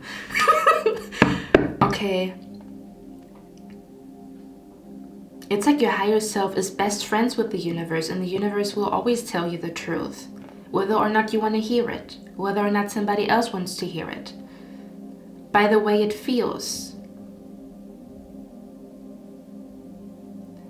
by the way you feel when you lay your head on your bed, your subconscious mind, when you all of a sudden see things in your dreams. Your subconscious mind will also always tell you the truth, what you have processed and what you didn't process yet.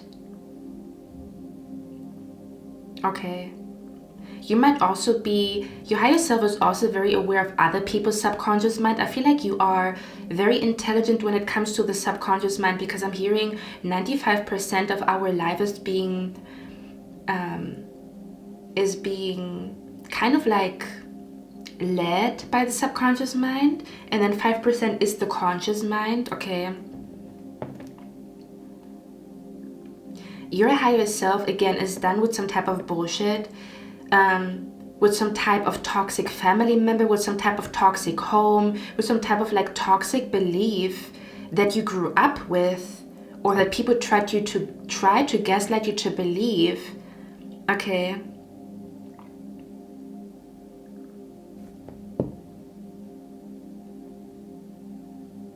There's something going on with like, I know this is not the way the universe wants me to live, or I know the universe is beautiful and abundant and would never want anybody to suffer. This is man-made. This is not, do you see where I'm coming from? It's kind of like, this is our free will and what we do with our free will. But it's dysfunctional AF. Because we're not operating from our higher self. Like, not everybody upon planet Earth is operating from their higher self, right? So of course there's some dysfunctional shit going on. Okay. So yeah, there's something going on with you being done with pretending that something is normal, or you pretending that some type of dysfunction is okay. Okay, like I'm hearing you not attending a family gathering, or you feeling like I'm ready to move out of my dysfunctional home. I'm ready to move away from my toxic family. I'm ready to cut ties with a toxic friend, a toxic family member, or to love them from a distance, but to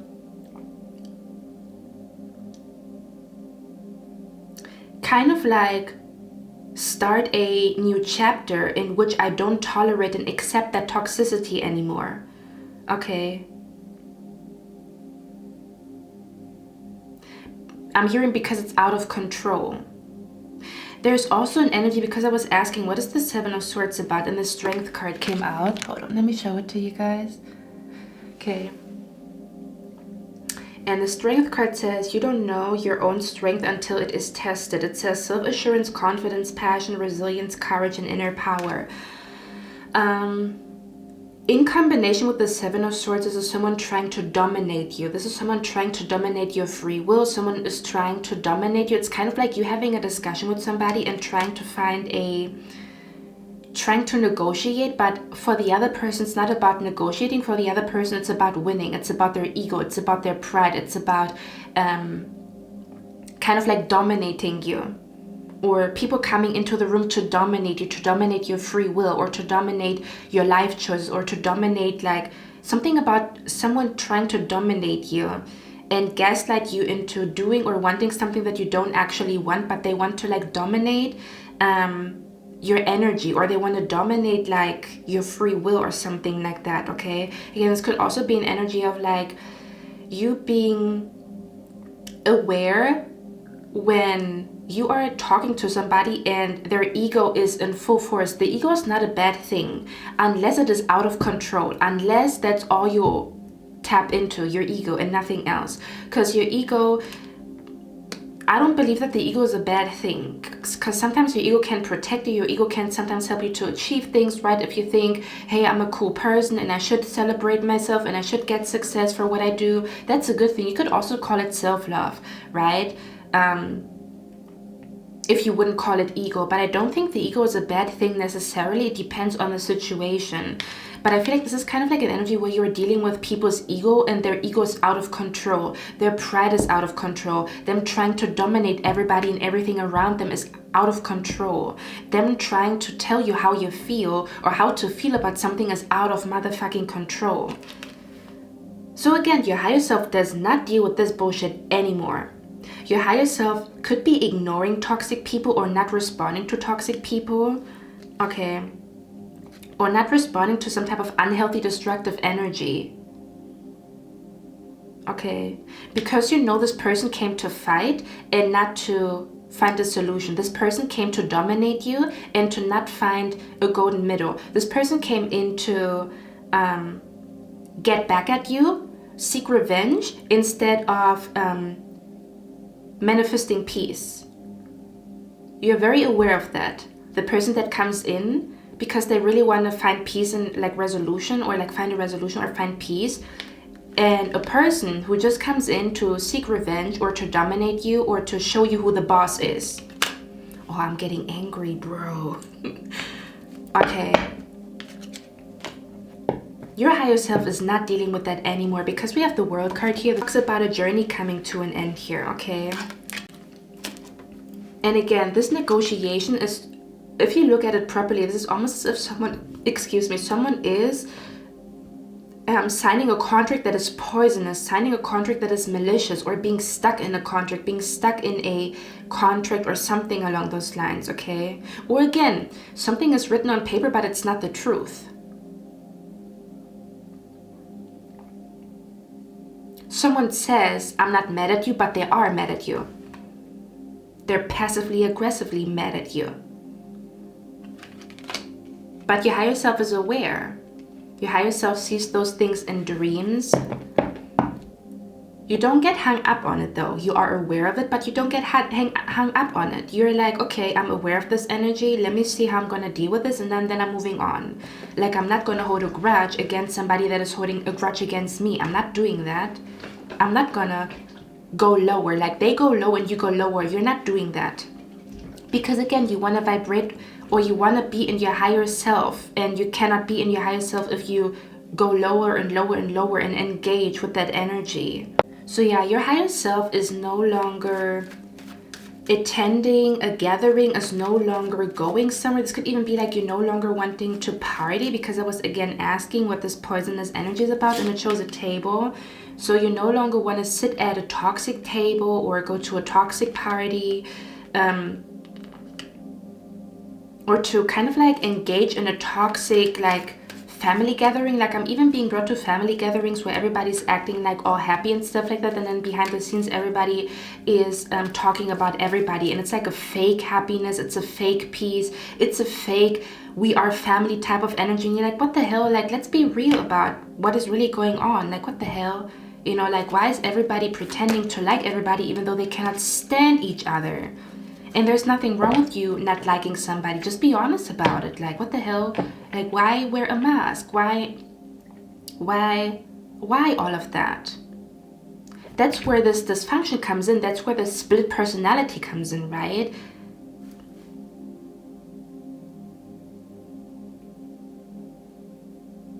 That's what I'm picking up here. Number 2, your higher self is a person who looks at the bigger picture of things, because I'm being brought to people who something traumatic happens in their life, because I feel like you have been through something very traumatic, like a betrayal or something about feeling like you are about to lose yourself, you are about to lose your soul, you're about to sink in some type of depression because you're either unhappy in a marriage or a relationship, or you're either like in a toxic family or in a toxic friendship that doesn't nourish you, that kind of like, yeah, that doesn't nourish you. They say, I'm your best friend, but the nourishment that you get from a best friend, or this nurturing energy that you would get from a best friend, is missing. So it's almost as if like a dying flower that doesn't get water. Okay, that's what this feels like to me here. Okay, and I'm seeing your higher self being highly aware of where you slipped up and where other people got you fucked up. Okay, I'm gonna be honest. I'm seeing this one video where that was such a funny video. There was a girl and she had like a whiteboard and she was like explaining, like, let me explain you something. Let me explain something to you. And then she was like, you know, drawing things, and then she says, so I went this direction and I went in this direction and then I went in this direction and then this is where you got me fucked up. So she did like a whole whiteboard presentation to explain to somebody where they got her fucked up. And I found it so funny.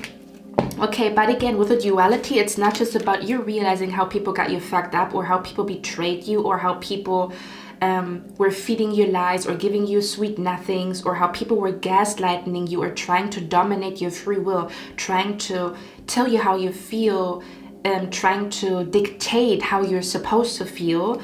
But at the same time, it's also the energy of you realizing, damn, where did I slip up? How did I allow this person to gaslight me? Why did I engage in that type of behavior for so long? Why did I ignore my dreams when those dreams were there? Do you know where I'm coming from? It's kind of like you're highly aware of where other people got you fucked up, but you're also very aware of like where you slipped up or where you dropped the ball, where you could have like saved yourself or protected yourself from that energy, but you kind of didn't, because again, there were certain circumstances that led to one thing and led to the other thing. Okay, so again, you're very aware of like where you got yourself fucked up and where other people got you fucked up. And I literally see like a vision. I'm seeing you here like having a bird's eye perspective, or like an overview. So I wouldn't be surprised. I feel like your higher self does either journal a lot or you talk to yourself a lot, kind of like where you talk yourself through events that happen and you come to a conclusion, or you write in your journal and you go through one thing that led to the other thing that led to the other thing, and at the end of you writing everything down, you are processing that betrayal that allows you to let it go, because it's no longer stuck in your brain, or those thoughts are no longer stuck in your brain, right? But you also come to a conclusion and realize that's where I slipped up and that's where they got me fucked up. Do you see where I'm coming from? I'm also being brought to, there's this one African proverb, and I don't know how it goes, something about like if you fall down, the question is not like, I don't know, something about where if you slip and fall down, it's better to know where you slipped and fell down than to point fingers at who's like, I don't know. I don't even know. Let me see if I can find it. I don't know. There's something about it's better to know where you slip or something like that. Let me see. I don't know if I'm gonna find it. Okay. Oh, it says, do not look where you fell, but where you slipped. Okay, yeah. It says, do not look where you fell, but where you slipped. That's what I'm hearing. It's kind of like you can look at where you fell, but it's very important for you to see, how did this even come to pass that I slipped? Okay, I didn't look at the street, or I didn't look at the road. I was like unintentional. I was not mindful of my walking, you know, instead of like, oh, I fell over here, but you were slipping a little bit more. Like the slip happens before you fall, right? So the slip leads to the fall.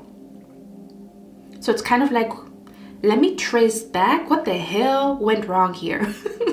Okay, like I'm seeing your higher self is very like intelligent when it comes to understanding things in hindsight, or putting the puzzle pieces together, or tracing something back to its origin. Yeah. and then being able to heal the root cause or to heal the original issue. So that something doesn't happen again and again, or something is banished for good, or something is over for good, that you can truly close a cycle. Because I'm also being brought to the opposite. I'm being brought to people, again, this could be people that you have been like dealing with. Maybe this have been friends, family, whatever, whoever, and you spending a lot of time with this particular person, because I feel like there's at least one toxic ass motherfucker that has been in your life for some time, and you didn't notice how toxic they were because you were so used to toxicity. Does it make sense? You couldn't even smell the toxins anymore because you knew it from your home. So when someone is toxic out there, it's normal to you because you already know it from your home, but it's not, this whole thing is not normal. Okay, but you perceive it as normal. Your nervous system perceives it as normal. But I'm also being brought to kind of like you spending time with people and seeing how they handle things, and you thinking, oh, that's how everybody handles life, the way they do it, and I should handle life the way they do it. Because I'm also seeing a person who goes through a traumatic experience, and I know it's easier said than done, you know, and I think, you know, it takes some time to fully process and sit down, and I also understand that it is scary to sometimes look at what happened, or to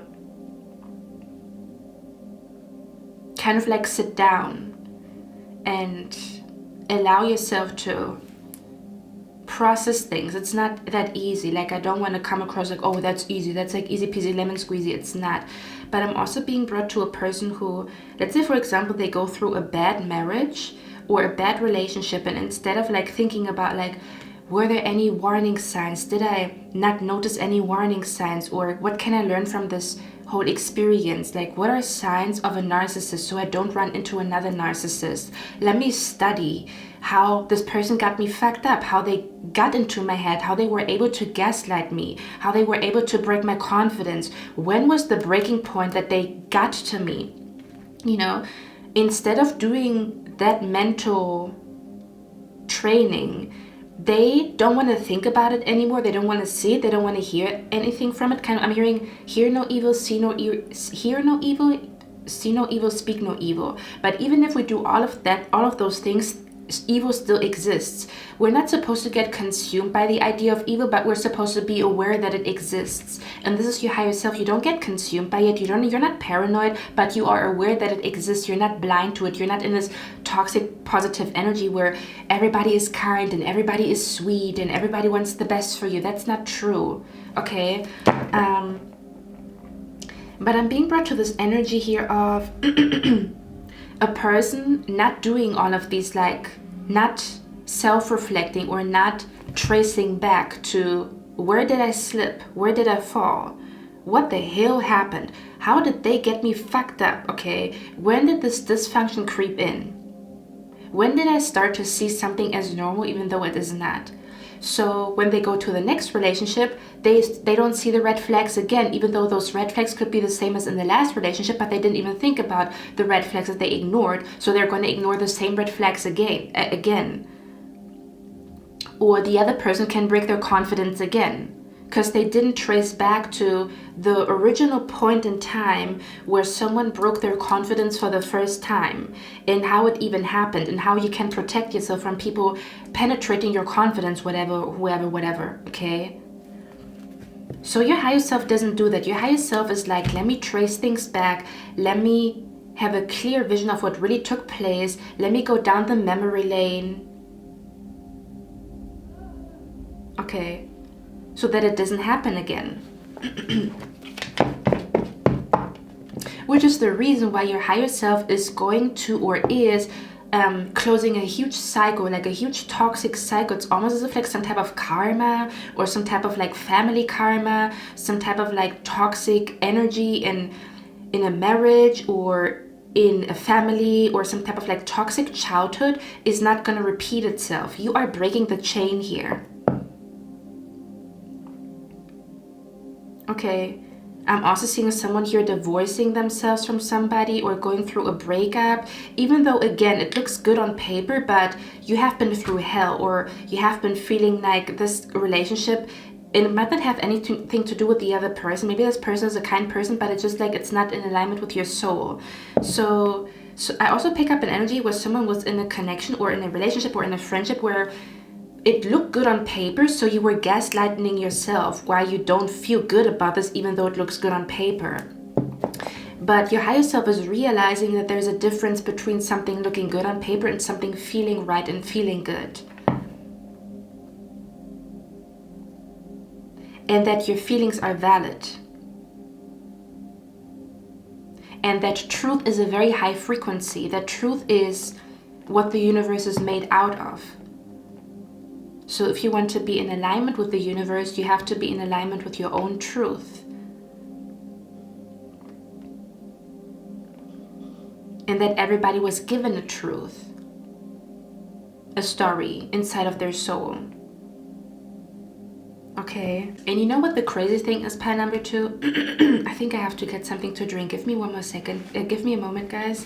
Yeah, there's something about your higher self does not give into peer pressure. Your higher self does not give into, well, everybody does it, or this has been done for eons, or this, I don't know, this is just the way it is. This is just the way society is. You don't give into that. You're like, no, this is not, this is, again, it's no measure of health to be well adjusted to a profoundly sick society.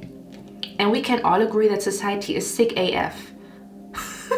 Okay, so being well adjusted is actually not a good sign at all. At all. That means you turn a blind eye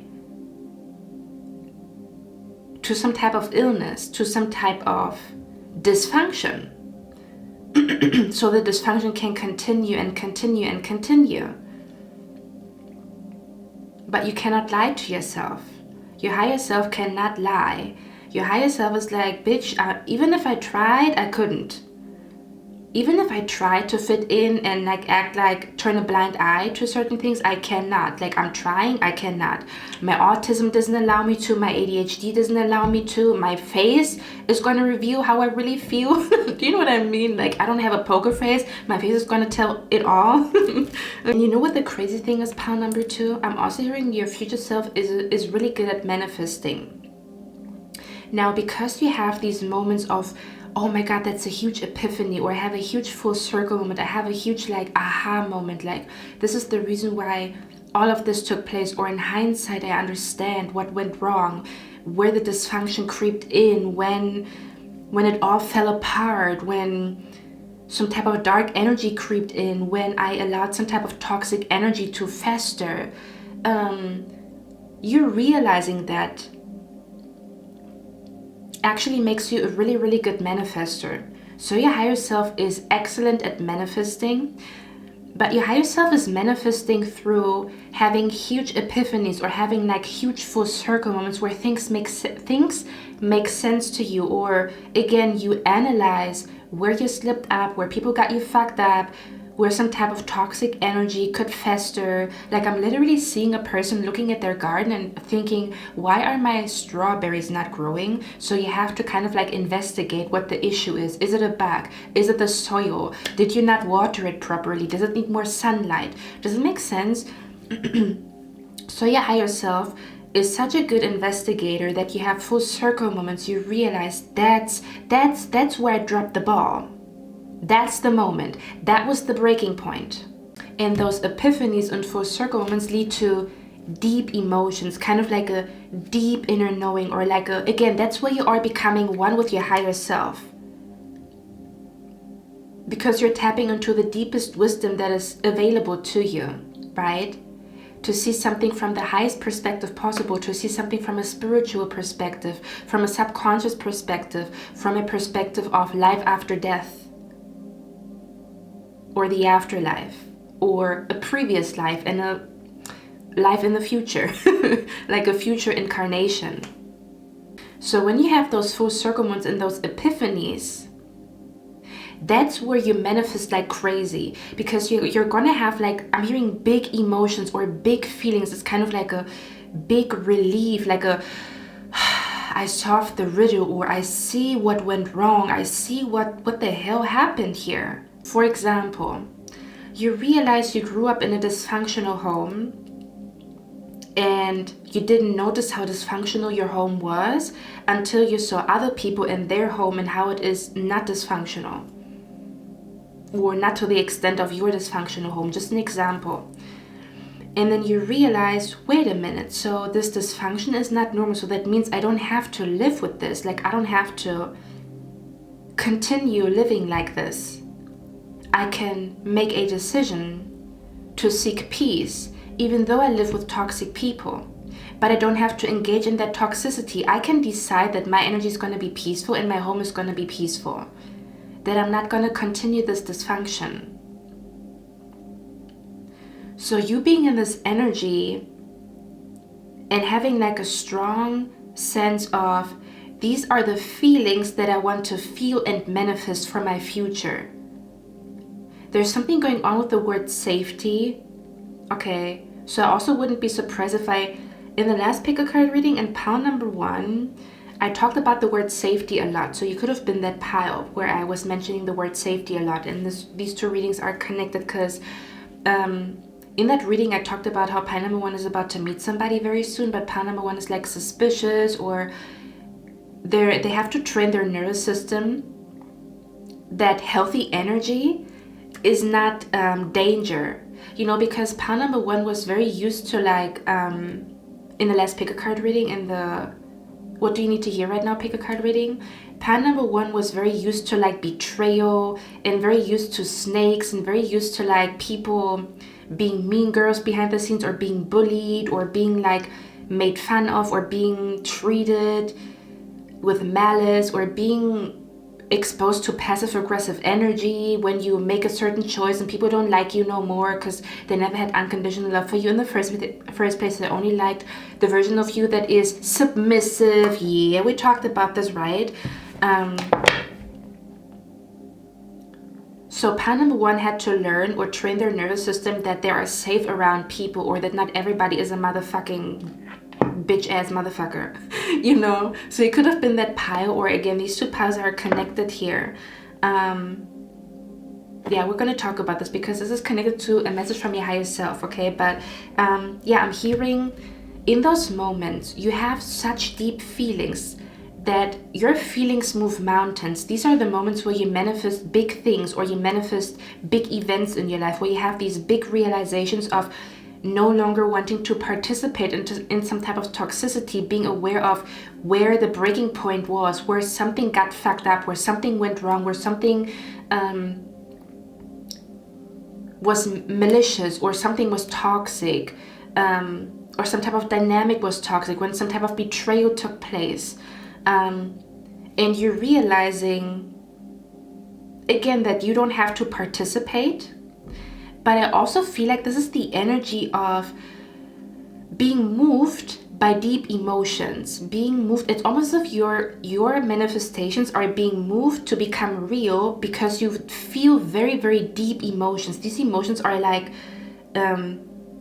grand, very big, very like, I feel so much right now. I feel so much clarity, relief, so much wisdom in this very moment. And in those moments you manifest like crazy. So your higher self is very good at manifesting because your higher self is closing a toxic cycle, is analyzing or tracing back when the toxicity could blossom and bloom, if that makes sense, or when this poison energy could bloom and blossom. May that be poison in your home, poison at your workplace, poison in your brain, whatever it is, okay? And it's almost as if in those moments you make a promise to yourself that you're not going to continue like this. It's almost as if I choose to no longer continue this, and I decide that I am manifesting a home full of peace, because that is what is normal. That is what is in alignment with the universe, and I want to be in alignment with the universe. That is what is in alignment with my spirit. So there's no disconnection between what your spirit wants and what is manifesting in your reality. Okay. Does it make sense? Because you can tell yourself you want something even though you don't really want it, and then your soul wants something, and then your brain is telling you, I have to manifest this, and your soul is telling you, but I really want to manifest this. So there's a dysfunction, kind of like a discrepancy, like a split energy. But if your soul is telling you, hey, let's go in this direction, and your brain is also cooperating, yeah, I'm acknowledging that feeling, I'm not being gaslit by my environment, or I'm not gaslighting myself. So I'm in alignment with my soul, and my soul is pointing towards this path, whatever this path is. That's why you are super freaking powerful, and that's why you manifest a lot. So your higher self is really good at manifesting because your soul is in alignment with your mind, or your mind is in alignment with your soul, or you find a way to align your mind and your soul. Okay? Or there's no more manipulation in your brain that creates a disconnection between you and your soul, which could have been caused by your environment, by people trying to dominate you, try to make you submissive, or try to make you, submissive, that where they decide what you want, where they decide what's good for you, where they decide how you feel, where they tell you how you feel. That's why everybody has a mouth, because I'm gonna tell you how I feel. Thank you very much. Okay. So to me, this almost feels like in those moments you are making a promise to yourself to never go back to something, or to never experience something ever again, because you already learned the lesson that you needed to learn, and you don't need to learn the lesson twice. That's what I'm hearing. I'm hearing I don't need to learn this lesson twice. Okay. And it's almost as if you are going in this new direction with a sense of, these are the feelings, or these are the new feelings that I'm going to feel, or these are the new feelings that I'm going to train my body, mind, soul, and spirit is normal to feel. Like, it's normal for me to feel safe around people. It's not normal for me to always be on guard of a betrayal just because I had motherfuckers in my family that betrayed me left, right, and center. That is dysfunction. That is not normal. That is not all there is to life. It's just the part of life that I experienced first. Again, coming back to the duality here. Okay. For a lot of you guys, your higher self also has a job that they really, really love. But again, it is because you don't allow people to gaslight you that a dream job doesn't exist, or that you manifesting a dream job is unrealistic, or that nobody likes their job and you just have to live with it. You're like, bitch, that's not true. And this is not going to be my truth. So I'm seeing someone here really liking their job, really liking their profession or their work environment, where you literally manifest a job that you really like or really enjoy, is what I'm picking up here. I'm also hearing your higher self is stacking money. I'm not going to lie. Your higher self is really good at manifesting money and making money.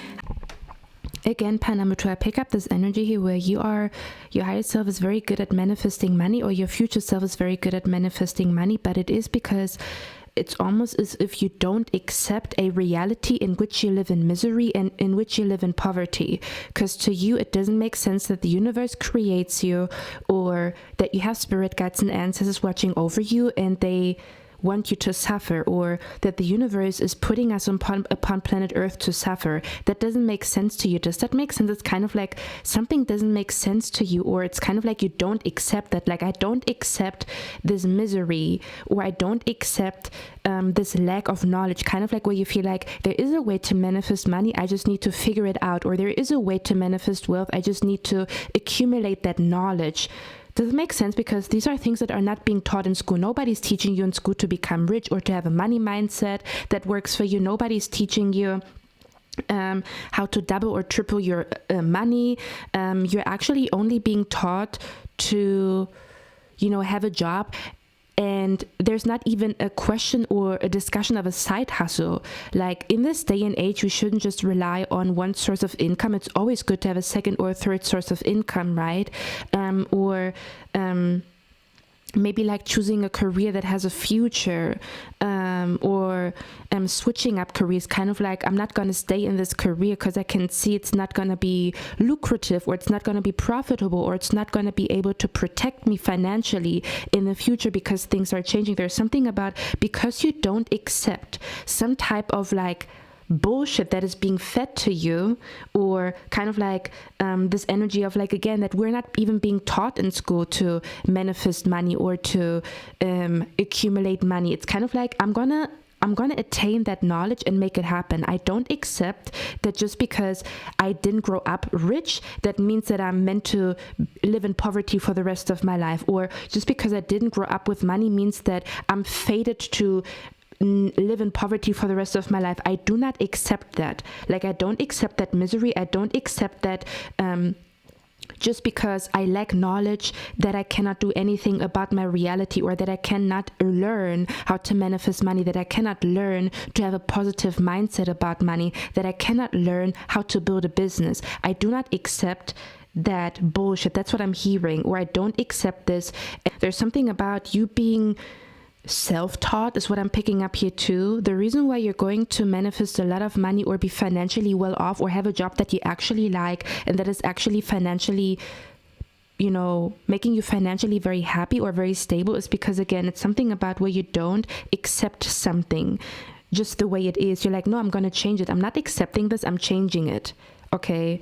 Or something about you realizing that I'm going to teach this myself. If I'm not being taught, I'm going to teach it myself. There's something about you rebelling. It's basically you rebelling against the system that is, you're rebelling against the system, or you're rebelling against a way of living that is setting us up for failure and living in poverty or not being well off financially. You're like, I'm rebelling against it. Like, this is not, I don't believe that there's so much money that could be spread around the globe and everybody would live in peace, or everybody would live in abundance and everybody would be happy. So I don't accept your bullshit excuse that there's rich people and there's poor people and that's it. That's all to the story. That I don't accept that. That's what I'm picking up here. Or something about again, you feeling like, I'm going to teach this to myself. If I have nobody that teaches me that, I'm going to teach it myself. Or that's what I'm picking up here. Or I'm not going to, because again, there's something about you feeling like something doesn't make sense and that's why you rebel. But that's also the reason why you are a super good manifester. That's why you will be a super good manifester. That's the reason why you're going to be off. That's the reason why you're going to manifest your dream job, or a side hustle that brings more money to you, or a second, a third, or fourth source of income, whatever it is. Okay. But again, I feel like it's something that is not being taught in school, or this is something that you have not been taught by your parents because they maybe didn't know. Do you know what I mean? It's kind of like, yeah, I haven't been taught that, but it's almost as if you feel like I can change my fate and I can change my fate. I've been given cards, but I can decide how I'm going to play my cards. Okay. That's what this feels like to me here. It's like, if I have to change my belief system, I'm going to. If I have to read this book, I am going to. That's the vibe that is coming through here. There's something about you believing that the universe is abundant, so it makes no sense that we live the way we live, or that you live the way you live, even though there's enough money to come by. There's so much money to make. There's so much money to pass around. You know, there's so many opportunities, that there's so many options, that you don't believe that just one way, that things just go one way, or there's just one way to do things. There's a million ways to do things. There's a million things that you could manifest. Okay. That's the vibe that is coming through you. To me, this feels like you analyzing the universe and realizing that certain things don't make sense if you think about the universe. That's what this feels like to me, which again makes you like a really good manifester, because you become dominant. You're not submissive. Your energy becomes dominant. It's kind of like, no, I'm going to decide how things are going to go. I'm going to decide how the next couple of years are going to go. Okay. However, there's a duality here, because I'm picking up another energy here. I knew this reading would be long, but again, you guys know I go very deep when I do readings, so yeah, fast forward or do this reading on like a higher speed or something like that if it's too long, or come back on another day or later or something like that. Okay, don't feel pressure to like sit through it. If you feel like, okay, there was a lot coming through, let me take my journal, let me write down because I'm having thoughts right now, then do this and come back to this reading later, okay? Which is what I do a lot. Like when I, for example, sometimes watch tarot readings and I'm like, oh my god, you know, I'm excited, I'm inspired, I just stop the video and do other stuff and then come back to the reading later, and then I feel like, oh, I still have something to watch like later in the evening, okay? But yeah, I'm picking up the energy here of like your higher self is really good at manifesting. I'm also seeing your higher self visualizing a lot, or your higher self daydreaming a lot. It's kind of like, I don't accept reality as it is because it's dysfunctional as fuck, okay? And I know that my soul wants to create something that is harmonious. My soul wants to bring something to life that is harmonious, that is abundant, that is beautiful, that is the true definition of family, that is the true definition of friendship. This is what my soul wants to create. My soul wants to create something healthy, something beautiful, something true. So even though there's dysfunction around me, I'm going to allow my soul to create harmony outside of that dysfunction. So you might be your higher self. I feel like your higher self is visualizing a lot, or either journaling a lot or something like that, where your higher self is manifesting a lot through either writing or visualizing or both. Okay. It's kind of like this need to create something that is truthful, the need to create or manifest or bring life to something that is real and honest and harmonious is so strong that it gives you the power to manifest, or that it gives you the power to keep going even though your circumstances are not easy. It's almost as if like you want to give honor to the universe by creating something that is in alignment with the universe, instead of man's ego, man's pride, that is in alignment with love, instead of fake love. Okay, yeah, it's kind of like those new feelings stay with you and they become your new home. In the midst of dysfunction, in the midst of betrayal, in the midst of people trying to manipulate you and dominate your free will, okay? Almost as if you no longer identify with some type of dysfunction in your life or some type of toxicity, but it's kind of like, again, first of all, realizing bitches is dysfunctional as fuck. And I didn't know about every time you no longer identify with some type of toxic energy is when you manifest big events or big changes in your life, okay? There's something about I no longer identify with the way my dad raised me. I no longer identify with the way my mom taught me. I no longer identify with how my sister made me feel. I distance myself from that feeling and that energy. I acknowledge it, but then I distance myself from it. I acknowledge it, I learn from it, and then I distance myself. And every time you do that, you get closer and closer to what your soul perceives as harmony, and you start manifesting. Does it make sense? It's almost as if you identifying with something that is toxic is kind of like a bond or kind of like a cord that you have to the situation. But as soon as you no longer identify with it and cut the cord is when your soul is allowing that new energy to come to you, or for some type of manifestation to come to you, because you are truly ready to leave. Does it make sense? Because if we still identify with the old because it's tried and true, because it's what we know, then there could be still a cord that is connecting us to whatever this is, and we might not be fully ready to let go and to go to the next chapter in life. But if you no longer identify with it, then your soul is truly ready to move on, and that's when your life starts to move. This is your higher self here. That's what your higher self does. Your higher self gives themselves time to process, time to understand.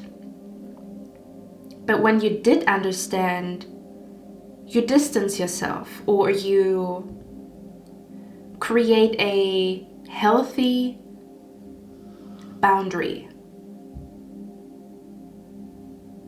Okay?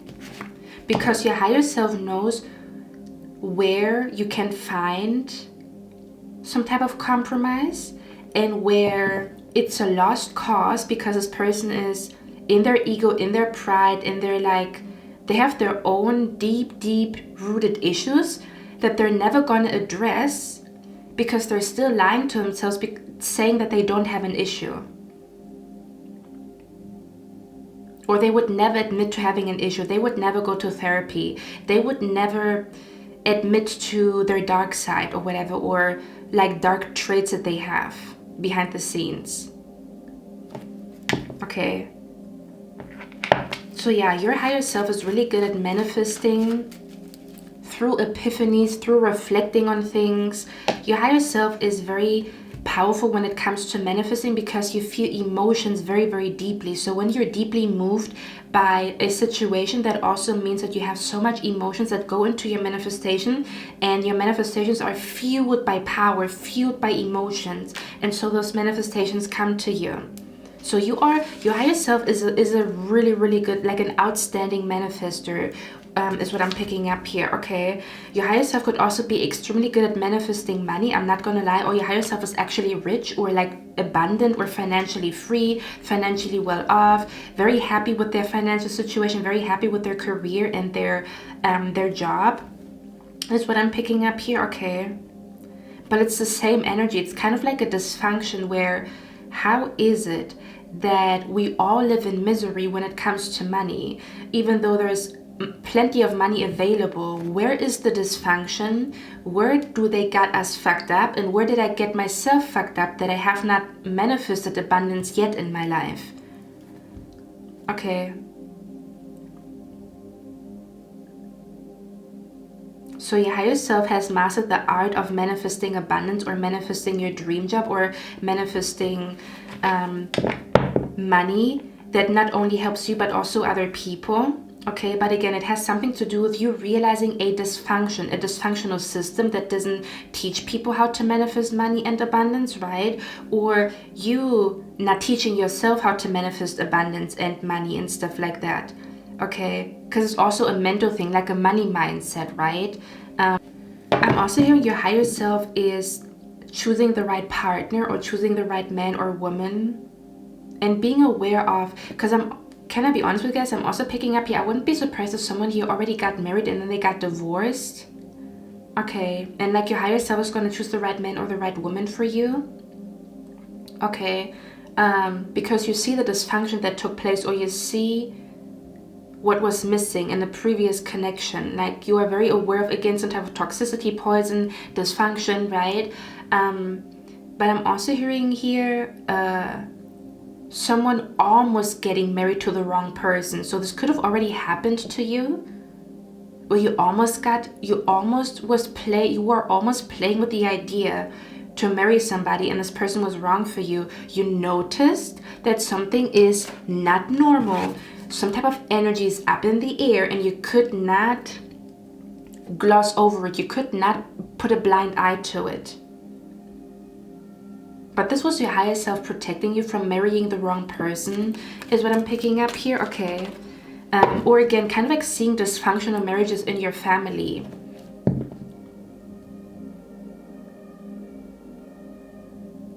I'm hearing, instead of you being fearful that you're going to have the same dysfunctional marriage like people in your family, your wisdom makes you confident, or your wisdom makes you make different decisions. Your wisdom makes you humble enough to know when you don't know everything, but also confident enough to know what you do know.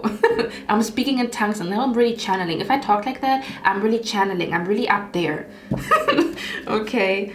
I'm hearing your higher self is also not ignoring dreams, because you could have also been ignoring dreams that was warning you of toxic people, or toxic energy, or poisonous energy. Okay.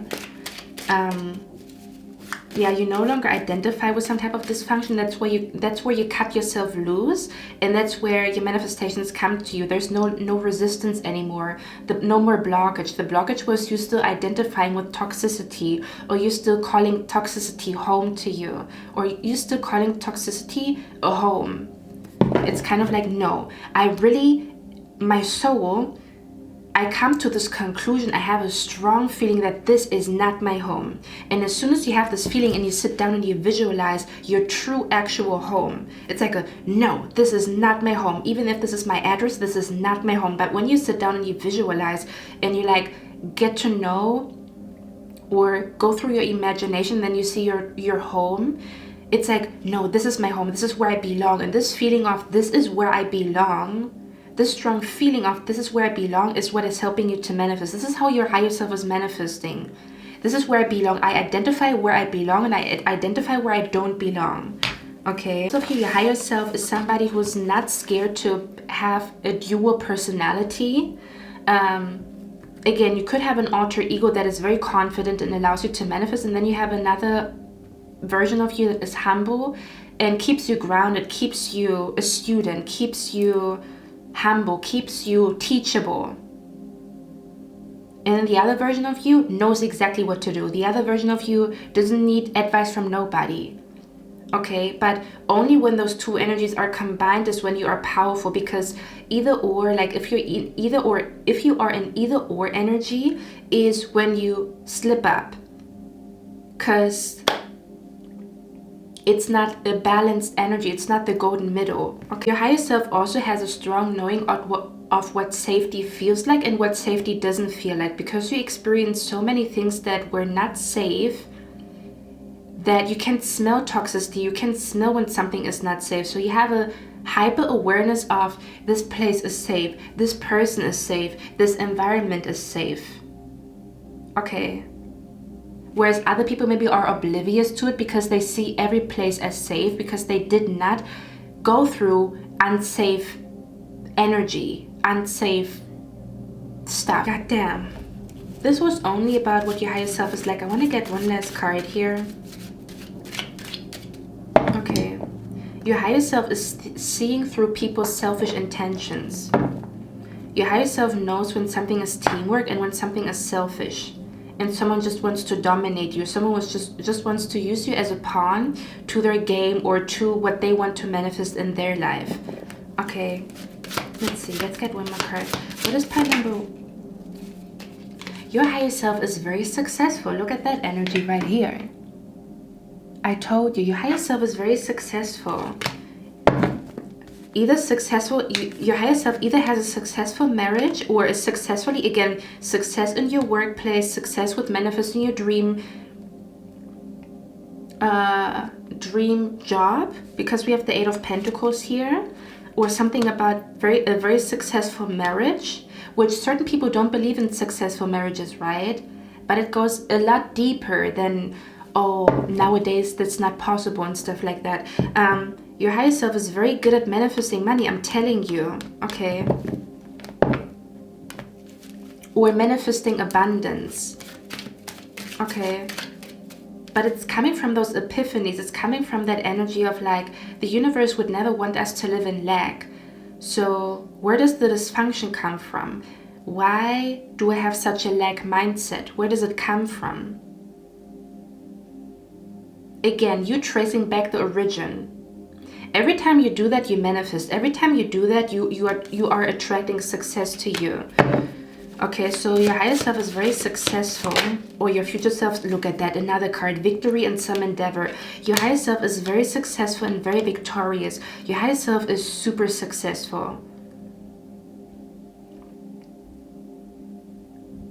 But your higher self is so successful because you can admit to yourself where you fucked up and where you slipped up and where you allowed people to fuck you up or fuck you over, or again, admitting to some type of dysfunction and not accepting something as normal because it's not. I'm hearing misery is not normal. Misery should not be normal. But we normalize misery, right? We normalize like, Yeah, we normalize misery. That's not normal. We normalize depression. When I say normal, I just mean we shouldn't look at it as a small thing. It should be a true topic that we look at and take serious, and not just, oh, everybody has depression. That is not normal. It's a byproduct from a sick society that everybody and their mama has depression. That is not normal. So because you don't accept something as normal is going to be the reason why you're going to manifest a lot of success in your future, or your future self or your higher self is very successful, has either a successful career or a job that you really, really love that is helping you out financially. For others of you, this is about a successful marriage. Somebody could also, their higher self could also work with their partner, kind of like where you are going to work in the same company as your partner, or you're going to run a business with your partner. Somebody could also have a successful business, like someone's future self has a successful business here. Okay. And your higher self is also reconciling with some type of success where you were, didn't I talk about how I feel like you already are operating from your higher self? I feel like you were in your higher self at some point. Then people got you fucked up and you slipped up, and then you were out of your higher self, and now you're coming back into your higher self, into your highest version of yourself, okay?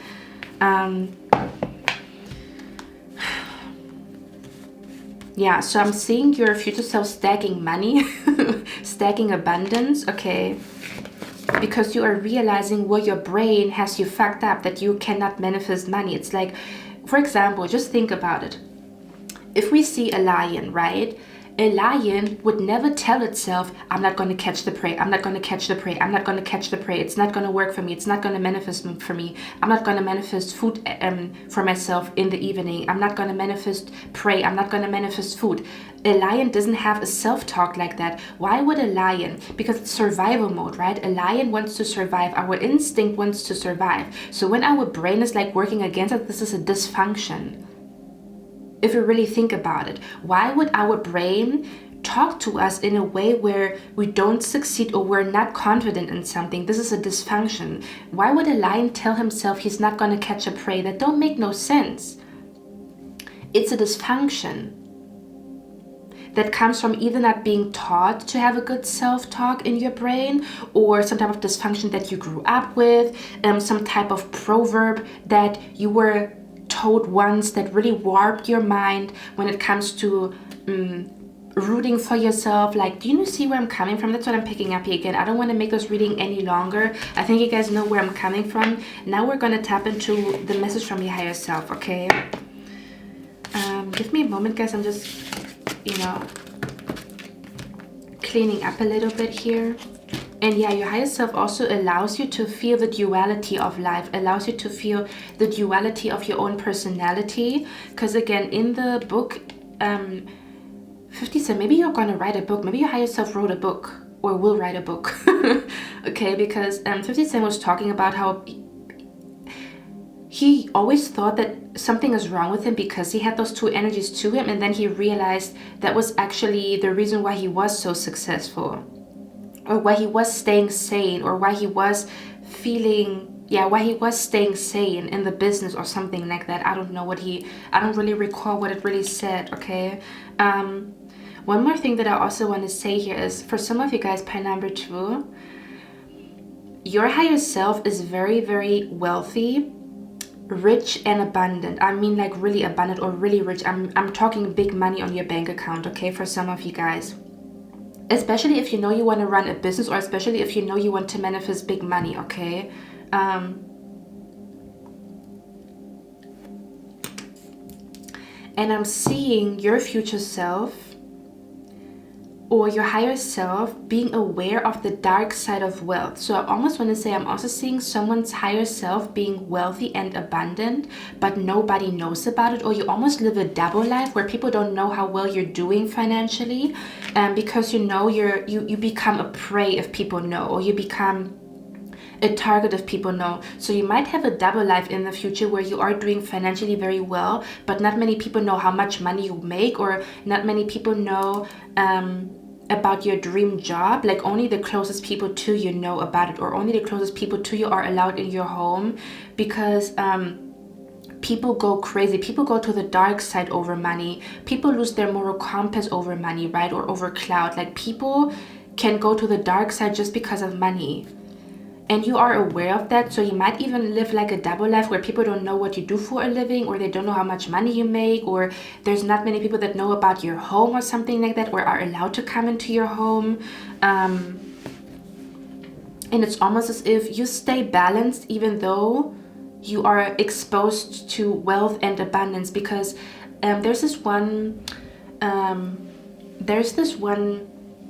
interview by Will Smith where he talked about how just as you can hit rock bottom when you are broke and you don't have money, you can also hit rock bottom and go off the deep end when you have everything. Almost as if life doesn't make sense anymore, or almost as if you feel as empty as you felt when you were broke, when all the money comes in, when all the money rolls in. Like, he talks about how just as much as you can go off the deep end when you're broke and you don't have nothing, it's the same abyss that you experience when you have everything.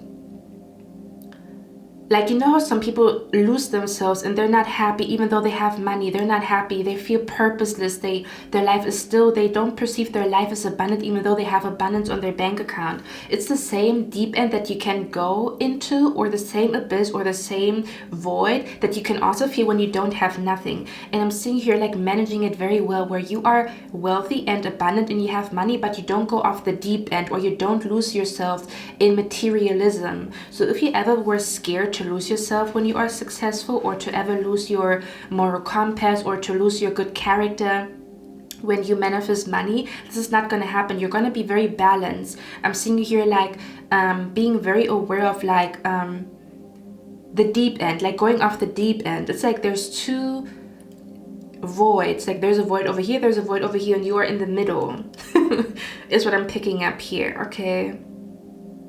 Or it's almost as if there's a version of you that makes a lot of money, but if you don't have to make money, this version of you is not activated. So there's no cockiness that is going to come out of that wealth, or there's no filthiness that is going to come out of that wealth. There's no I'm better than other people kind of energy that is going to come out of that wealth that you are about to manifest. Because the Ten of Pentacles right here can stand for long-term wealth. This talks about long-term financial stability, long-term wealth. This talks about abundance, a lot of money on your bank account, okay? So yeah, I'm seeing you here like handling money very, very well. Your higher self handles money very, very well.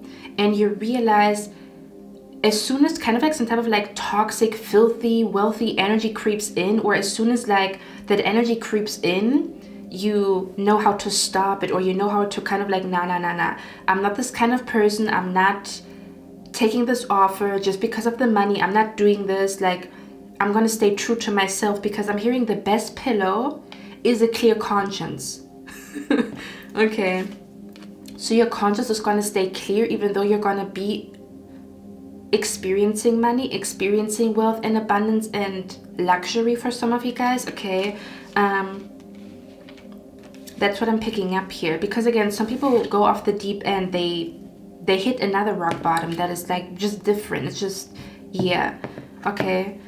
But yeah, I'm seeing like someone's bank account being full with money, not gonna lie, where you have, yeah, you're taken care of. I'm hearing you're set for life, okay? Or again, you're very good at making money. If there's not enough money, you just do this, this, and this, and this, and this, and this, and this, and then the money comes in. It's like it's no biggie, you know? Okay.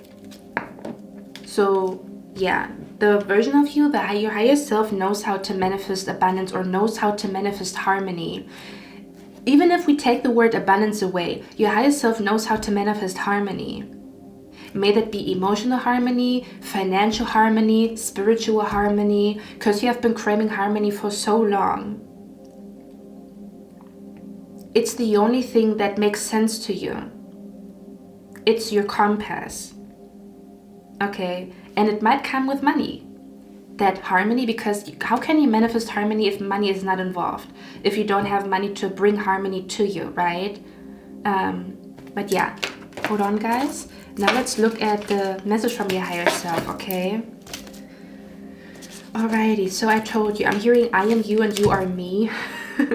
Okay, so I feel like for a lot of you guys, you're already operating on your higher self or through your higher self, especially if you cut off a family member, you're not attending a party or a gathering, you said no to a birthday party, where you don't negotiate with a toxic person that you know is not going to change, or you received several warnings not to reconcile with them, not to trust them again, not to go through a lesson a second or a third time, okay?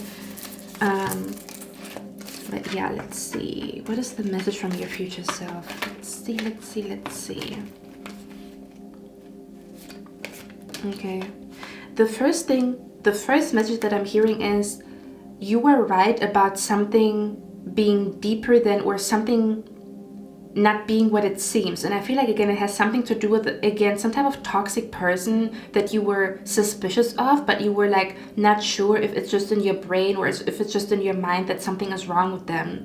So the first thing that I'm hearing here is your higher self is saying that you were right about something being hidden, about someone's personality, or something being hidden about someone having a dark side, or having, yeah, like a dark side to them, a side to them that is vengeful, that is holding grudges for eons, that is passive aggressive, that is full of pride and full of ego, that would rather die with a lie than admit the truth, or something like that, okay?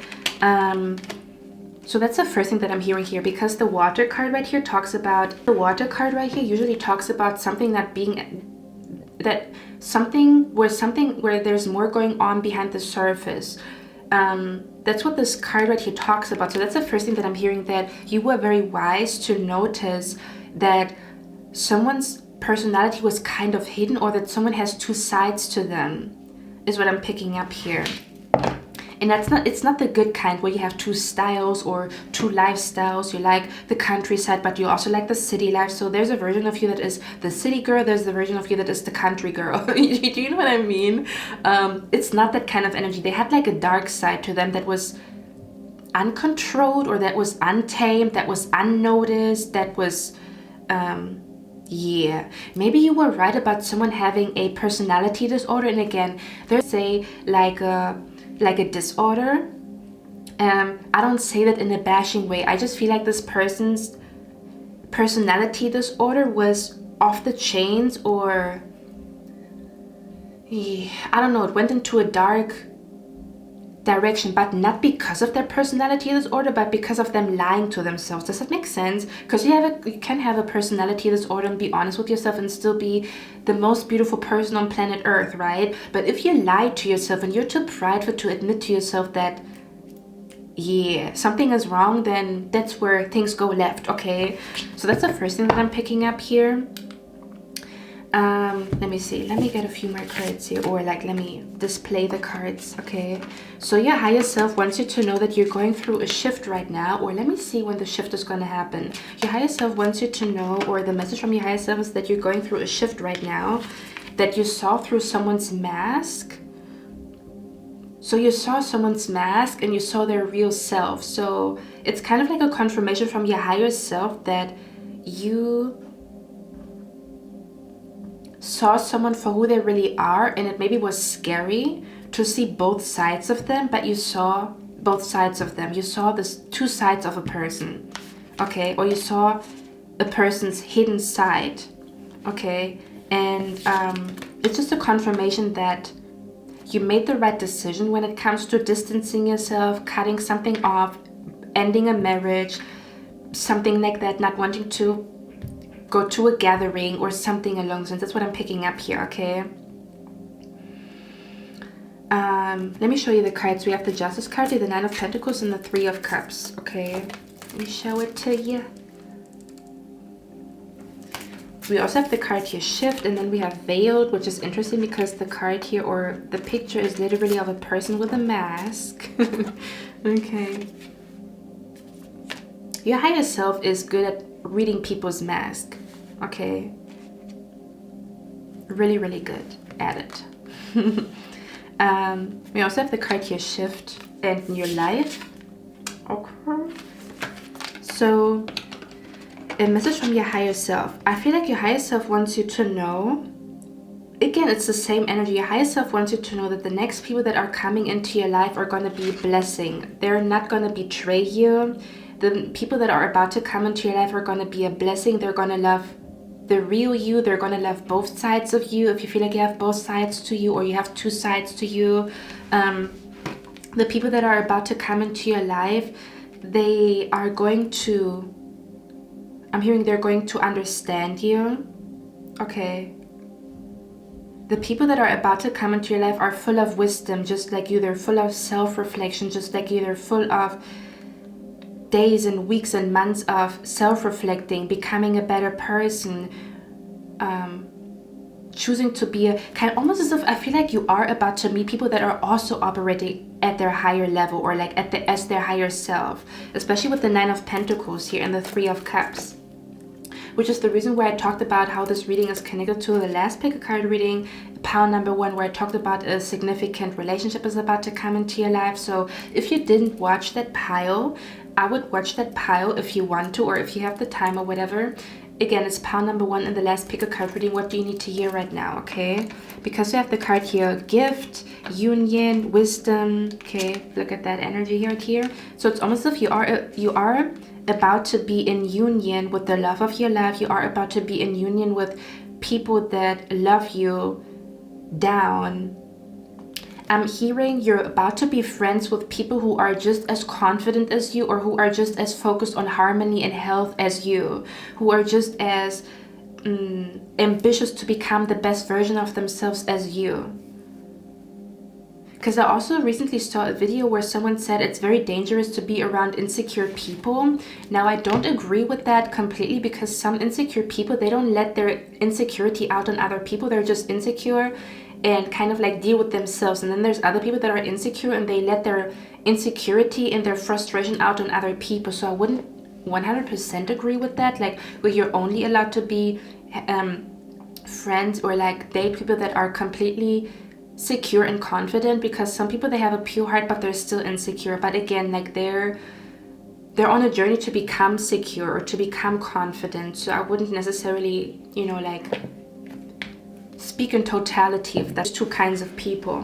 But yeah, your higher self wants you to know that you are about to be super happy. You are about to be in love. Because this card says the basis of your question involves your romantic life, which is now changing for the better. So I'm hearing you are about to be in love. You are about to meet somebody special. You are about to receive a gift from somebody special. Okay, you are about to be pampered by somebody special. I'm even hearing your next birthday is gonna be the most beautiful birthday that you've ever had. I'm also seeing something about Valentine's Day. You're going to be super excited or happy on Valentine's Day, or someone's birthday is going to be the most beautiful birthday that you've ever had, or you're going to be celebrating a new life very soon, or you're going to be celebrating some type of milestone, some type of success very soon, possibly with new people, or something about I'm hearing your new life begins now, or you are going through a shift right now that is helping you to manifest a new life. Because I also picked up this energy here of someone manifesting money so that they can pack their bags and be far away from toxic family, or to be far away from a toxic home, or to be far away from a city where you could possibly bump into toxic people or toxic ex-friends or whatever. That someone is manifesting that, okay? So the message of your higher self is that your wisdom is gonna take you places. And your wisdom is gonna bring you to the right people, okay? And you are already operating from your higher self, so I feel like you're doing a great job, okay? That's also a message from your higher self, that you're doing a great job, you're on the right path. And again, I keep hearing like you are about to celebrate, you are about to go to a party and celebrate your success, or you are about to experience the most beautiful party, the most beautiful birthday that you've ever had, the most beautiful Thanksgiving you've ever had, the most beautiful Christmas you've ever had. There's something about a specific holiday that is going to feel magical or like beyond your dreams, okay? I'm hearing it's gonna make up for all the years that have been shitty. Like you're gonna completely forget about all these shitty years when you experience this like happy birthday, like literally happy birthday, you know? or Happy Thanksgiving, or something about Merry Christmas or something like that, okay? So you're going through a big shift right now, okay? Or your reality is shifting right now in this very moment is what I'm hearing here. I'm also hearing, I keep hearing that you have a secret admirer. Your higher self wants you to know that you have a secret admirer, and someone is going to fall in love with that secret admirer, okay? Kind of like where you have a secret admirer, they're about to come to you, take you out, give you a gift. Okay, that's what I'm picking up here too. Or maybe your spirit guides, maybe your higher self wants you to know you're not, again, don't gaslight yourself, you truly have a secret admirer. You might be thinking, am I tripping, or is this person like a secret admirer, or are they secretly admiring me? Your higher self wants you to know you're not tripping, do not gaslight yourself, okay? Because there is someone that is secretly crushing on you or something like that, okay? Let me get one more card here. What is the message from pile number 2's higher self? Yeah, it says things will not always be this way, a change is coming. Yeah, your higher self wants you to know you are about to be good financially. You are about to have all the money that you need, all the money that you want. Your higher self wants you to know that you are about to manifest big money. You are about to celebrate your achievements. You are about to be happy in love, be happy in your career, be happy with your new friends, okay? And again, you are about to receive a gift, is what I'm hearing, from somebody. I'm hearing that you deserve, or that you, yeah, something about a gift that you deserve, because I'm hearing all this unfair treatment that you went through, you did not deserve it, but your higher self wants you to know you are about to receive a gift that you really deserve, or you are about to be blessed with blessings from other people, like your friends spoiling you, your boyfriend spoiling you, your girlfriend spoiling you. These are all the things that you truly deserved all along, okay? And not the shitty treatment of certain people, okay? Let me get one last card here. What is the message from pile number 2's higher self? Yeah. Your higher self wants you to know that if you have any fear about legal issues, legal documents, or paperwork, you're going to find the right people that are going to help you with some type of paperwork, is what I'm picking up here. You know what's crazy? You could have been either pile, because, hold on.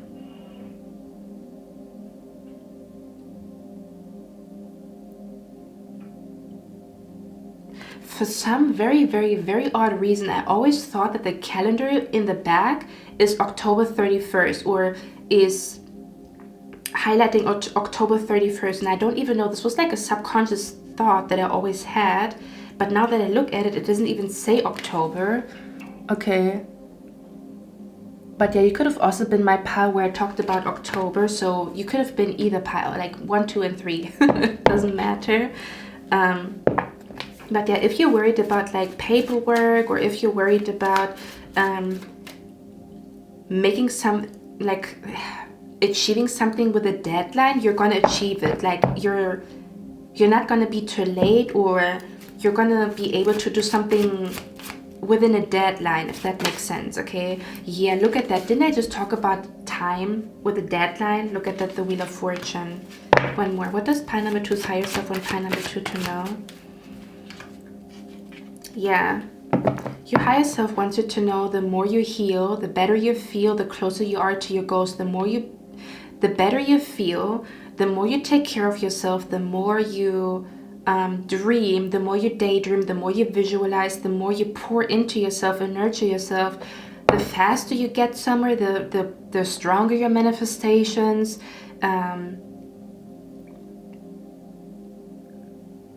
Yeah, the faster the shift, or the faster you shift. Okay, let's get one last card here. Readiness. Yeah, your higher self wants you to know that you are ready for something. Maybe you're even ready to let something go completely and fully commit yourself to a new lifestyle, commit yourself to a new way of living. Okay. Yeah, that's what I'm also hearing. You're ready to fully commit to a new way of living, to a new lifestyle. Okay.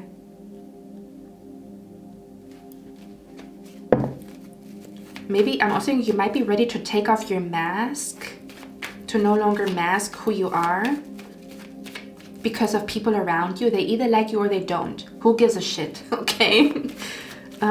Because if you mask yourself, like, you're not as powerful as if you would not mask yourself. If you don't mask yourself, that's when you're powerful, because there's no discrepancy, there's no disconnection between you and your manifestations. But if you do wear a mask, there's a disconnection because your mask is not in alignment with your manifestation, okay? Let's see. We have the marionette here. Didn't I tell you that someone is trying to make you do something or like whatever? Okay.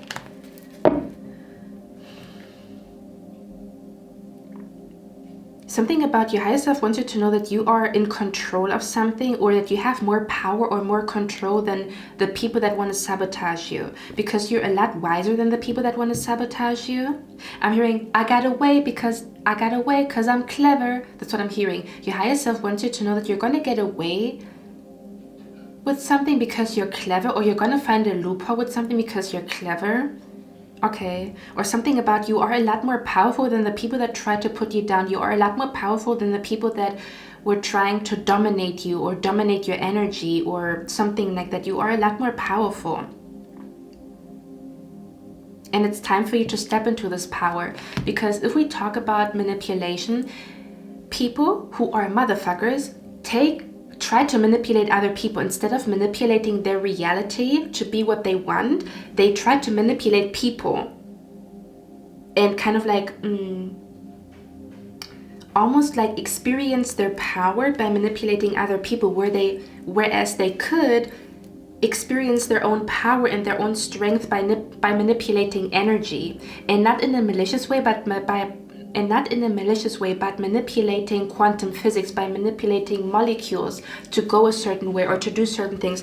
Maybe I feel like your higher self wants you to know that we're not just humans, we're also beings that can control outcomes, that can control and manipulate and create, you know, that we're not just human beings that just live a life coincidentally on a rock that is floating in space, that there is a lot more intelligence behind all of this, and that we humans have a lot more power, that we're not just humans.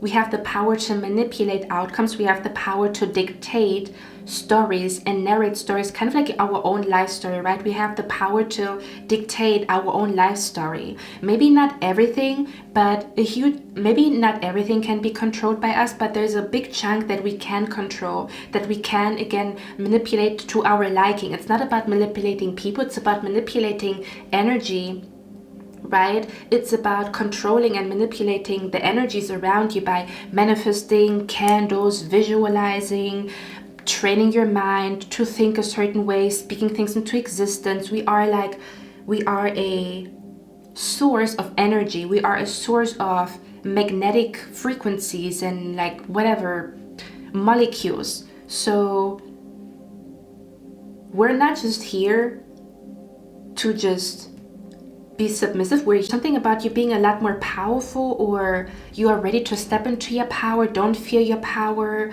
Don't fear how people perceive you when you are doing powerful things, or when you are like more in a dominant energy, like, you know.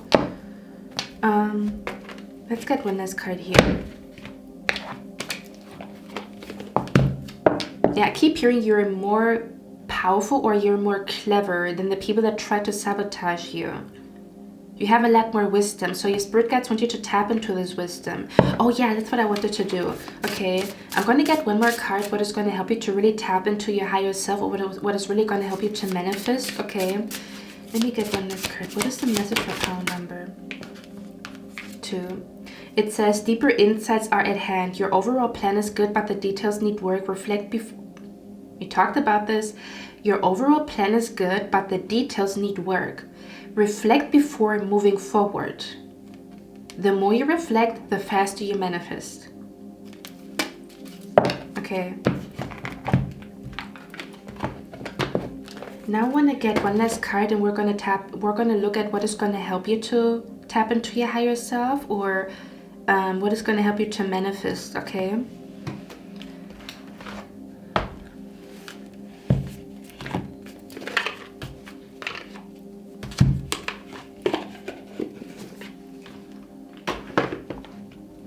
Yeah, I'm hearing the misuse of power is to try to manipulate other people, but the right use of your own power is to create your own reality. That's the right use of your own power, or the right way to use your power, okay? Is what I'm picking up here. I'm hearing treat your dream life as a main quest and not a side quest. Something I'm also hearing, don't treat something as a side quest, it's a main quest. I don't know what that means, okay? But you have been treating something as a side quest, but it's actually the main quest. Or you shouldn't treat something as a side quest, it's a main quest. I don't know what that means, okay? This could be a good morning routine that you thought was a side quest, but it's a main quest because it's going to help you to manifest. Do you know what I mean? Something like that. What is going to help pie number 2 to tap into their higher self? Okay. That's interesting. It says look for fairies.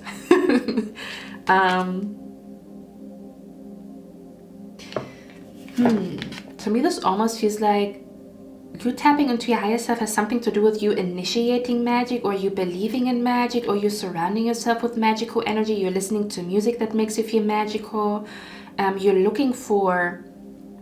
I'm hearing you're looking for your spirit guides wherever you go. Okay. Yeah, these are your spirit guides. You're looking for your spirit guides because they're everywhere. But we sometimes don't notice that they are around us. So when you look for them consciously, you're going to see them more often. Do you know what I mean? Okay. Anything else that pile number 2 needs to hear? A message from their higher self. Your higher self also wants you to know that you are very powerful when you take walks, or you taking walks helps you to manifest. You taking walks helps you to decompress. You taking walks helps you to self-reflect, whatever it is. But you taking walks is very good for you. And you should do it more often. Okay. I'm also seeing night walks here. Be careful, okay, with night walks. But that's what I'm picking up here as well. One last card. Okay. Yeah. And again, you're very powerful when you manifest with your voice, like speaking things into existence, because it says chanting. So I'm being brought to mantras, or like a morning mantra, or chanting something to yourself.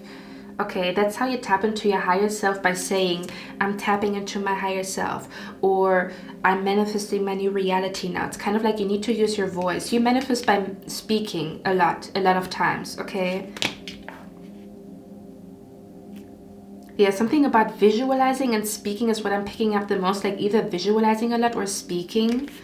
Okay, or even combining visualizing, speaking, and writing. Like these 3 is what I'm picking up here, okay? And I'm also hearing pile number 2, you're getting a second chance at life, or you're getting a second chance at something or for something, okay? To really appreciate your second chance at something, or again you're getting a second life, or like a second go around or something like that with the new life energy. To me, it almost feels like appreciating and really dwelling in that feeling of I'm getting a second chance at something and I'm going to make the best out of it. I'm wiser. I have more self-love for myself now. I'm a lot wiser right now. I am a lot more aware. So this time around, I'm going to do it differently.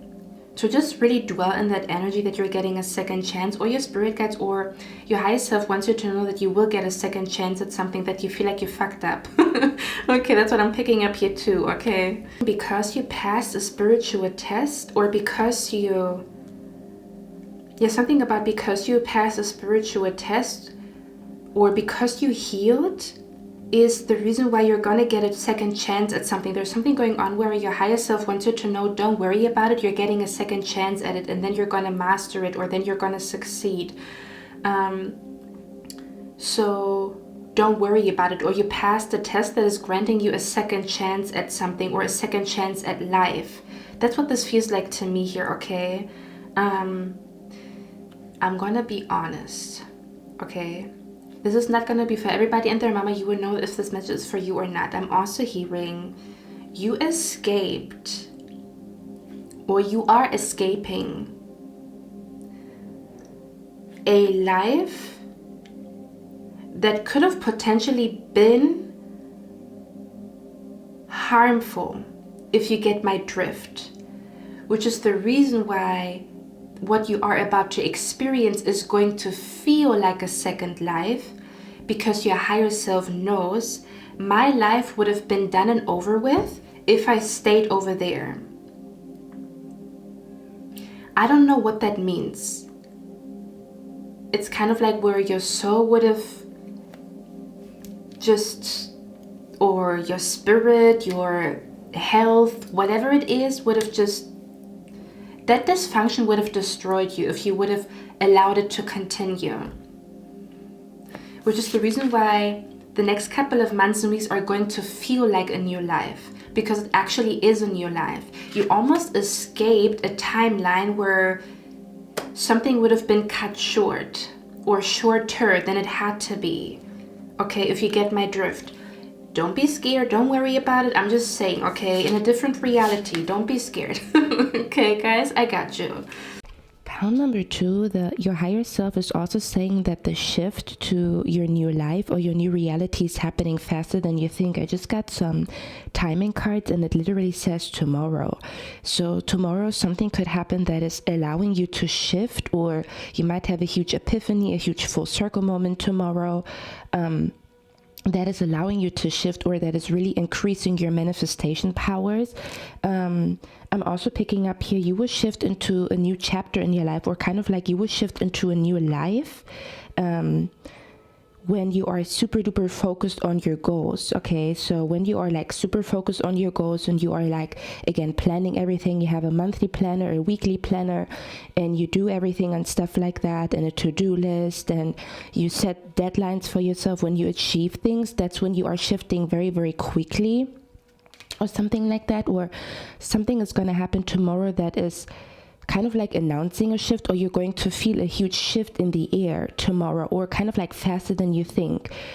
For some of you guys, your higher self also wants you to know that next summer season, or next July, you will be financially abundant. You will do very well financially. You will be very happy either with how much money you make, or you will be very happy with your career or your job, or where you're at financially. So maybe if this July was really bad for you, or if this summer really was bad for you, your higher self wants you to know that next summer is going to be a lot better. You're going to have so much fun next summer, or you're going to be very happy about your financial situation and your job, or the job that you're at, or where your job is located, or your co-workers. There's something that is going to make you super happy about your career and your financial situation next summer. It's almost as if like the way this summer looked is not going to be your next summer, in case your summer was really bad, or in case something bad happened in July. For some of you guys, I'm also picking up the energy here where you were like sad that you couldn't buy someone a gift in July, or you really wanted to give money to somebody in July, but you couldn't because you were not doing that great. And your higher self wants you to know what you wanted to do this year, July, or this year, summer, or something like that. You will be able to do this next year. Like you will be able to give somebody a special gift next year, or you will be able to bless somebody financially next year around July or around summer season. Okay, that's what your higher self wants you to know. Something about like next July is going to look very different, or if you had a good July, next July is going to look even better. You're gonna be even more financially well off, or there's a lot more. Or again, next July could be an energy where maybe you have been doing financially well, but maybe you felt very alone in July, or you felt very betrayed in July, or something like that. And Your higher self wants you to know next July you're going to be partying, you're going to be out with your new friends, you're going to be out with people that love you and would never backstab you, and there's going to be a lot of harmony around you around next July. So don't feel like whatever happened this July is going to be the same reality for you next year. That is not true. Okay, that's what I'm picking up here as well. Pile number 2, let me actually read out the shift card from the guidebook, and it says, miracles, divine intervention, the end of stagnation, and divine inspiration are here now. Drawing this card signifies an aha moment or sudden change in any situation that was stuck or blocked. A welcome change or answer you have been seeking is here now. Meditate on this symbol when you are feeling stuck, unsure of which way to go, or having a block. Create creatively.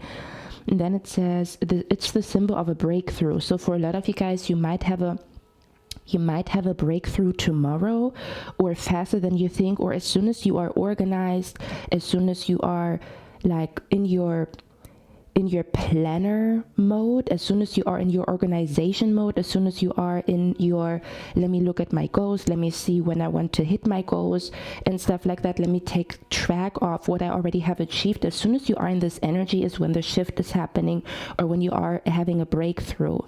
Okay. It says, Dagas is a Norse rune. It is the last rune of 𝑑𝑜𝑒𝑠𝑛'𝑡, which is the oldest form of the runic alphabet and literally means day. This rune is a symbol of fulfillment and achievement, symbolizing the rebirth of the light in one's life. It is the rune of the awakening of the dawn and of the day rise. So yeah, tomorrow could be a significant day for you. I'm not gonna lie. For whatever reason, something is happening tomorrow, or again, you are initiating a breakthrough tomorrow. It's something that you do, something that you feel, something that you analyze, something that you plan, something that you order. Okay, something along those lines. So some type of blockage or stagnation is over by tomorrow, okay? Because I feel like maybe this reading initiated something in your brain and you now know exactly in which way to go or in which direction to go, or again, something is happening tomorrow. I don't know what it is. Keep me updated. This could even be like mentally, like you have a breakthrough mentally, or you have a breakthrough physically, I don't know, or you see a sign tomorrow, or there's a synchronicity that you experience tomorrow, or a conversation that you have tomorrow. Something is happening tomorrow, okay? From whenever you click on this reading. Pile number 2, that's all I have for you guys. I hope you like this reading. I hope this helped you. I'm going to see you in the next one, and I wish you a lovely, lovely day. Bye. Pile number 3, welcome to your reading, guys. As you can tell by the title, this reading is going to be about a message from your higher self, okay? Now, for those of you who don't know what your higher self is, the definition on Google says the higher self refers to a spiritual concept of a deeper, wiser, and more enlightened aspect of oneself that transcends the limitations of the ego and connects to a higher source of wisdom and guidance. It's often described as our soul, spirit, or inner guide, and it's believed to be a source of intuition, creativity, and unconditional love.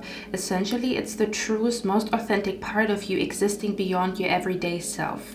So that's what we're going to do today. We're going to get messages from your higher self, meaning this is the version of you that is the most authentic, has the most self-love for themselves, is full of wisdom, is the most connected to their intuition, has a lot of clarity. It's kind of like the best version of yourself, but again, it's like in a higher realm, or you know, when you feel super duper connected to your spirit guides in the universe and your ancestors, and you're super aligned, like certain moments in time when you feel this way, you are basically connected to your higher self. But we're not in this energy all day every day, because life gets messy, right? Our intuition is sometimes our intuition is clouded. Sometimes we are in our ego or in our pride or something like that, where it's not easy for us to see something beyond our ego or beyond our everyday life, or beyond the everyday energy, if that makes sense, you know. So that's what we're going to tap into. We're going to look at, first of all, who your higher self is. Okay, and then we're going to get messages from your higher self / future self. So this could also be a message from your future self. Okay, that's what we are going to do today. So let me tap into the energy here, pile number 3. Welcome to your reading, guys. Again, we're going to tap into first who your higher self is. Now, if the description of your higher self sounds like the you that you are right now, that means you are one with your higher self, or you already are tapping into the energy of your higher self, and you sometimes operate from that frequency or that energy, okay?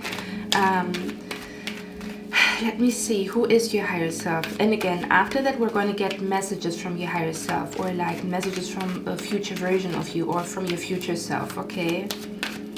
Let's see. Pile number 3. What am I picking up here? Pile number 3. The first thing that I pick up here, I could have a lot of my male audience picking this pile, like a lot of males that watch me, or if you are a man watching me, you know, like I can see your energy here, okay? Like maybe a lot of like male viewers of mine have chosen that pile. I don't think I have a lot of male viewers, but if I do, maybe you guys are here. If that makes sense, okay? Like a lot of you guys are here. I'm also hearing someone here is watching me and they see themselves as non-binary, so you don't even identify with a gender, okay? Something about where you really like to be in this non-binary energy is what I just heard, okay? Okay, let me see. So for some reason, pile number 3, I'm seeing you in a group. So your higher self is, I'm hearing a leader of a group, or you are like in a group with 2 other people and you are like unstoppable, like a dream work makes the teamwork type of energy, or like the 3 musketeers. Or if you think about a movie where there's 3 characters and they're like inseparable, or they form like a group that is super powerful, or something along those lines, okay? So for some reason I'm seeing your higher self like either being part of a group or being part of a community, or you are the reason why a community comes together. Because we have the 3 of Pentacles here, so I'm seeing your higher self with 2 other people. Okay. Your higher self could also have a very deep bond with a man. Okay. Maybe you always have been a girl or a lady that got along a lot better with men, is what I'm picking up here too. Or something along those lines, or something about a significant connection with a man. I don't know who this person is. Okay. But basically, your higher self has a lot of love for a community, or has a lot of love for 2 other people, and you are kind of like a group of people, or like you are like the 3 musketeers, or you are like when you guys come together, you are super powerful, or you learn from each other all the time. It's like maybe your higher self is a lot more communal, okay? Kind of like where your higher self is very comfortable in the community, very comfortable like sharing how you feel with a community, or maybe even leading a community. Your higher self could also be the one to come up with events so that people come together. Again, if you're already doing this, that means you are operating from your higher self, okay? So yeah, you could also be the reason why people meet. Like, you're the ones coming up with ideas or coming up with events. I'm seeing an event manager here, okay? Yeah, it's like your higher self is organizing something. Could even be organizing something big.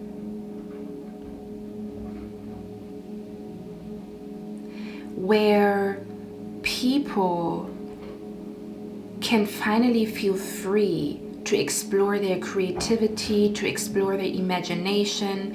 It's like a place where you almost give people the space to be creative, to enjoy life, to stay sane. Because, you know, sometimes we get sad and depressed, right? Because we don't play. We get sad and depressed because we're not in our creative energy. We don't allow ourselves to play. We're super serious all the time. But this space feels like a space where you're not serious. You're joking around and like,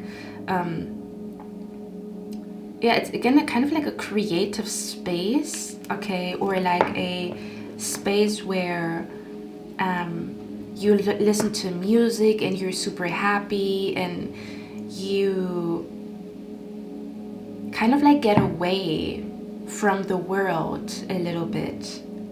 Almost as if you are like a place for people to forget their worries, okay, for a little bit. Yeah, that's what I'm picking up here very, very strongly, okay. But you could be, again, you could be leading that group, or you could be the ones to organize that event or something along those lines, or yeah, invite people. Yeah, that's what I'm picking up here. I'm also seeing, yeah, I'm seeing your name. I'm seeing your name being on a piece of paper. So I feel like your higher self is known by people, is what I'm trying to say.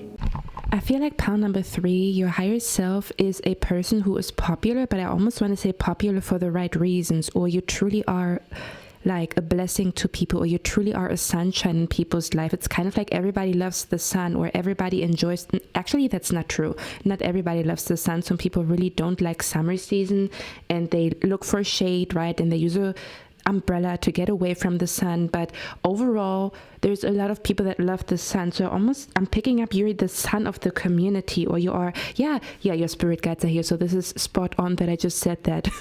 So I'm hearing your higher self is the sun of a community, or is the glue of a community, where you are popular for the right reasons, or you feel comfortable being popular, or you feel like you being known by people has a purpose. So you kind of like enjoy being popular, or you enjoy being out there, or you enjoy being known because you know you're known for the right reasons, or you can see that you bring a lot of good energy to people in their life, if that makes sense. Because you can also be popular for the wrong reasons, and you can be super narcissistic, and basically you being popular is all about you, and you don't do anything for the people that made you popular, which is, I don't know.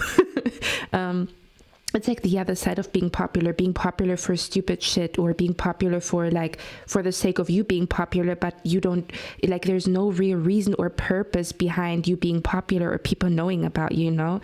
Anyway, so yeah, I'm hearing you are the son of a community. Your higher self is a son of a community, and I feel like your higher self, if you struggle with that right now, I just feel like your higher self has learned to be okay with being in the spotlight, or to be okay with people seeing you, viewing you, perceiving you, and having their opinions about you, because you know who you are. So you don't care about other people's opinion. You only care about how positively you affect the people around you, and the people that truly love you and want to support you, and they want to be in your space, you know, they want to be in your community, they want to take part in the gatherings that you plan. I'm also hearing someone's future self is going to be hosting a lot of like gatherings and parties at your home, kind of like where a lot of people like your friends are going to come to your home, or your home is going to be like how do you call it, like what is it called, the base for a community. Like everybody's coming to your home, everybody's coming to your garden, to maybe get away from stress, or to plan something, to create a project or something like that, to make something cool happen. Like it might all take place at your place, at your garden, at your home, at your house. So if you right now don't have a home or a house where you feel like you could host events, or you could invite people to you, this is going to change. Like your future self has a home, or again like a coffee shop, or whatever it is. Okay, you could even be like, again, the owner of a coffee shop. When I say you are the son of a community, this could even be you owning a coffee shop or a jazz club in the future where people come to you. Do you know what I mean? So take it with a grain of salt, or don't use my words and think of them as just the words, which we're going to talk about later. It could mean all kinds of things, that you are the son of a community, you know?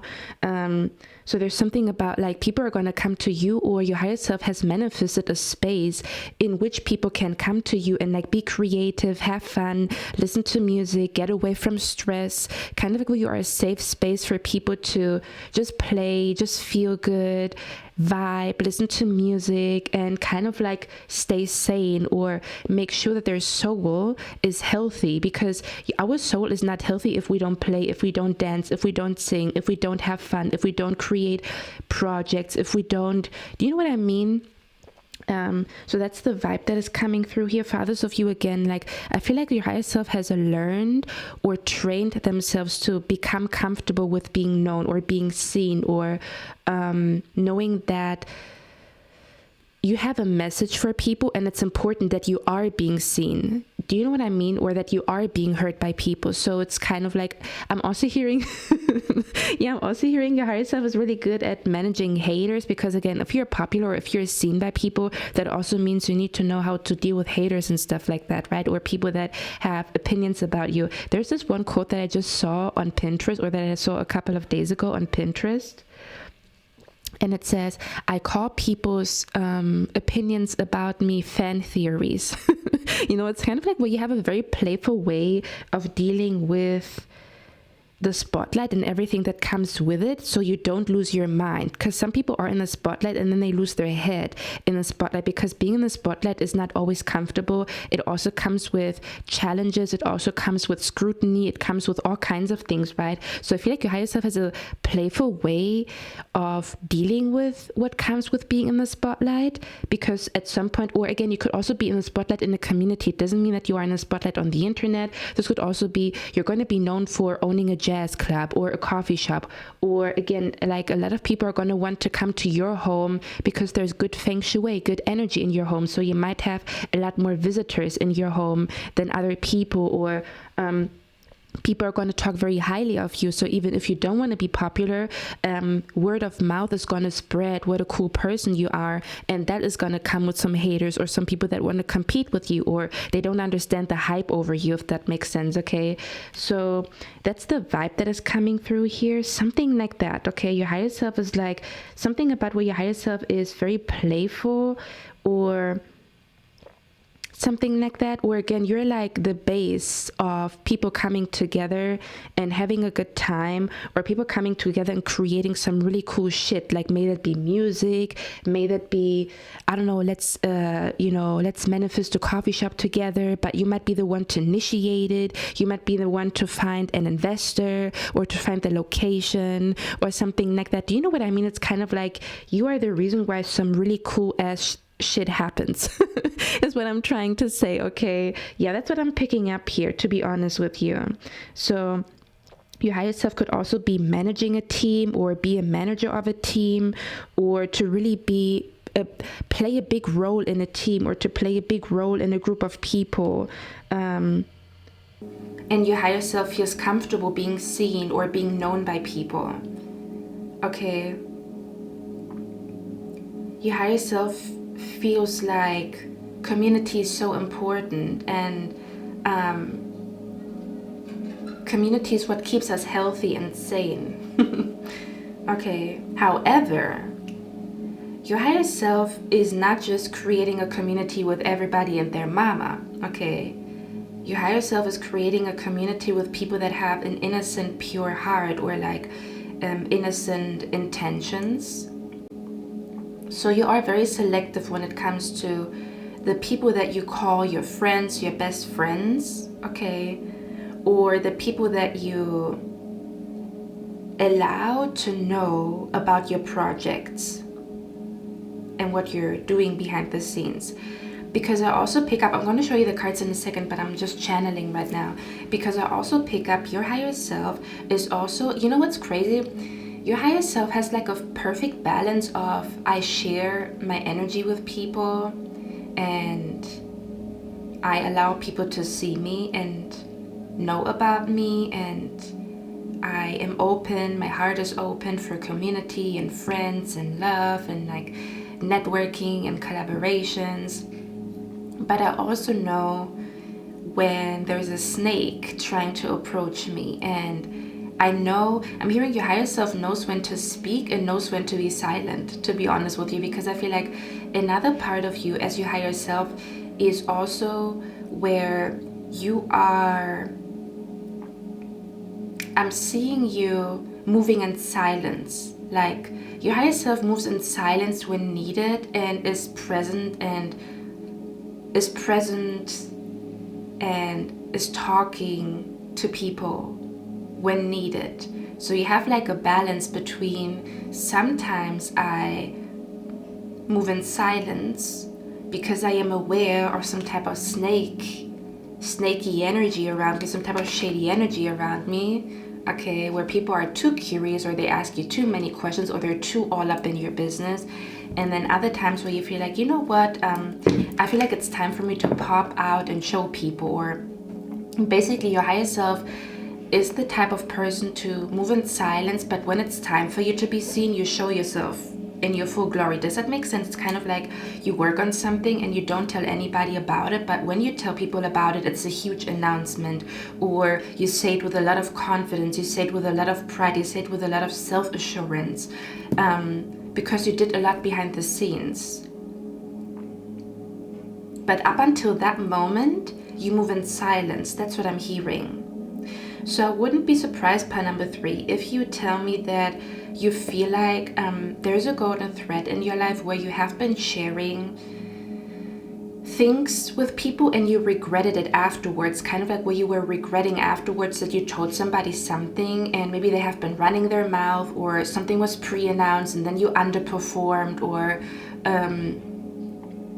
you kind of felt like people were too much in your business and then they kind of like changed your vision where you wanted to manifest or do something, and then they completely changed up what you were initially trying to make happen because of their input and their feedback and stuff like that, and then it kind of changed what you were trying to do. So kind of like the influence of other people changed the outcome of what you were trying to manifest or make happen.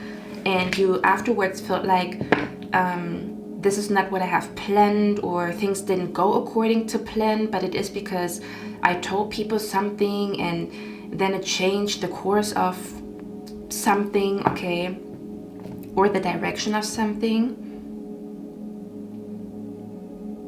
Yeah. Okay. That's what I'm picking up here. There's also something going on with a newspaper. Or I'm seeing a vision. You know what the funny thing is? I literally had a dream of something with a newspaper. So maybe some of you guys, you also maybe had a dream and a newspaper was significant, or something about an announcement. Maybe you saw an announcement in your dreams lately, and it might have something to do with your higher self. There's something about an announcement or something about breaking news. Okay.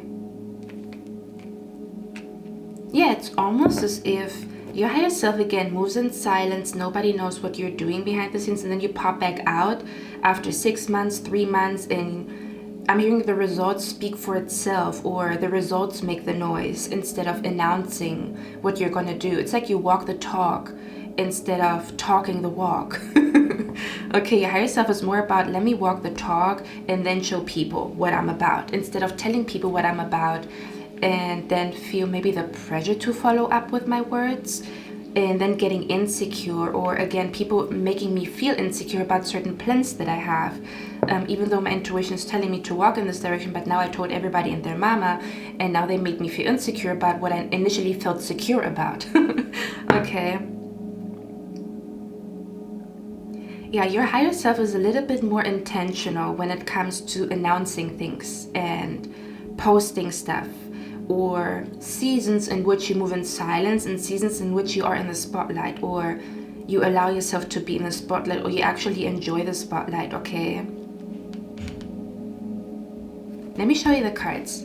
We have here the 8 of Swords, the 3 of Pentacles, and the 2 of Cups. Okay. I also just heard 3 children. So someone's higher self has 3 children. Okay. Not for everybody and their mama, but I just heard 3 children. So I don't know.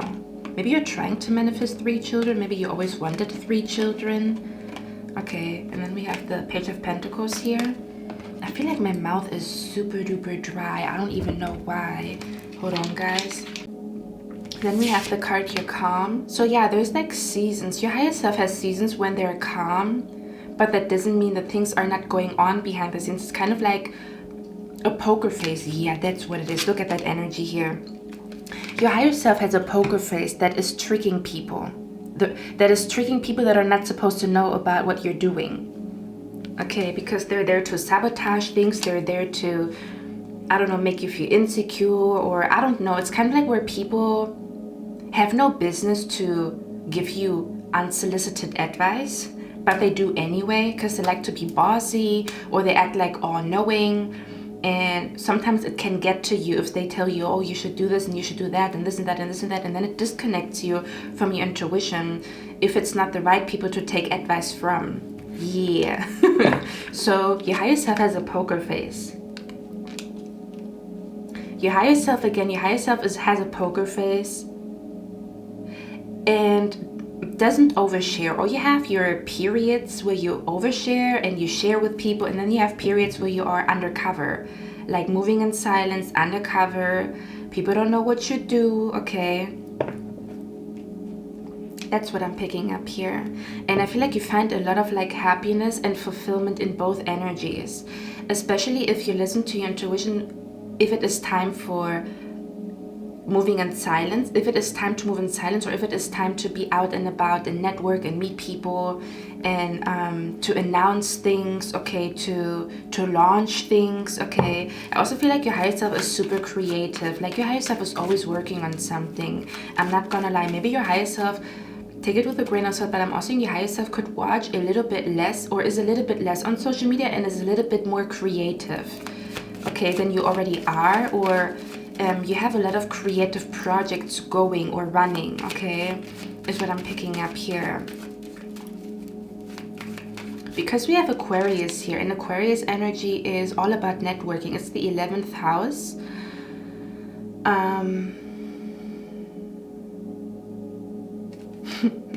But Aquarius energy is also the weirdo in the zodiac sign, right? Or in the zodiac, yeah, in the zodiac signs, or as a zodiac sign. So for some of you guys, you could be an Aquarius. It's kind of like you're comfortable being a weirdo in a group of people, or kind of like you're the reason why you are a weirdo, and you create a group of other people that are weirdos, and all of a sudden you no longer feel like a weirdo because you are surrounded by your people. So you take that feeling of not belonging away from yourself, kind of like where you finally belong, but you also take this feeling of you don't belong anywhere, you are a weirdo, from other people, okay? It's like your higher self is the reason why you feel like you belong somewhere and why other people feel like they belong somewhere. But it is because you are initiating something, or you are the reason why a group of people comes together, or you are the one to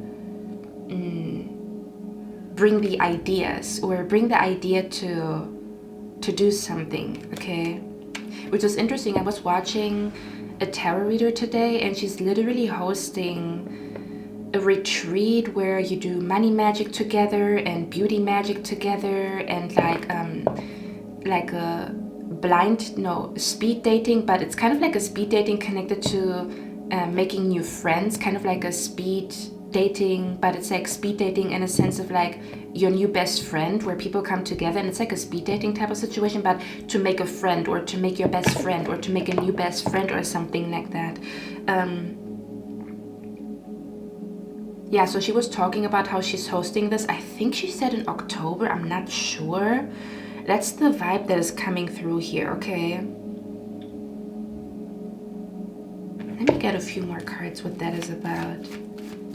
You could also be the one in a group of people to make sure that everybody is focused, kind of like where you all want to achieve something. Let's say, for example, you want to achieve your summer body, like you want to make sure that your body looks amazing.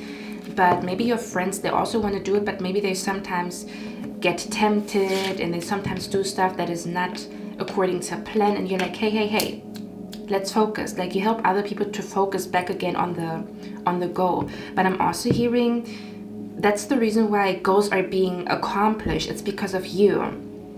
And you being able to say no to temptations or distractions.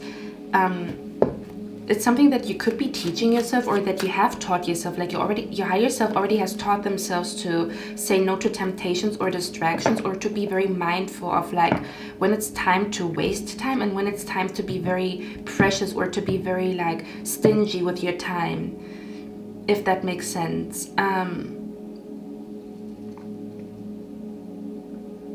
Yeah, I'm hearing a little bit more intentional. I keep hearing this. Your higher self moves with a little bit more intention. Like, I'm intentionally opening up to people. I'm intentionally moving in silence. I'm intentionally announcing something at this time. I'm intentionally not announcing something. There's something about intentions. Maybe you set more intentions, kind of like, yeah, that's what it is.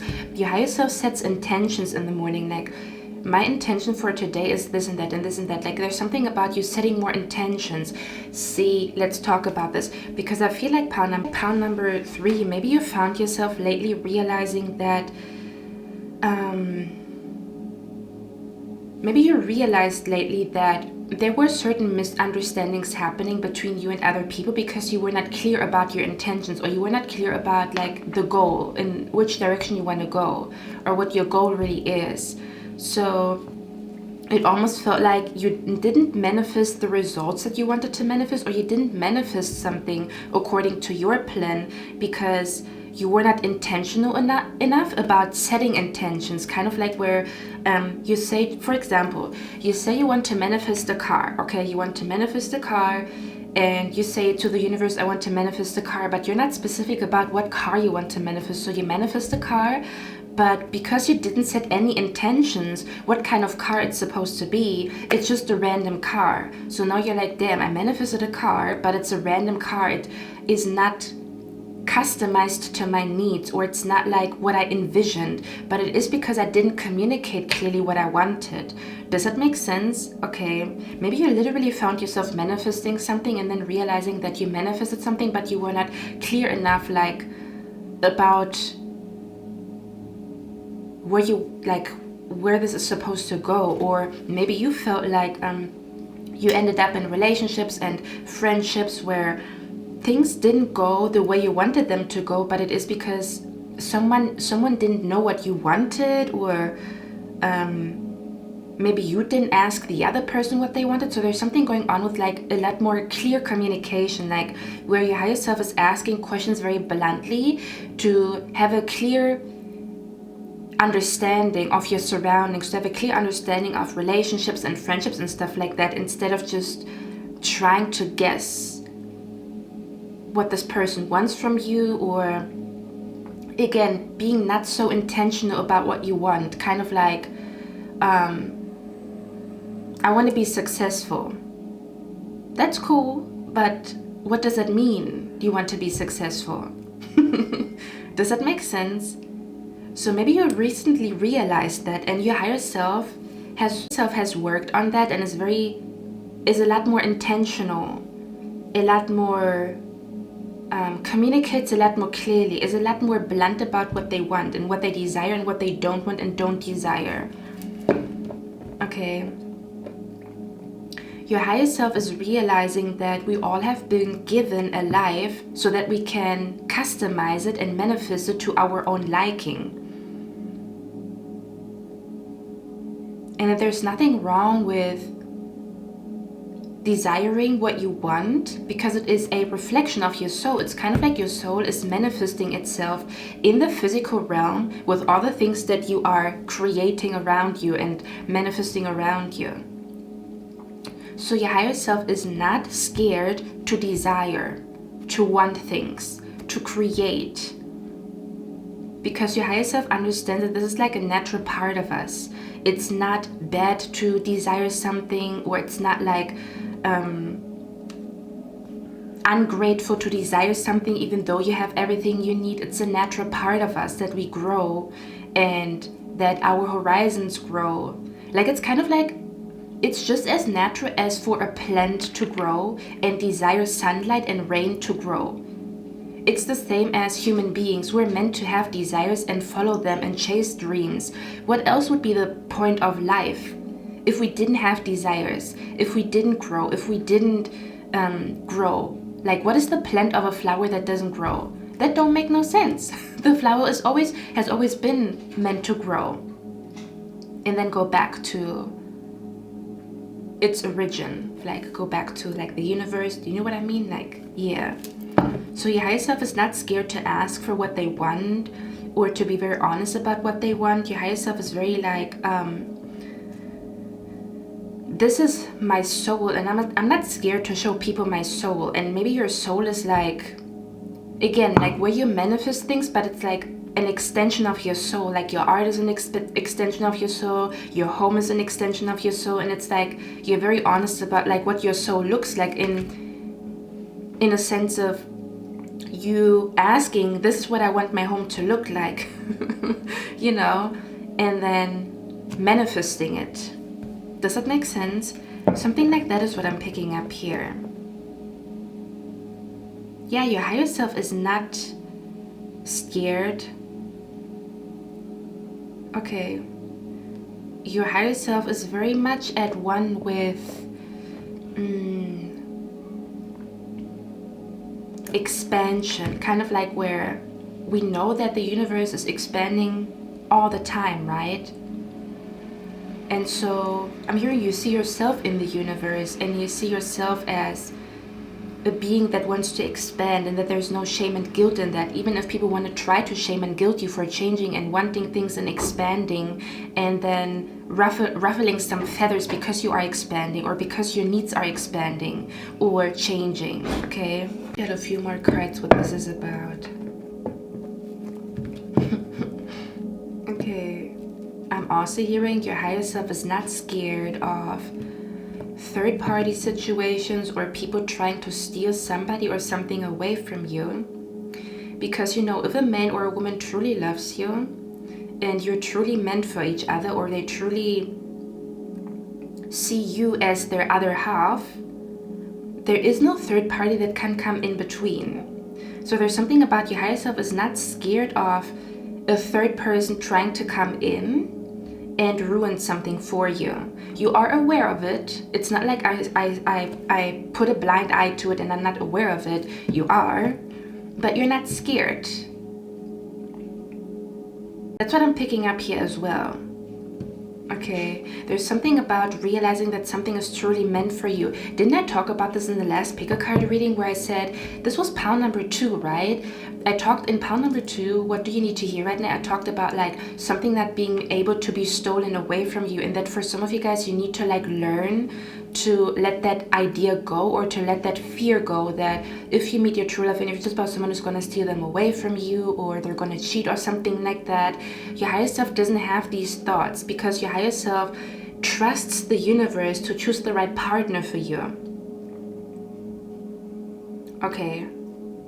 And even if there's third party energy around you, whatever, whoever, they cannot come between you and your partner.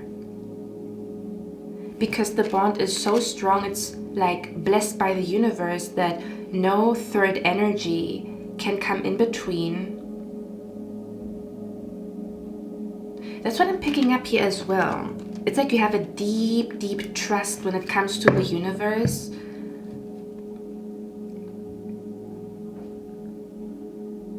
You believe in sacred unions and that they are unbreakable, or that there's like a protection shield around certain relationships. Maybe your higher self believes that because you are about to experience it, so you're going to believe it. Does that make sense? Yeah, that could be the reason. Your higher self believes that, but maybe you don't believe it because you haven't experienced it yet. Like something about, like I'm hearing, do you believe that the universe fights for two people to come together or stay together? That's what I'm hearing as well.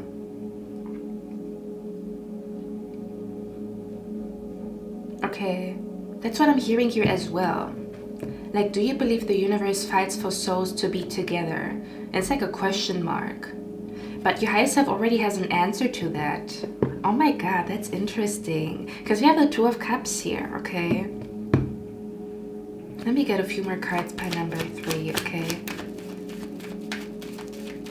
It's almost as if like your higher self stays calm when there's third-party people trying to come between you and a future partner or a current partner or a best friend or a family member, okay? Because you know that eventually the universe exposes lies and liars and cheaters. And you understand that things like that happen in divine timing. And again, there's something about I trust the universe, or I trust my spirit guides, I trust my ancestors. And in that trust you find peace. In that trust you find confidence. In that trust you find, I just heard serenity, okay? Yeah, pie number 3, there's something going on with like you having deep trust, and that deep trust again is making you immune to third parties that are trying to come between you and something that you want. It doesn't have to be a relationship per se. This could also be again a project that you truly believe in or that truly makes you happy, but maybe there's a third person telling you to grow up and what you're doing is childish, right? And you're like, wait a minute, is it a bad thing to be childish? In some cases, yes, but in other cases, this is my inner child that I'm nurturing. So it's not a bad thing that I love pottery classes and I do childish stuff, or I create childish stuff at a pottery class, but my soul feels alive and feels good. So what's the bad in it?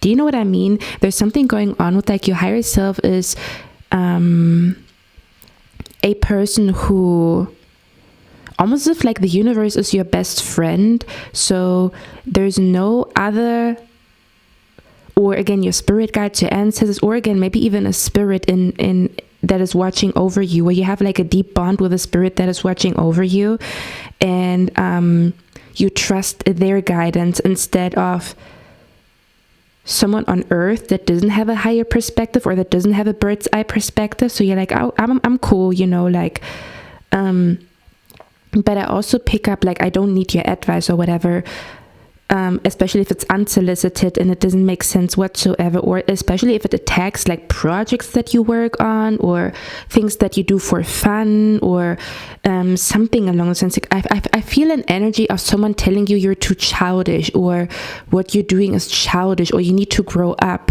but they're basically telling you to let go of a passion that keeps you sane, that keeps you healthy, that keeps you happy. And being happy is essential, is healthy, is normal, should be normal, is good.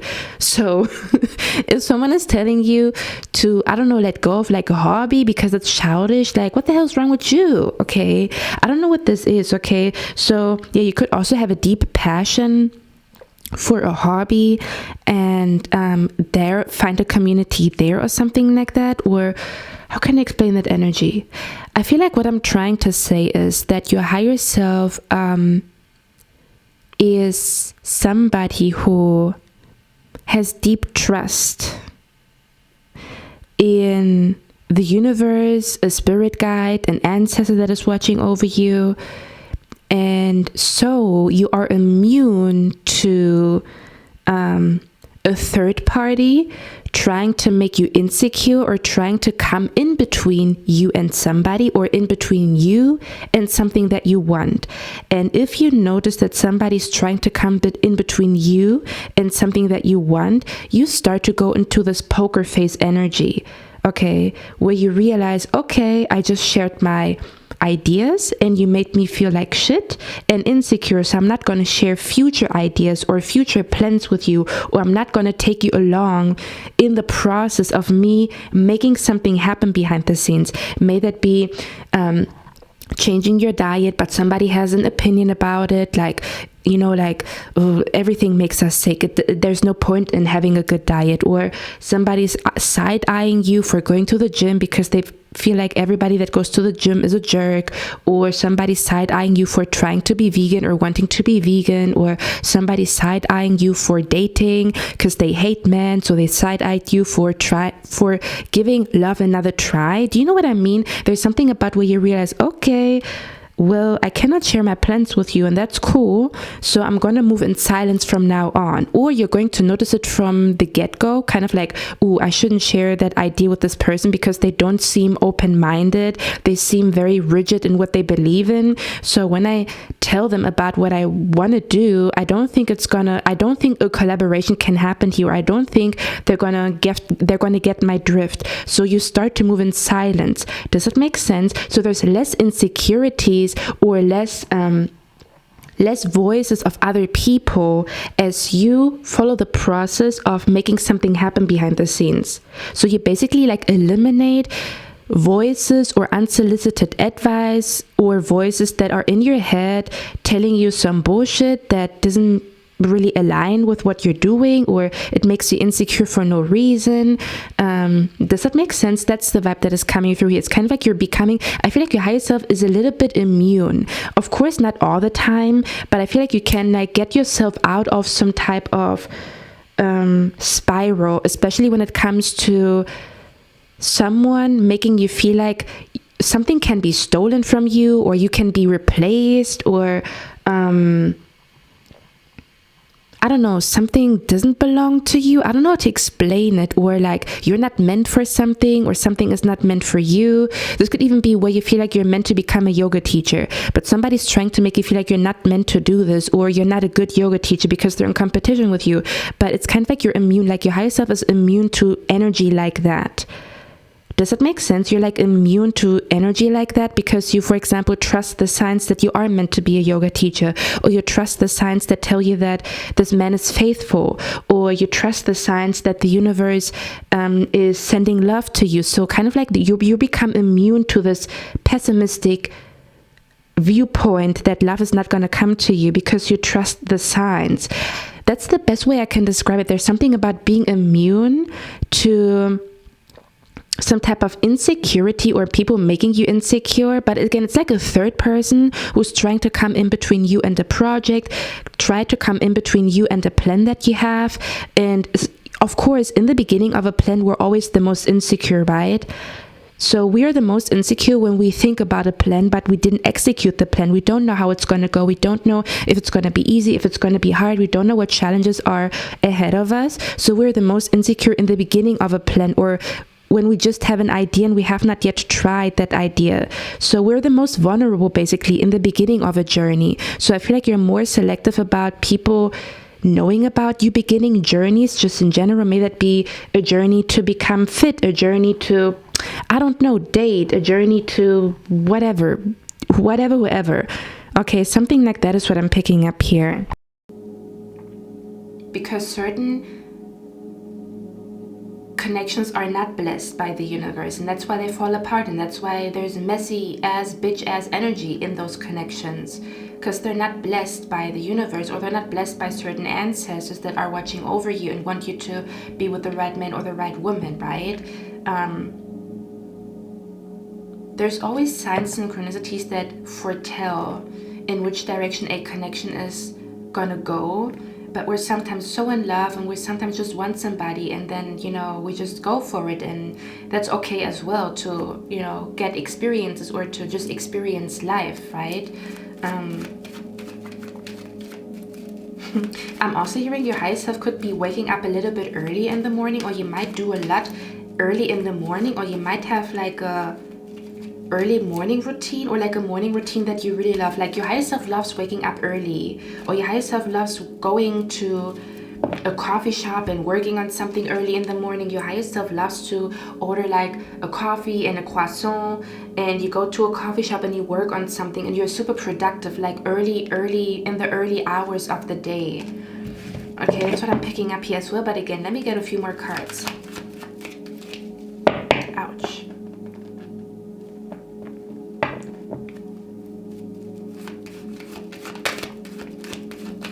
Your higher self knows that your wishes are just as important as other people's wishes, okay? Because maybe you right now, you sometimes try to make other people's wishes happen, and your wishes are like at the back burner or on the back burner, but your higher self knows that everybody's wishes are equally important, equally important. Like your wishes are important, your desires are important, as well as other people's desires are important, okay? Because I'm picking up the energy here of like you're seeing people succeeding, and it almost feels like, I don't know if some of you guys think that way, but I just heard it. It almost feels like, or it looks like, certain people and their wishes or their prayers are being heard by the universe, and things manifest for them quickly, and then other people's prayers and stuff like that are not being heard. But I'm hearing your higher self understands that it is because you know, sometimes we say we want something, but our actions don't really show that we really want something. So it's more about being stubborn about what you want, and that there is nothing wrong with being stubborn about what you want. Sometimes stubbornness can be a bad trait, and sometimes stubbornness actually is a good trait, to stay resistant or resilient in the midst of adversity and stay focused on what you want, right? There's nothing wrong with that, unless you become too stubborn, because again, it's like things always get bad when you tip the scale. But yeah, your higher self could be a little bit more stubborn about what they want, and you are a little bit more like, you see yourself as important. Like where you see yourself as important as equally as another person is important, and their wishes are important too. Because right now you could be, I don't know, again, like something about where you see other people and like, it almost looks like their wishes are being granted, and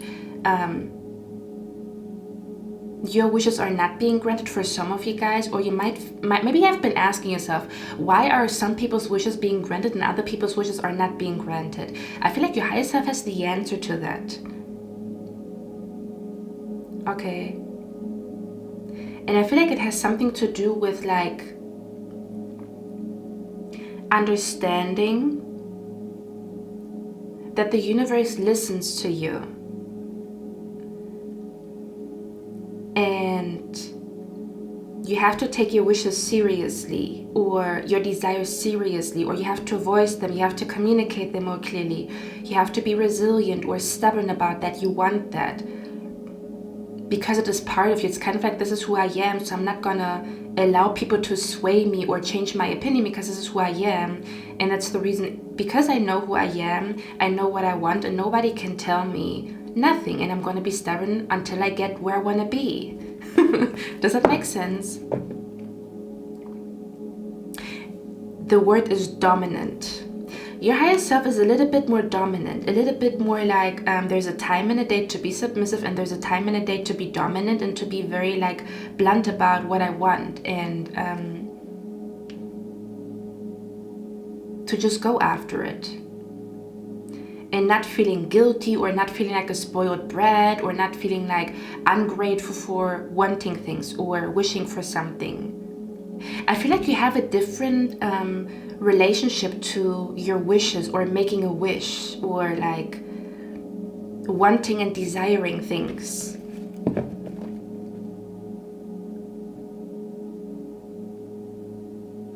Instead of thinking, why me?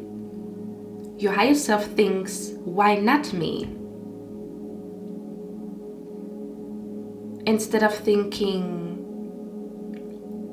why would I get this? Your higher self thinks, of course I would get this, because this is part of my soul. It belongs to me, because it's part of my soul, part of my spirit, part of my heart, because my heart is desiring this. And my heart is like a reflection of me. So it's already part of me. For example, you want to manifest a big garden and grow your own roses and tomatoes and stuff like that, right? It's a desire, and you have to, there's certain things that have to happen in order for you to get there, right? but you are realizing this is not me asking for too much or me being unrealistic. No, this is part of my soul. My soul belongs in a garden with roses and tomatoes. This is part of who I am, so why not me? Why would it not come true for me if it is part of me, if it is me?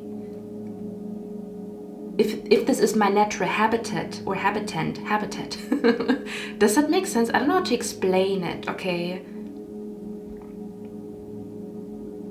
That's what this feels like to me here. That's the best way I can describe it. Your higher self is also somebody that likes to learn a lot from people. So your higher self is a forever student. Like, I'm seeing you here like being in a group of people and you listen to people and they tell you about their stories and stuff like that, and you learn from this person and you learn from this person, and then you soak up wisdom from this person and you soak up wisdom from that person, and you listen to this person's cautionary tale and soak it up, and then you listen to this person and how they manifested their dreams and you soak it up, and then you listen to this person. But it's kind of like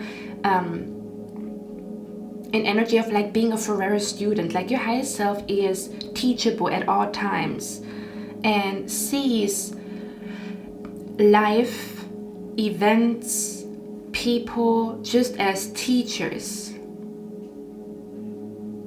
And you learn and learn and learn, and because you learn, you grow and grow and grow. Okay, and your path becomes clearer and clearer and clearer.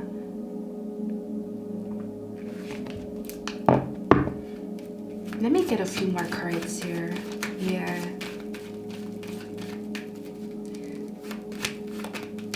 For some of you guys, your higher self is psychic.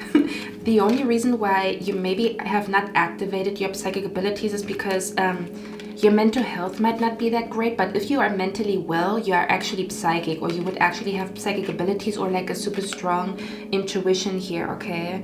Is what I'm picking up here. Just a side note for somebody. Let me see. What is pile number 3's higher self like? Okay, hold on a minute, guys. For some of you guys, your higher self could be traveling a lot, almost as if you don't have a home for quite some time and you just travel. You're like a digital... Okay, for some of you guys, your higher self is a digital nomad. That's what I just heard.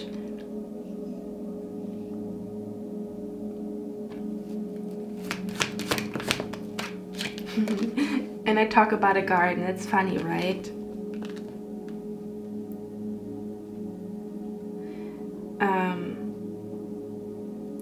I feel like for some of you guys, your higher self, pile number 3, is a person who... Oh, I'm hearing your higher self is a person that enjoys the process of nurturing something instead of just getting to the finish line. Mic drop. Okay, you know what I just recently saw? It's a girl or like a family that has 2 autistic girls or 2 autistic children, daughters, and one of them is a teen, and her mom was, you know, talking about like, yeah, your followers are doing this or doing that, or said something, and then her autistic daughter said, Mom, don't call them followers, you know, kind of like where she felt like it was cringe. And then her mom said, and she, you know what the crazy thing is? That's why I like to watch the videos, because she has like the aura of a princess. Like when she talks so eloquent and like with such class, like, Mom, don't call them followers. And then her mom was asking her, what would you like to call the people that like to leave nice comments? And then she said, I would like to call them gardeners. And then her mom said, why gardeners? And then she said, because they nurture me, kind of like I'm a flower, and when they leave comments and when they like my videos, they nurture me with love and they help me to grow. And the funny thing is, her name is Eden, which is crazy, right? Because Eden is like the Garden of Eden, okay? So I'm hearing your higher self actually enjoys the journey to get to your goals, instead of seeing it as something that you want to rush through, because the magic happens on the journey, right? If your manifestations come to you, or if what you're trying to manifest comes to you, that's already the end of the story. That's already the end, right, of the journey. So it's kind of like the fun is already gone, or the fun is already over. When the manifestation comes to you, it's like the journey is already over. I'm hearing the magic happens on the journey. and the manifestation is like the end of the journey. So I'm hearing your higher self really likes to nurture things and watch it grow with patience and with love, and your higher self understands that things do need time to grow. Kind of like where you see yourself as a gardener and your life is your garden, and you nurture it and you enjoy the process of nurturing it instead of feeling anxious about where your life is gonna go, because your higher self knows I'm nurturing my life right, left, and center. Like I put kind of like where your higher self knows I already gave that flower water, so I'm not worried about it not growing or not, because I already gave it water. Does that make sense? I talk a lot in metaphors, so maybe your higher self really likes metaphors, or likes to picture things, or likes to see things from a different perspective, just like Eden, right? Which said she doesn't want to call the people that watch her and leave comments followers, but gardeners. So maybe your higher self sees things a little bit more as abstractively, or maybe you kind of like painting pictures. Like your higher self likes to paint pictures. You understand life a lot more, or your higher self understands life a lot more because of like metaphors, and not just using the common word, kind of like a relationship, but you call it like, I don't know, two people coming together and exploring the universe. Does that make sense? Kind of like it's a lot more descriptive and not just a relationship. That's what your higher self does, and that's where a lot of things make a lot more sense to you, where life makes a lot more sense to you, because you don't just say it's a relationship, it's a friendship. It's like, it's more descriptive, it's more like painting pictures that make sense to you.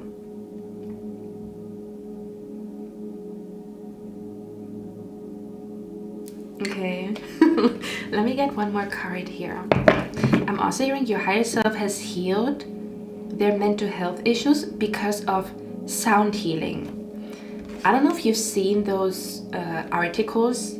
I've seen them a little bit here and there, where sound healing now has been approved as like a real healing technique in the medical field, not for everything, but for something specific. I actually forgot what it was approved for, but I'm also hearing your higher self has experimented with sound healing and found that sound really is healing to you, or that dance really is healing to you, where you regularly dance or you regularly listen to sound healing or sound or frequencies that are healing, and you're doing great. Like your higher self is doing great and using music and dance to heal, or to stay sane, or to get out of like your mind, especially in moments where you are stuck with something, like stuck with a thought and you cannot get rid of it, or stuck with a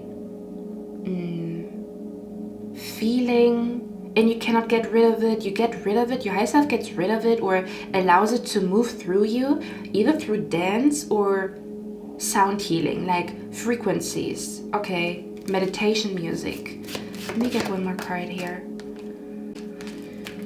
You could be connected to another pile number 3 in this reading, because this card came out for another pile. I wanted to mention that, but I didn't.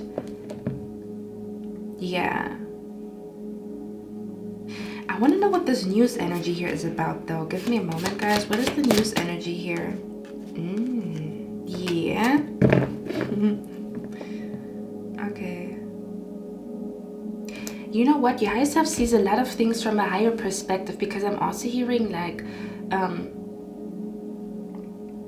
I'm hearing your higher self is not scared to say no, and is also not scared of criticism. It depends on who it comes from, but your higher self is like open to criticism, and because you become better and better and better. It's kind of like, if the right people criticize you and give you like friendly criticism, it's like you take it on and you actually thank those people for criticizing you or giving you criticism, because they actually helped you to move to the next level, may that be mentally, emotionally, spiritually, physically, financially. But I also feel like you are not scared to say no or criticize people. Your higher self is not scared to do that, because you understand it's part of growing, and it's part of you being authentic, and if you do say no or criticize somebody with a friendly energy, you know, not just acting like a friendly energy, okay, but truly where it comes from a good place, like a constructive criticism, that I feel like you are, okay, basically, I'm hearing your higher self is in a group of people where you give each other friendly criticism, you check each other, you give each other reality checks, and that's the reason why you're all thriving and shining. Because if you are like off track or doing something and stuff like that, and your friend is telling you, hey, you know, you are like in a space where criticism is not a bad thing. It's like, let's talk about this. I love you. Let's talk about this, you know. Let's grow together. Let's, you know, talk about how you feel, how I went wrong, how you went wrong, how we went wrong together. And let's figure this out. Because I'm also hearing another quote that says, some people come into a discussion to win, and other people come to a discussion to find out the truth, and there's a difference, you know? So I feel like you are surrounded by people that are open to criticize, and they're open to your criticism, which is the reason why those connections are very, very strong, because there's nothing stuck. There's no feeling stuck, and there's no negative thoughts stuck, because you always talk about everything. That's what I'm picking up here as well. So if you are not in a friend circle right now where you are in this energy, your higher self is in that energy, or your future self is in that space where you have people like that around you. They're open for you to criticize them, and they're open to hear your criticism or give you criticism in a loving way that makes you feel like, again, like a gardener who's like, I need to change something about the soil that I use here for those raspberries, because the raspberries are not growing. Oh my God, I'm hearing marry somebody that is checking you when you don't reach your full potential, or that is checking you when you, something about when you don't reach your full potential, or when they, something like that, okay? Let's see. I want to get one more card here. And then we're going to tap into the message of your higher self. Okay, I just want to get one more card. What is the news energy here about? Ace of Pentacles. Yeah, for some of you guys, your higher self is in a new friend circle. I'm not gonna lie. Okay. Your higher self could be in a different friend circle than you are in right now. Or your friend circle is going to look a little different a couple of months from now. Okay. That's what I'm picking up here. Let's get one more card. What is the news energy here? I'm too nosy. Guaranteed success. And yeah, coming back to the other energy here, your higher self has a lot more success with certain things because you move in silence, and people can no longer sabotage certain things because they don't know what you're doing behind the scenes, okay? So if you felt like, damn, I overshare, or I feel like I sometimes tell people too much, and then this and that and this and that, and you know, your feeling is correct, and your higher self has found like a golden middle between sharing things and ideas and exchange ideas with people. And then I also have my phases during the year where I'm selective about the people that know about what I'm working on, or something along those lines, okay? Some of you guys, your higher self could literally be in a magazine, like where there's an article in a magazine of you, like where your higher self is in an article or is giving an interview or something like that, okay? Or where your higher self again is like on a breaking news. For some of you guys, your higher self, yeah, for some of you guys, your higher self could also go viral, or like go viral with something where you talk about something, and you talk about something that everybody feels, but not many people have the courage to say out loud, or something like that, okay? Can you clarify the news card here? What is that energy about? We have wisdom.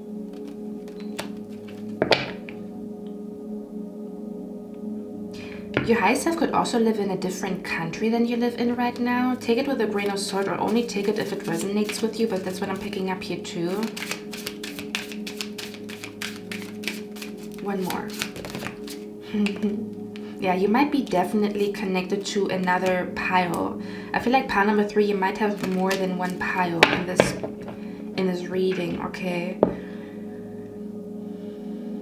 Yeah, I'm hearing your higher self is wise enough to know when to speak and when not to speak, or when to listen, because you're being given wisdom that can be life-changing if you're open to listen, if you're open to see something from another person's perspective, to listen to their cautionary tale, or to listen to their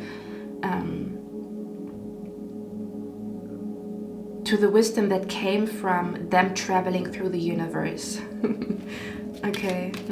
Overall, pile number 3, I pick up a strong energy here where your higher self is a person who is kind of not scared to live, because I'm seeing a bird being scared to fly out of the nest because the bird doesn't know that it can fly. Does that make sense? That's the vibe that is coming through. I'm hearing, I've never been that high before. Kind of like where someone is scared to fly high, or someone is scared to be in the spotlight. Do you know what I mean? Like where you are scared of like something beautiful or something exciting,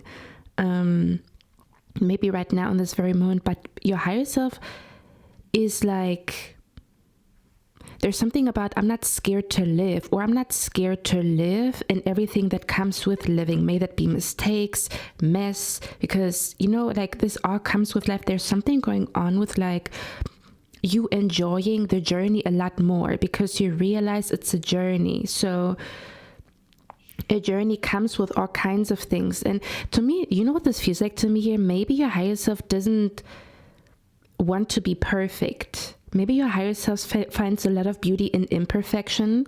And because you find a lot of beauty in imperfection, or again, like where you see things happening, you're realizing, damn, the way this happened was kind of not perfect. I feel like your higher self is somebody who, I cannot even really put it in words, to be honest with you guys. What I'm trying to say is, I feel like your higher self is, I'm seeing you again as a bird in a nest, and you're like scared to fly, or you're scared to experience life, just life in general, and everything that comes with it. It's up and downs, messy situations, or you making a mistake and then judging yourself. I feel like your higher self is less judgy and understands that life is not perfect. I'm not perfect, you are not perfect, and it takes a lot of pressure from you, from your shoulders.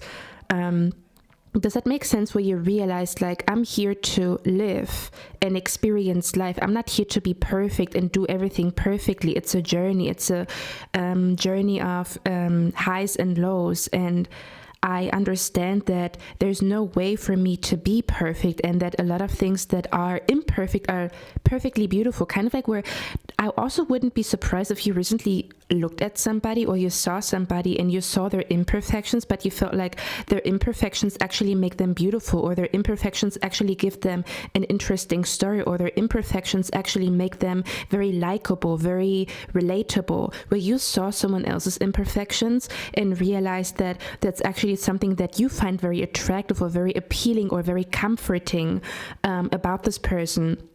And I'm seeing your higher self sees this as a mirror. Like your higher self understands that you yourself, you are a lot more happy in life and with yourself if you allow yourself to be imperfect and make mistakes, not on purpose, but mistakes are bound to happen. So you don't get stuck with like making mistakes, but you stay growing, or you are focused on growing, you're focused on learning, rather than putting yourself down for making mistakes. Because what makes and breaks your character is how you move on, how you grow, how you learn, how you change, how you correct your mistakes, and not you making those mistakes. Does it make sense?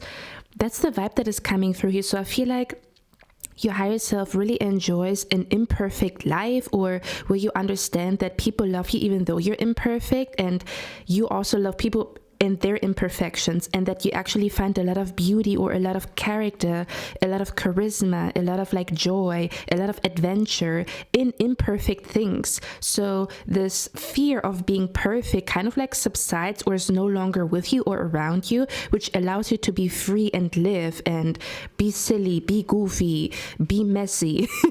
You know, there's something going on. And again, if there is something to criticize, you have a safe space around you. Or do you know what I mean? There's something like that is what I'm picking up. There's something about like being more comfortable with living life, because you understand that perfection is an illusion.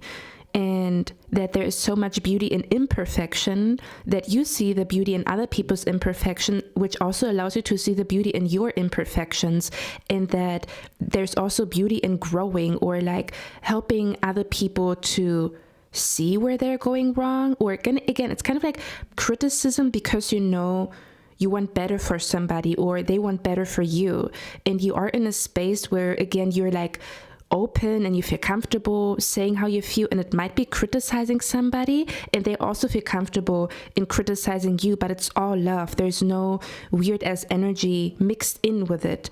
That's what I'm picking up here. Okay, maybe this is something that your soul desires and you didn't know that, or again, like your soul doesn't want to be stuck in this illusion that perfection exists, and that if you make a step or if you say something that you shatter that perfection, or you make more mistakes or something like that. There's something about your higher self understands that what makes or breaks your character is how you fix mistakes, and not that you made mistakes. Sometimes I have a bad day. Sometimes we don't know better. Sometimes we're young and nobody taught us. Do you know what I mean? There's something like that. I feel like your higher self has forgiven you, or your higher self is forgiving.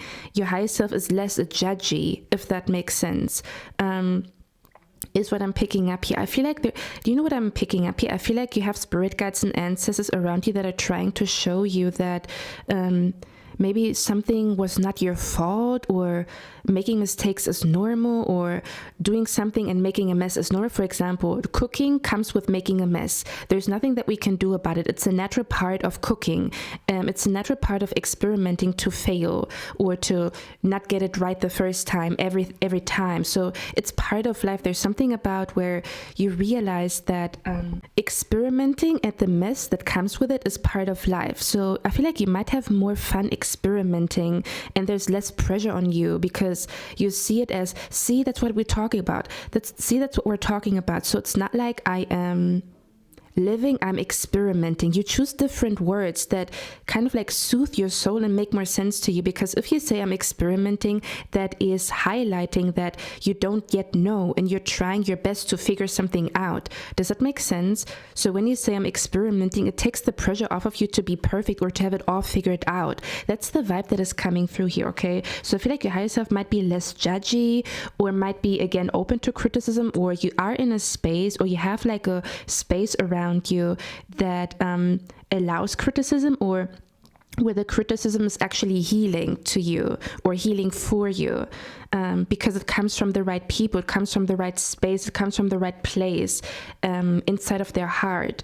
Okay, so that's the vibe that is coming through here. If you ever felt like, oh my God, I cannot say something because people are gonna see it as criticism and they're not gonna want to have anything to do with me anymore, you're not gonna be in that space in the future, because you are surrounded by people that understand the purpose of criticism, or healthy criticism, or the purpose of maybe even conversations that are not easy, where mistakes are being spoken about, or where imperfections are being spoken about, flaws are being spoken about, and it's all love, if that makes sense. There's no attacking, there's no trying to make you feel bad. There's like a conversation where two people are admitting to being imperfect and trying to figure things out together, trying to experiment, trying to figure out what works, you know, instead of like someone being salty, someone seeking revenge, or you being crucified for something that you said. That's the vibe that is coming through here. Okay, where you are in a space where this is not happening anymore, or your higher self is, your future self is in a space or in a friend circle or with a partner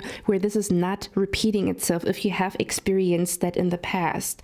Okay, is what I'm picking up. Is something about where your higher self is not scared to fly, because your higher self knows that you have wings, and those wings have a purpose, and their purpose of those wings is to fly. So it's kind of like, why would a bird be scared to fly if the bird knows its purpose, or if the bird knows, well, my wings are to fly, so that's what I do. That's just natural. There's something about you realizing that something is natural, and it allowing you to enjoy yourself, or to enjoy life, or to just feel a lot less pressure, or a lot less anxiety about something, because it's a natural part of life.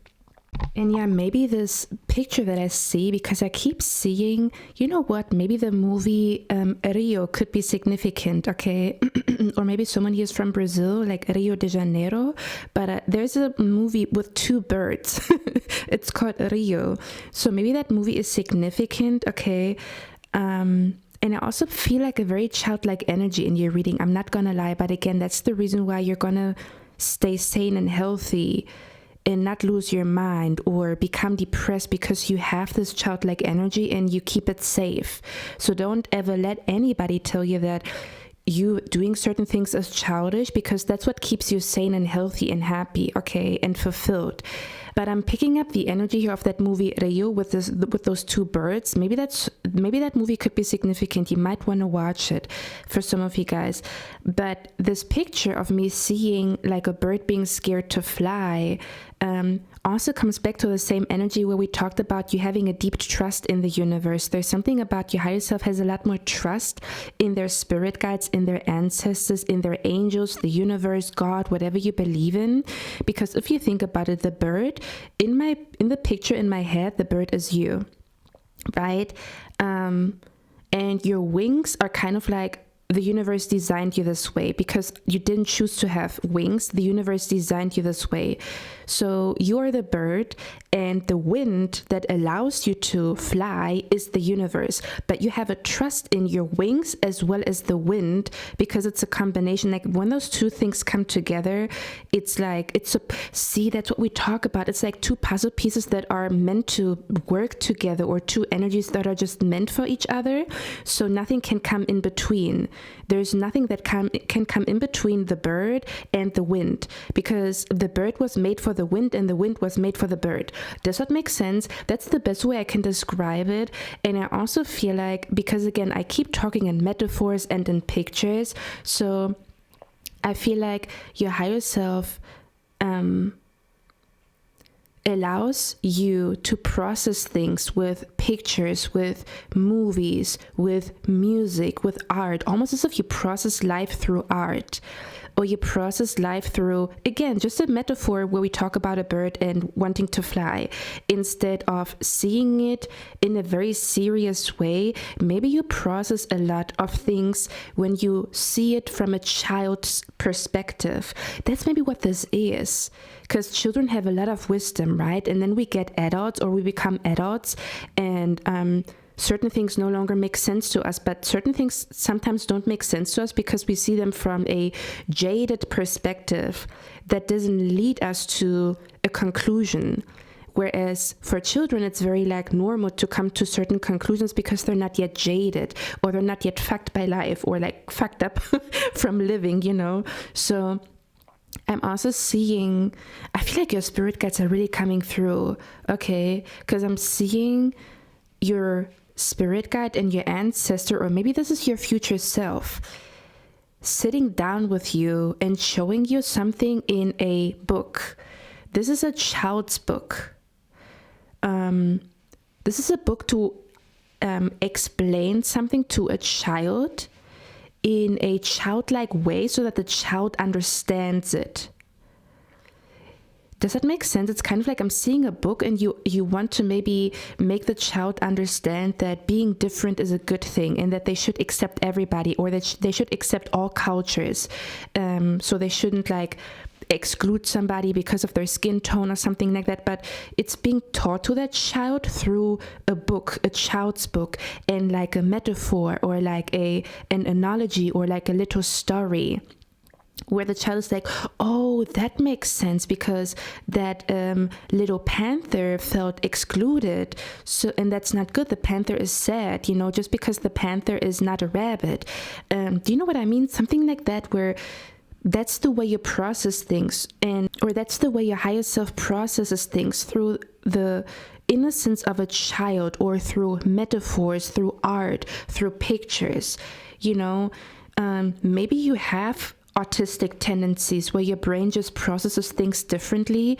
So I feel like what I'm trying to say is, as long as you are in a playful energy, or as long as you try to understand things from the viewpoint of a child, or from the viewpoint of like, let me paint a picture,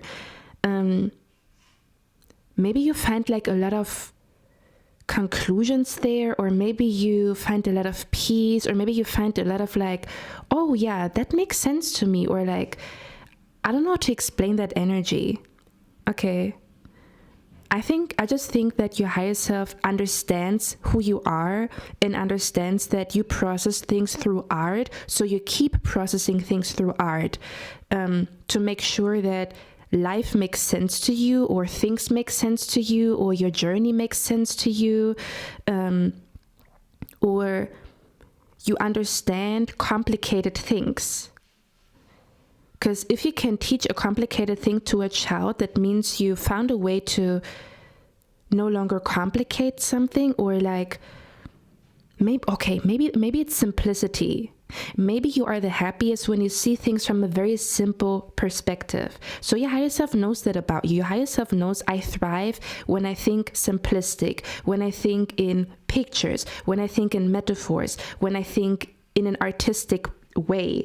You know, that's where I find happiness, that's where I find joy, that's where I find conclusions. So I keep doing that. Okay. So don't ever let life tell you to let go of that part of you. Maybe your higher self wanted to know, don't ever let go of that part of you that is kind of like childish or immature in other people's eyes, because that's the way you process life, and that's what keeps you healthy and sane and happy. Or again, like doing childish things, like, I don't know, where people say like, oh, I would never do that, that's cringe, but it is healthy to you. So I'm hearing your higher self would never let go of that part of you.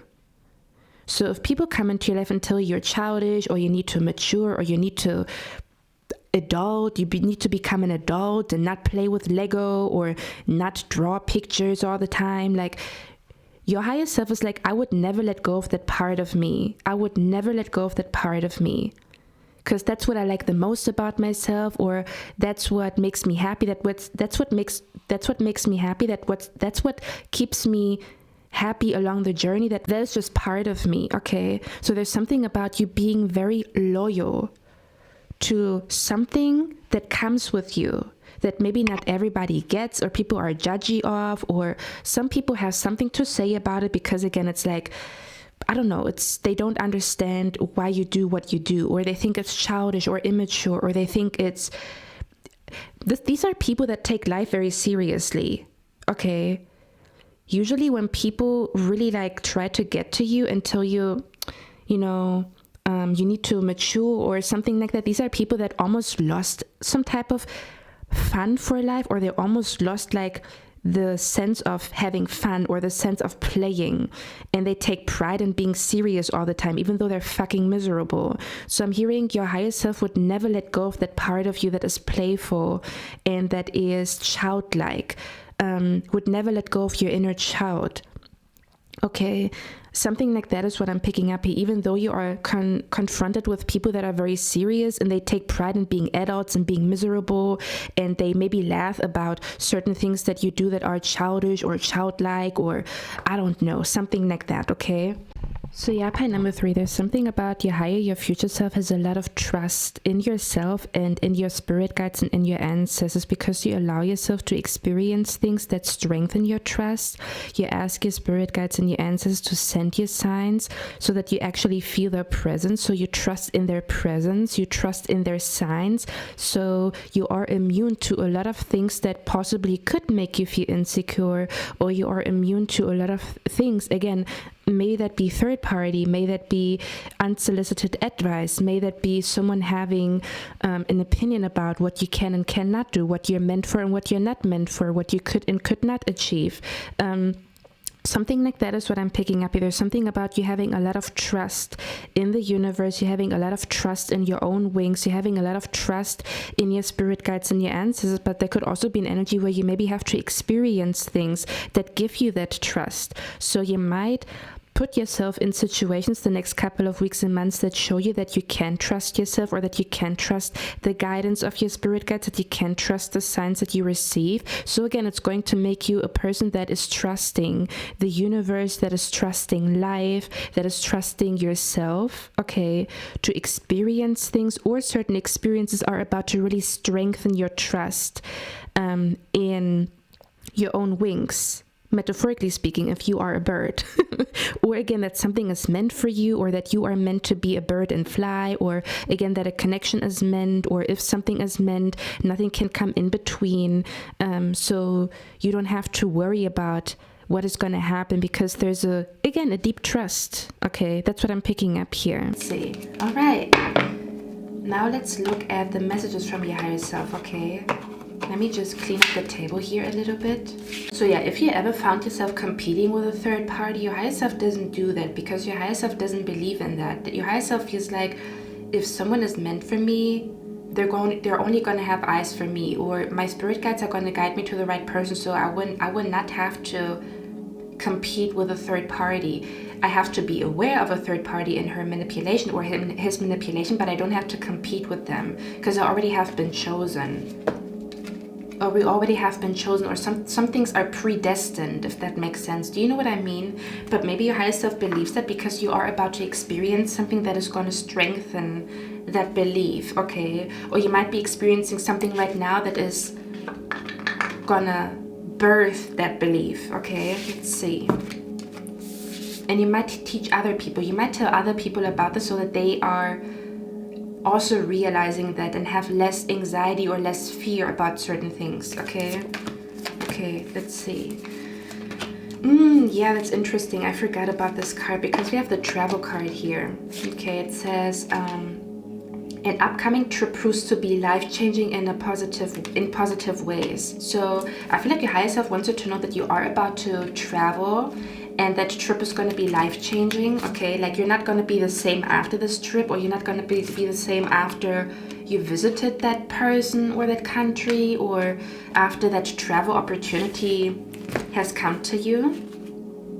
Okay, let me see. What the hell is going on here? Hearing your higher self wants you to know that your happiness matters.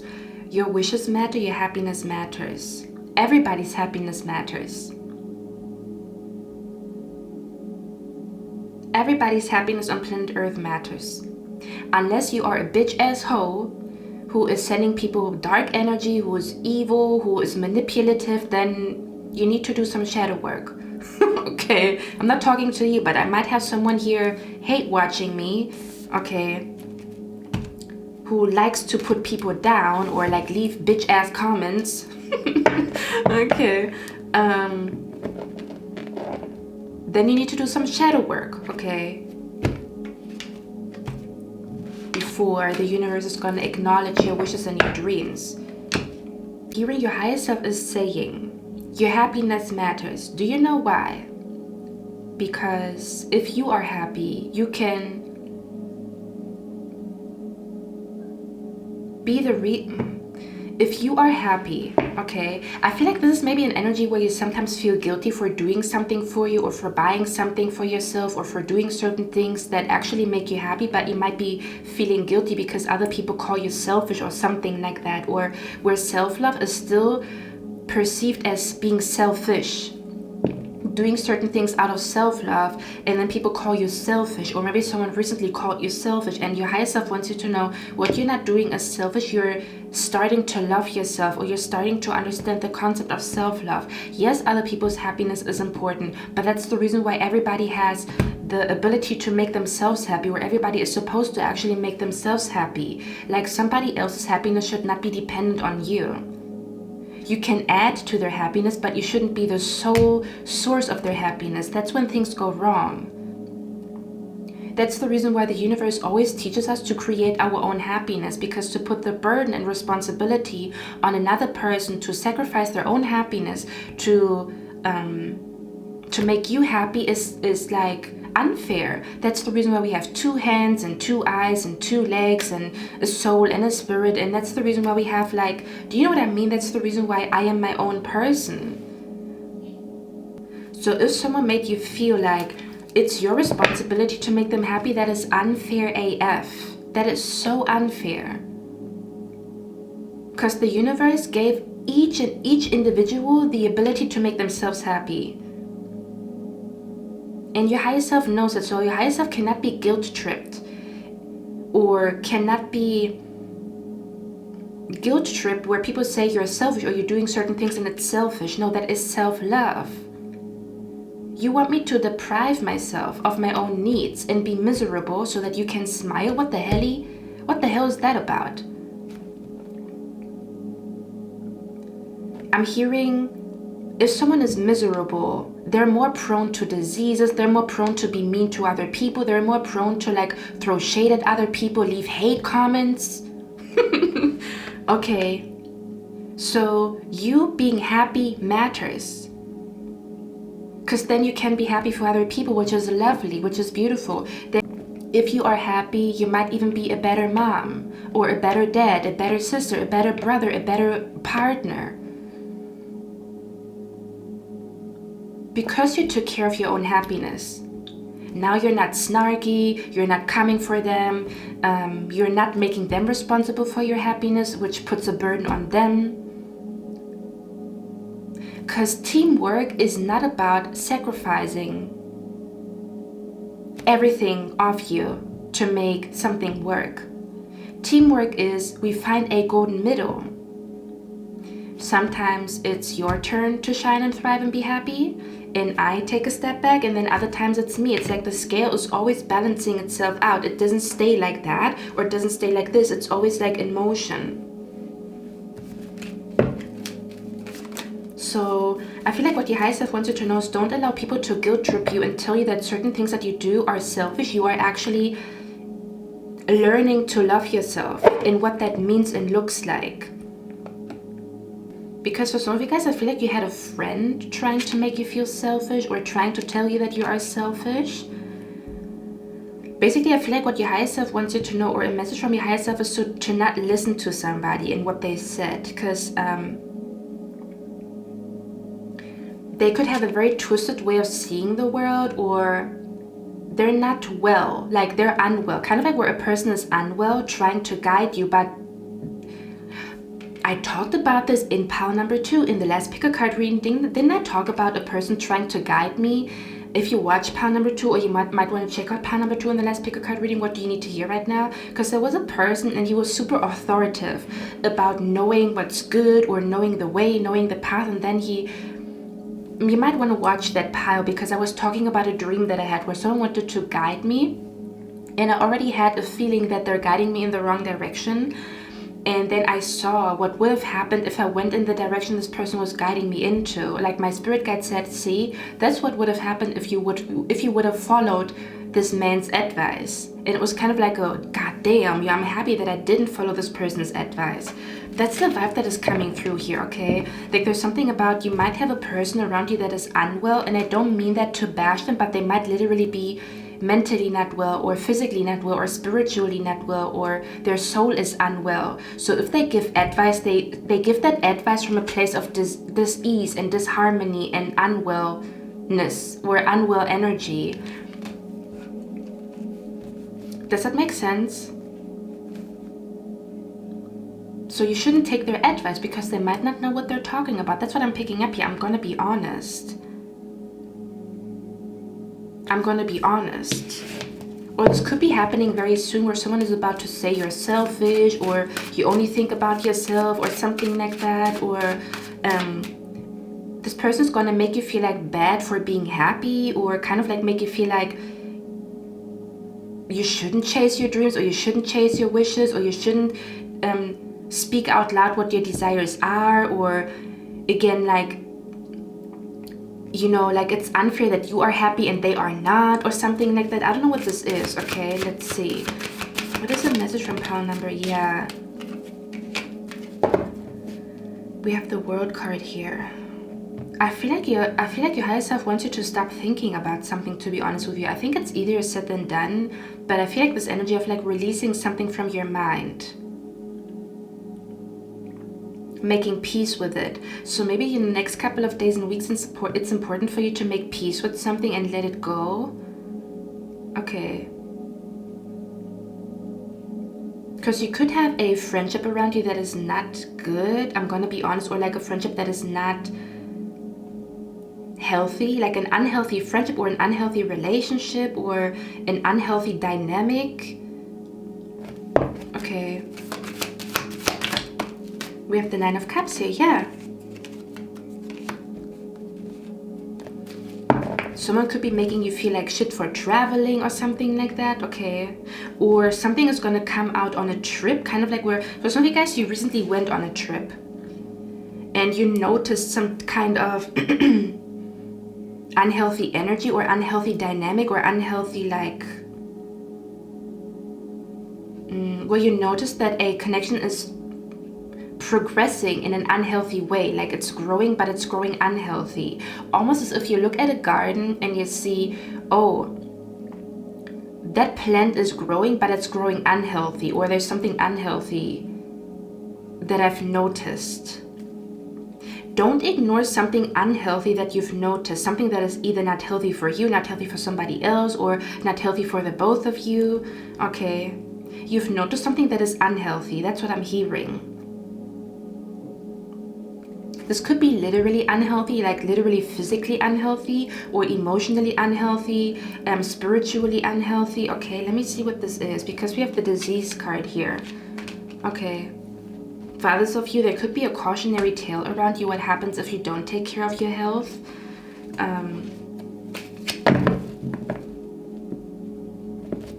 Can you please clarify the disease? Love. I'm hearing, and I'm so sick of love songs, so tired of tears, so tired of wishing you were still here, and I'm so sick of love songs, so why can't I turn off the radio? Gotta hear my answering machine now that I'm alone. Okay,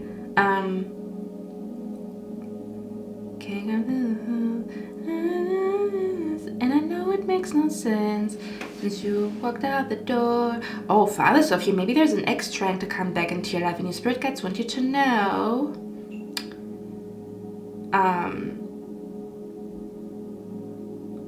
this is unhealthy, or something is like there's still chaos in this person's life. Does that make sense?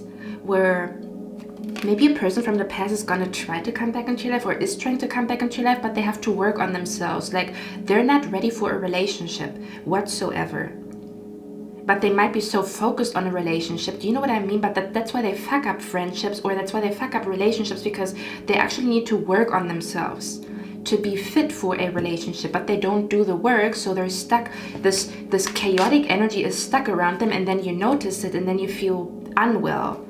Like I'm literally picking up an energy of like someone being sick to their stomach because the energy is unwell, or like the frequency is like weird in the air. Okay. For others of you, maybe you have a friend who's super focused on love, and she's always in love drama, or she's always like kind of like where someone around you could be lovesick, or super focused on love, and she's always in drama, or he's always in drama. And your higher self wants you to know, like, you need to set boundaries with this drama energy, or you need to set boundaries with this friendship, or maybe give them a reality check. They're either going to learn from it and be okay with you telling them how you feel, or they're going to show you that this was not a stable connection to begin with, and that's okay too. Okay. So that you can both move on to different things and different people and different venues, was what I just heard. Okay, let's see. What is this disease here? Or maybe I'm also hearing you cannot be friends with somebody because they have feelings for you. Ooh, it's getting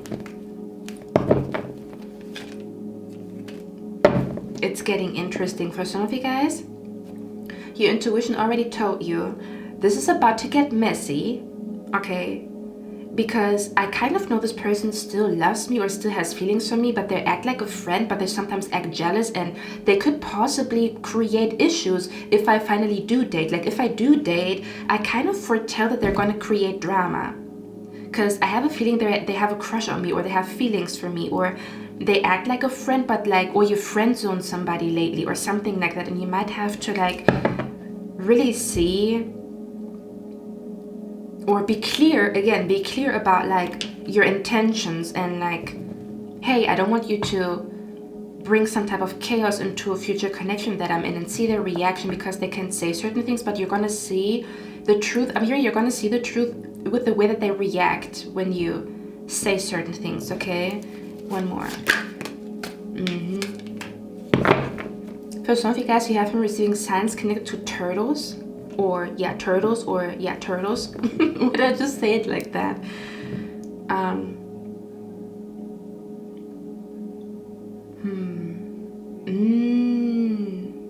I cannot talk about this here.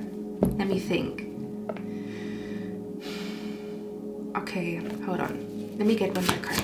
Mine's the disease here.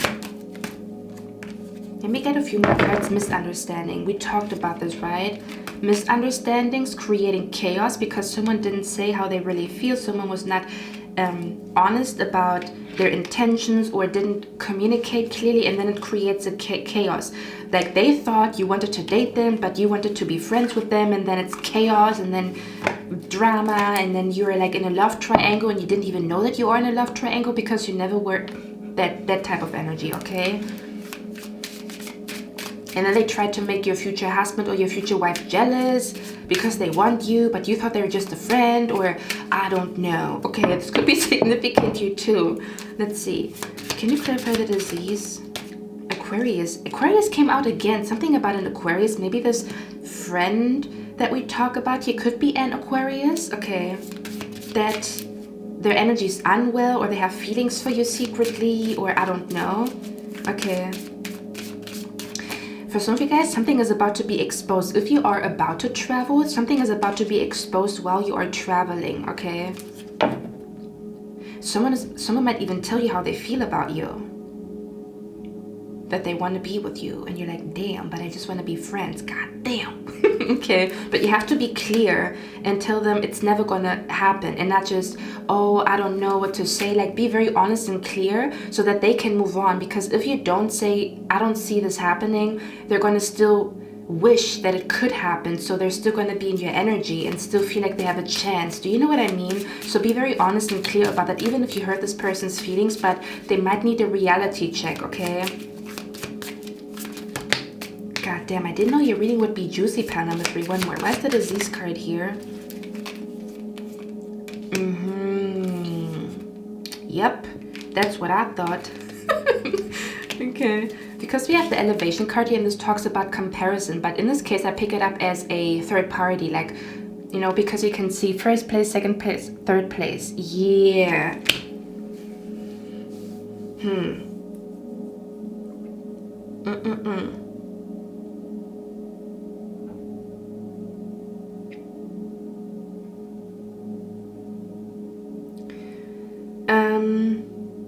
I feel like, pile number 3, another message from your higher self is that you can stop some type of chaotic energy in your life. And it has everything to do with you communicating as clearly as possible, whether or not it hurts people's feelings. I mean, of course, you're going to try to do it and not hurt them, but if you speak your truth and it hurts them, but you didn't intend to hurt them, and you try to do it as calmly or as lovingly as possible, sometimes we do get hurt, and sometimes we have to get hurt. I'm hearing God broke my heart but fixed my vision, or some heartbreaks, some things break your heart but fix your vision. So sometimes maybe you have to break people's heart to fix their vision. Do you know what I mean? Like, you're not a bad person for doing that, because you might feel guilty, kind of like, I feel guilty for hurting them, I feel guilty for not loving them back, or do you know what I mean? But you're actually redirecting them in the right direction. Again, your higher self sees things from a higher perspective, rather than I'm guilty, or I'm being shamed, or I'm the one causing someone pain, I'm the one causing like a discussion that is uncomfortable. Your higher self sees it as redirection, truth, things coming to light so that everybody can move on in the right direction, or that nothing is growing with the wrong intentions, or that nothing is like that nobody's happiness is being sacrificed, you know, because somebody could think they're going to be happy with you, but you know they're not meant for you. So if you know they're not meant for you and you break their heart by telling them, I think you're not meant for me, you actually help them to find the person that they're meant to be with. So in actuality, it's a blessing in disguise, and it's a win-win situation, but we still feel guilty, right, for saying certain things or for hurting certain people. But you're redirecting them. This is a redirection. This is not about who's to blame and who's who and who's what. This is about a redirection. Okay, redirecting a connection, a friendship, redirecting a dynamic where you realize that a dynamic is not healthy and you want to redirect it. And if this person is willing to find a middle ground, then that's okay. And if they're not gonna find a middle ground with you, then you know, then you have your answer, right? Where this connection is not growing, it's stagnant.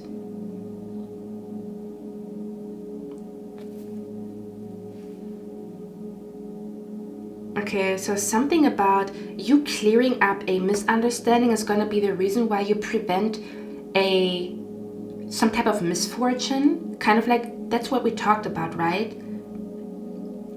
Or again, you being honest about what you want and being blunt with it, or being confident with it, or being just very like open and honest about what you want is the reason why something is going to manifest exactly how you want it. Because you're not shying away from saying what you want. Instead of you ending up in a situation that is like chaotic, I'm being brought to an energy of like you manifesting something with chaos energy rather than clear communication. There's some type of like messy, chaotic energy here that needs to end, that needs to stop, or that you need to end, or that you need to stop by clearing up a misunderstanding.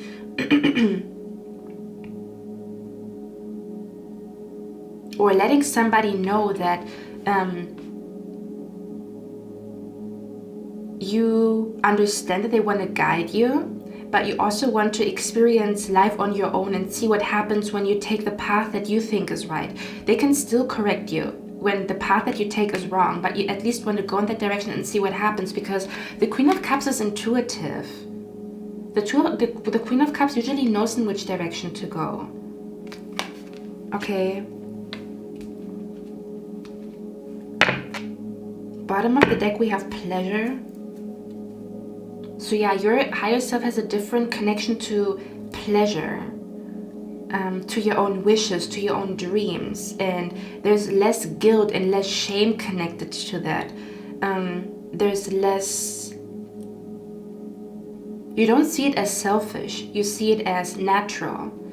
Okay, so I feel like maybe your spirit guides or your higher self wants you to know that something is natural. Growing is natural, outgrowing something is natural, feelings changing is natural, something is natural here. I want to get one last card. Hold on. What's this card number? We have the Temperance card here, which is about higher learning and higher education. Okay, so oh yeah, and I also want to get one of these. Okay, let's get one last card here, and then yeah, I'm also hearing dragging something is unhealthy. You know, when you, for example, have a band-aid on, and then when you take it off slowly, it hurts a lot more than if you do it like very quickly, right? That's what I'm picking up here too. Like dragging something on could be unhealthy for you or for somebody, or for the both of you. Okay, I'm hearing not admitting that something is over, or not admitting that something doesn't work is unhealthy. Okay, but it has something to do with a connection, an acquaintance, a love, or something like that. Okay, for some of you guys. Or again, you have to be aware of a person from the past, like a friendship or a connection where you already experienced a lot of drama. You already experienced a lot of drama with this friendship or this connection or this person. You already experienced a lot of drama, or you already experienced you having to endure their unhealthy energy, like them freaking out or them. And I also feel like this is the kind of person to not admit to something that they did, or to be very slow when it comes to apologizing, or this is a person who is constantly comparing themselves to you, or again just making you feel bad for traveling, or I don't know. Let's see. They could be trying to come back into your life and you have to be very clear, or they could be trying to get back with you or something like that, and you have to communicate clearly, okay, to prevent some type of misfortune from happening in the future, or from some type of chaotic energy to continue, or them having like an unhealthy attachment to you, or them watching you an unhealthy amount of times a day, being on your profile or something like that. I don't know, okay? I'm also picking up something about where someone is addicted to you or something along those lines. Let's see. One last card. What does pile number 3 need to hear right now? Oh my God. It says, don't give up on love. A relationship you cherish can be healed. Allow me to clear the way for forgiveness so that love can thrive again.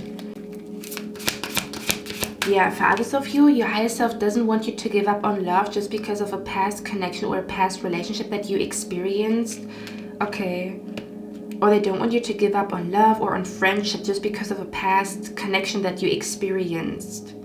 Okay guys, what you need to hear right now, or what your higher self wants you to know, is that they don't want you, your higher self doesn't want you to give up on love, okay? Or they don't want you to give up on just the topic love in general, or the topic friendship in general, okay? Or they don't want you to allow other people in their negative experiences make you question whether or not you can have good friends or you can have true love, okay? Because they're speaking from a place of pain and having that process the pain. So don't be scared that they're like that you're going to experience similar things to those people that tell you about all of that stuff.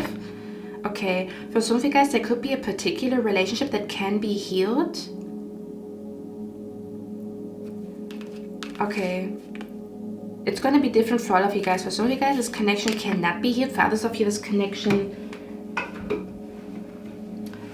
maybe can be healed. We talked about this, right? It depends on how this person is going to react to you and your new way of doing things, you operating from your higher self. You're going to see if this relationship can be healed or not when you speak from your intuition and you speak from your heart, and the way they're going to respond. That's what I'm picking up here as well, okay? One more card. What does I remember? It says your loved ones are safe. It says let go of your fear and worry for your loved ones. I'm looking after them. So your higher self also wants you to know that someone is safe that you worry about. Okay. Or nothing is going to happen to somebody that you're worried about. Maybe you are worried about a person that is in a toxic relationship. That's what I'm picking up here too. Maybe you are worried about a person that is in a toxic relationship, and you don't want them to be in an unsafe energy. And your higher self wants you to know this person is safe, and they're soon going to realize and notice that they are in a very toxic, unhealthy relationship, and this cannot go on. So someone around you could be going through a breakup very soon. They could be breaking up with a toxic boyfriend or a toxic girlfriend or something like that, and that could be the reason why a friendship or a connection in your life is about to heal, because they can no longer lie to themselves that the connection is going great, or that their partner is not unwell or unhealthy or doesn't have some type of toxic energy on to them. That's what I'm picking up here too for some of you guys, okay? This could all be happening while you are traveling or while they are traveling, okay? We talked about this. Didn't we talk about you not being scared that something cannot be taken away from you, or that something cannot be stolen from you because this connection is blessed by the universe? Yeah. So I'm hearing shit is about to go down. There's some type of drama that is about to happen. between two people, between this third party that tried to steal somebody or something away from you, and the person that you have a true and honest connection with. Okay, something is about to go down between them. There's about to be like a fight, or something is about to be exposed. That could be the breaking news. Didn't we talk about the newspaper, the breaking news? There's some drama is about to happen that is going to clear the path, especially when it comes to a third party being the reason why you and somebody don't have a good connection right now, or why you are questioning whether or not a connection can be healed, or you feel like the third wheel because somebody's trying to steal somebody away from you. That is about to be over. That's what your higher self wants you to know. This is about to be over. Let's see. Do you want to look at the timing? I'm too nosy. That could be the reason why we have the newspaper, right? The breaking news, like this announcement, like I'm done with this person, or you know, I choose you, or I saw this person and their manipulation. Okay, and you were right, is what I'm hearing here too. Okay, let's see. When is this about to go down? When is this third party about to be exposed? Or when is this about to happen that all hell's gonna break loose and like they're gonna be exposed or whatever? When is this gonna happen? See, look at that. At the airport, when someone is traveling. Okay. When is this about to happen? For some of you guys, this could be happening in a few days from now.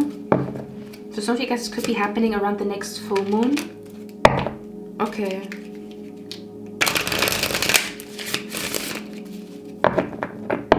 One last card. Yeah, there's something about something that somebody's trying to steal something away from you and they cannot. That's what your higher self wants you to know. And what has been stolen from you that actually belongs to you is being given back to you, and you don't have to worry about it. That's what I'm hearing. Because they're going to expose themselves and they're like disease, or like, I don't know, this is like a person who, they can no longer hide their toxicity, or this disease energy that they have can no longer be hidden. It's like out in the open. When is this going to happen?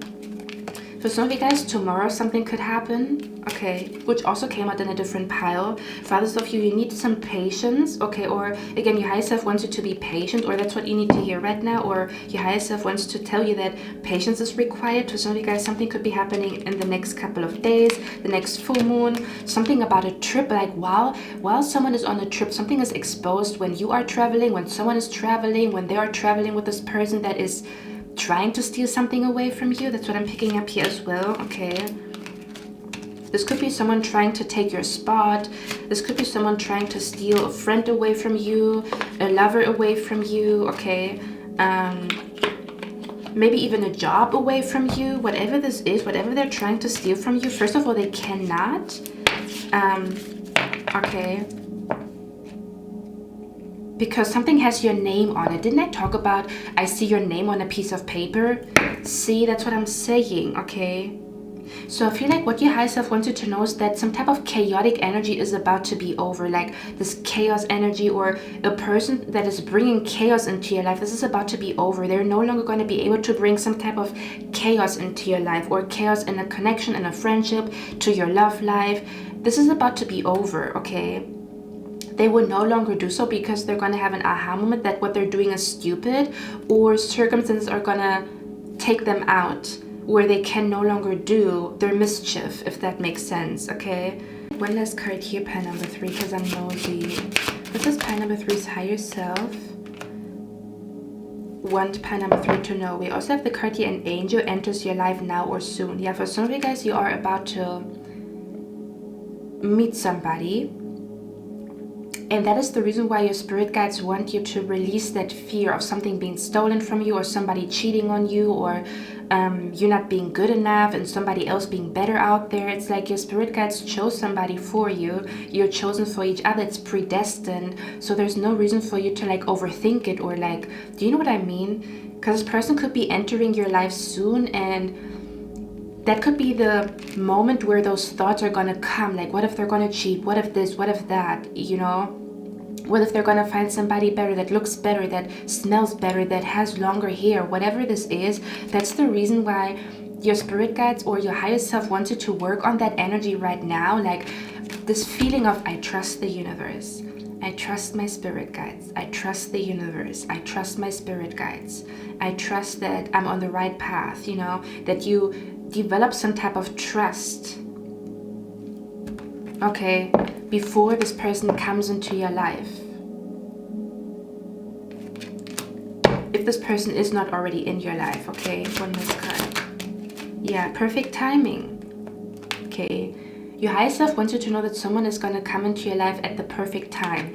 To trust the universe, even with the timing. We talked about this. To trust your spirit guides, even when it comes to timing. It's not too late. It's not too early. They know when it's time. So trust them, or trust your higher self. Even your higher self knows when it's time. Even your higher self knows when it's time. You're going to feel like, oh, it's about to happen, because you feeling it's about to happen is you feeling it's time, or your spirit guides or your higher self whispering in your ear it's time. But up until then, chill. Okay, just chill. Okay, pile number 3 is what I'm picking up here. Yeah. That's it, pile number 3, okay? Pile number 3, that's all I have for you guys. I hope you like this reading. I hope this helped you. I'm going to see my next one, and I wish you a lovely, lovely day. Bye.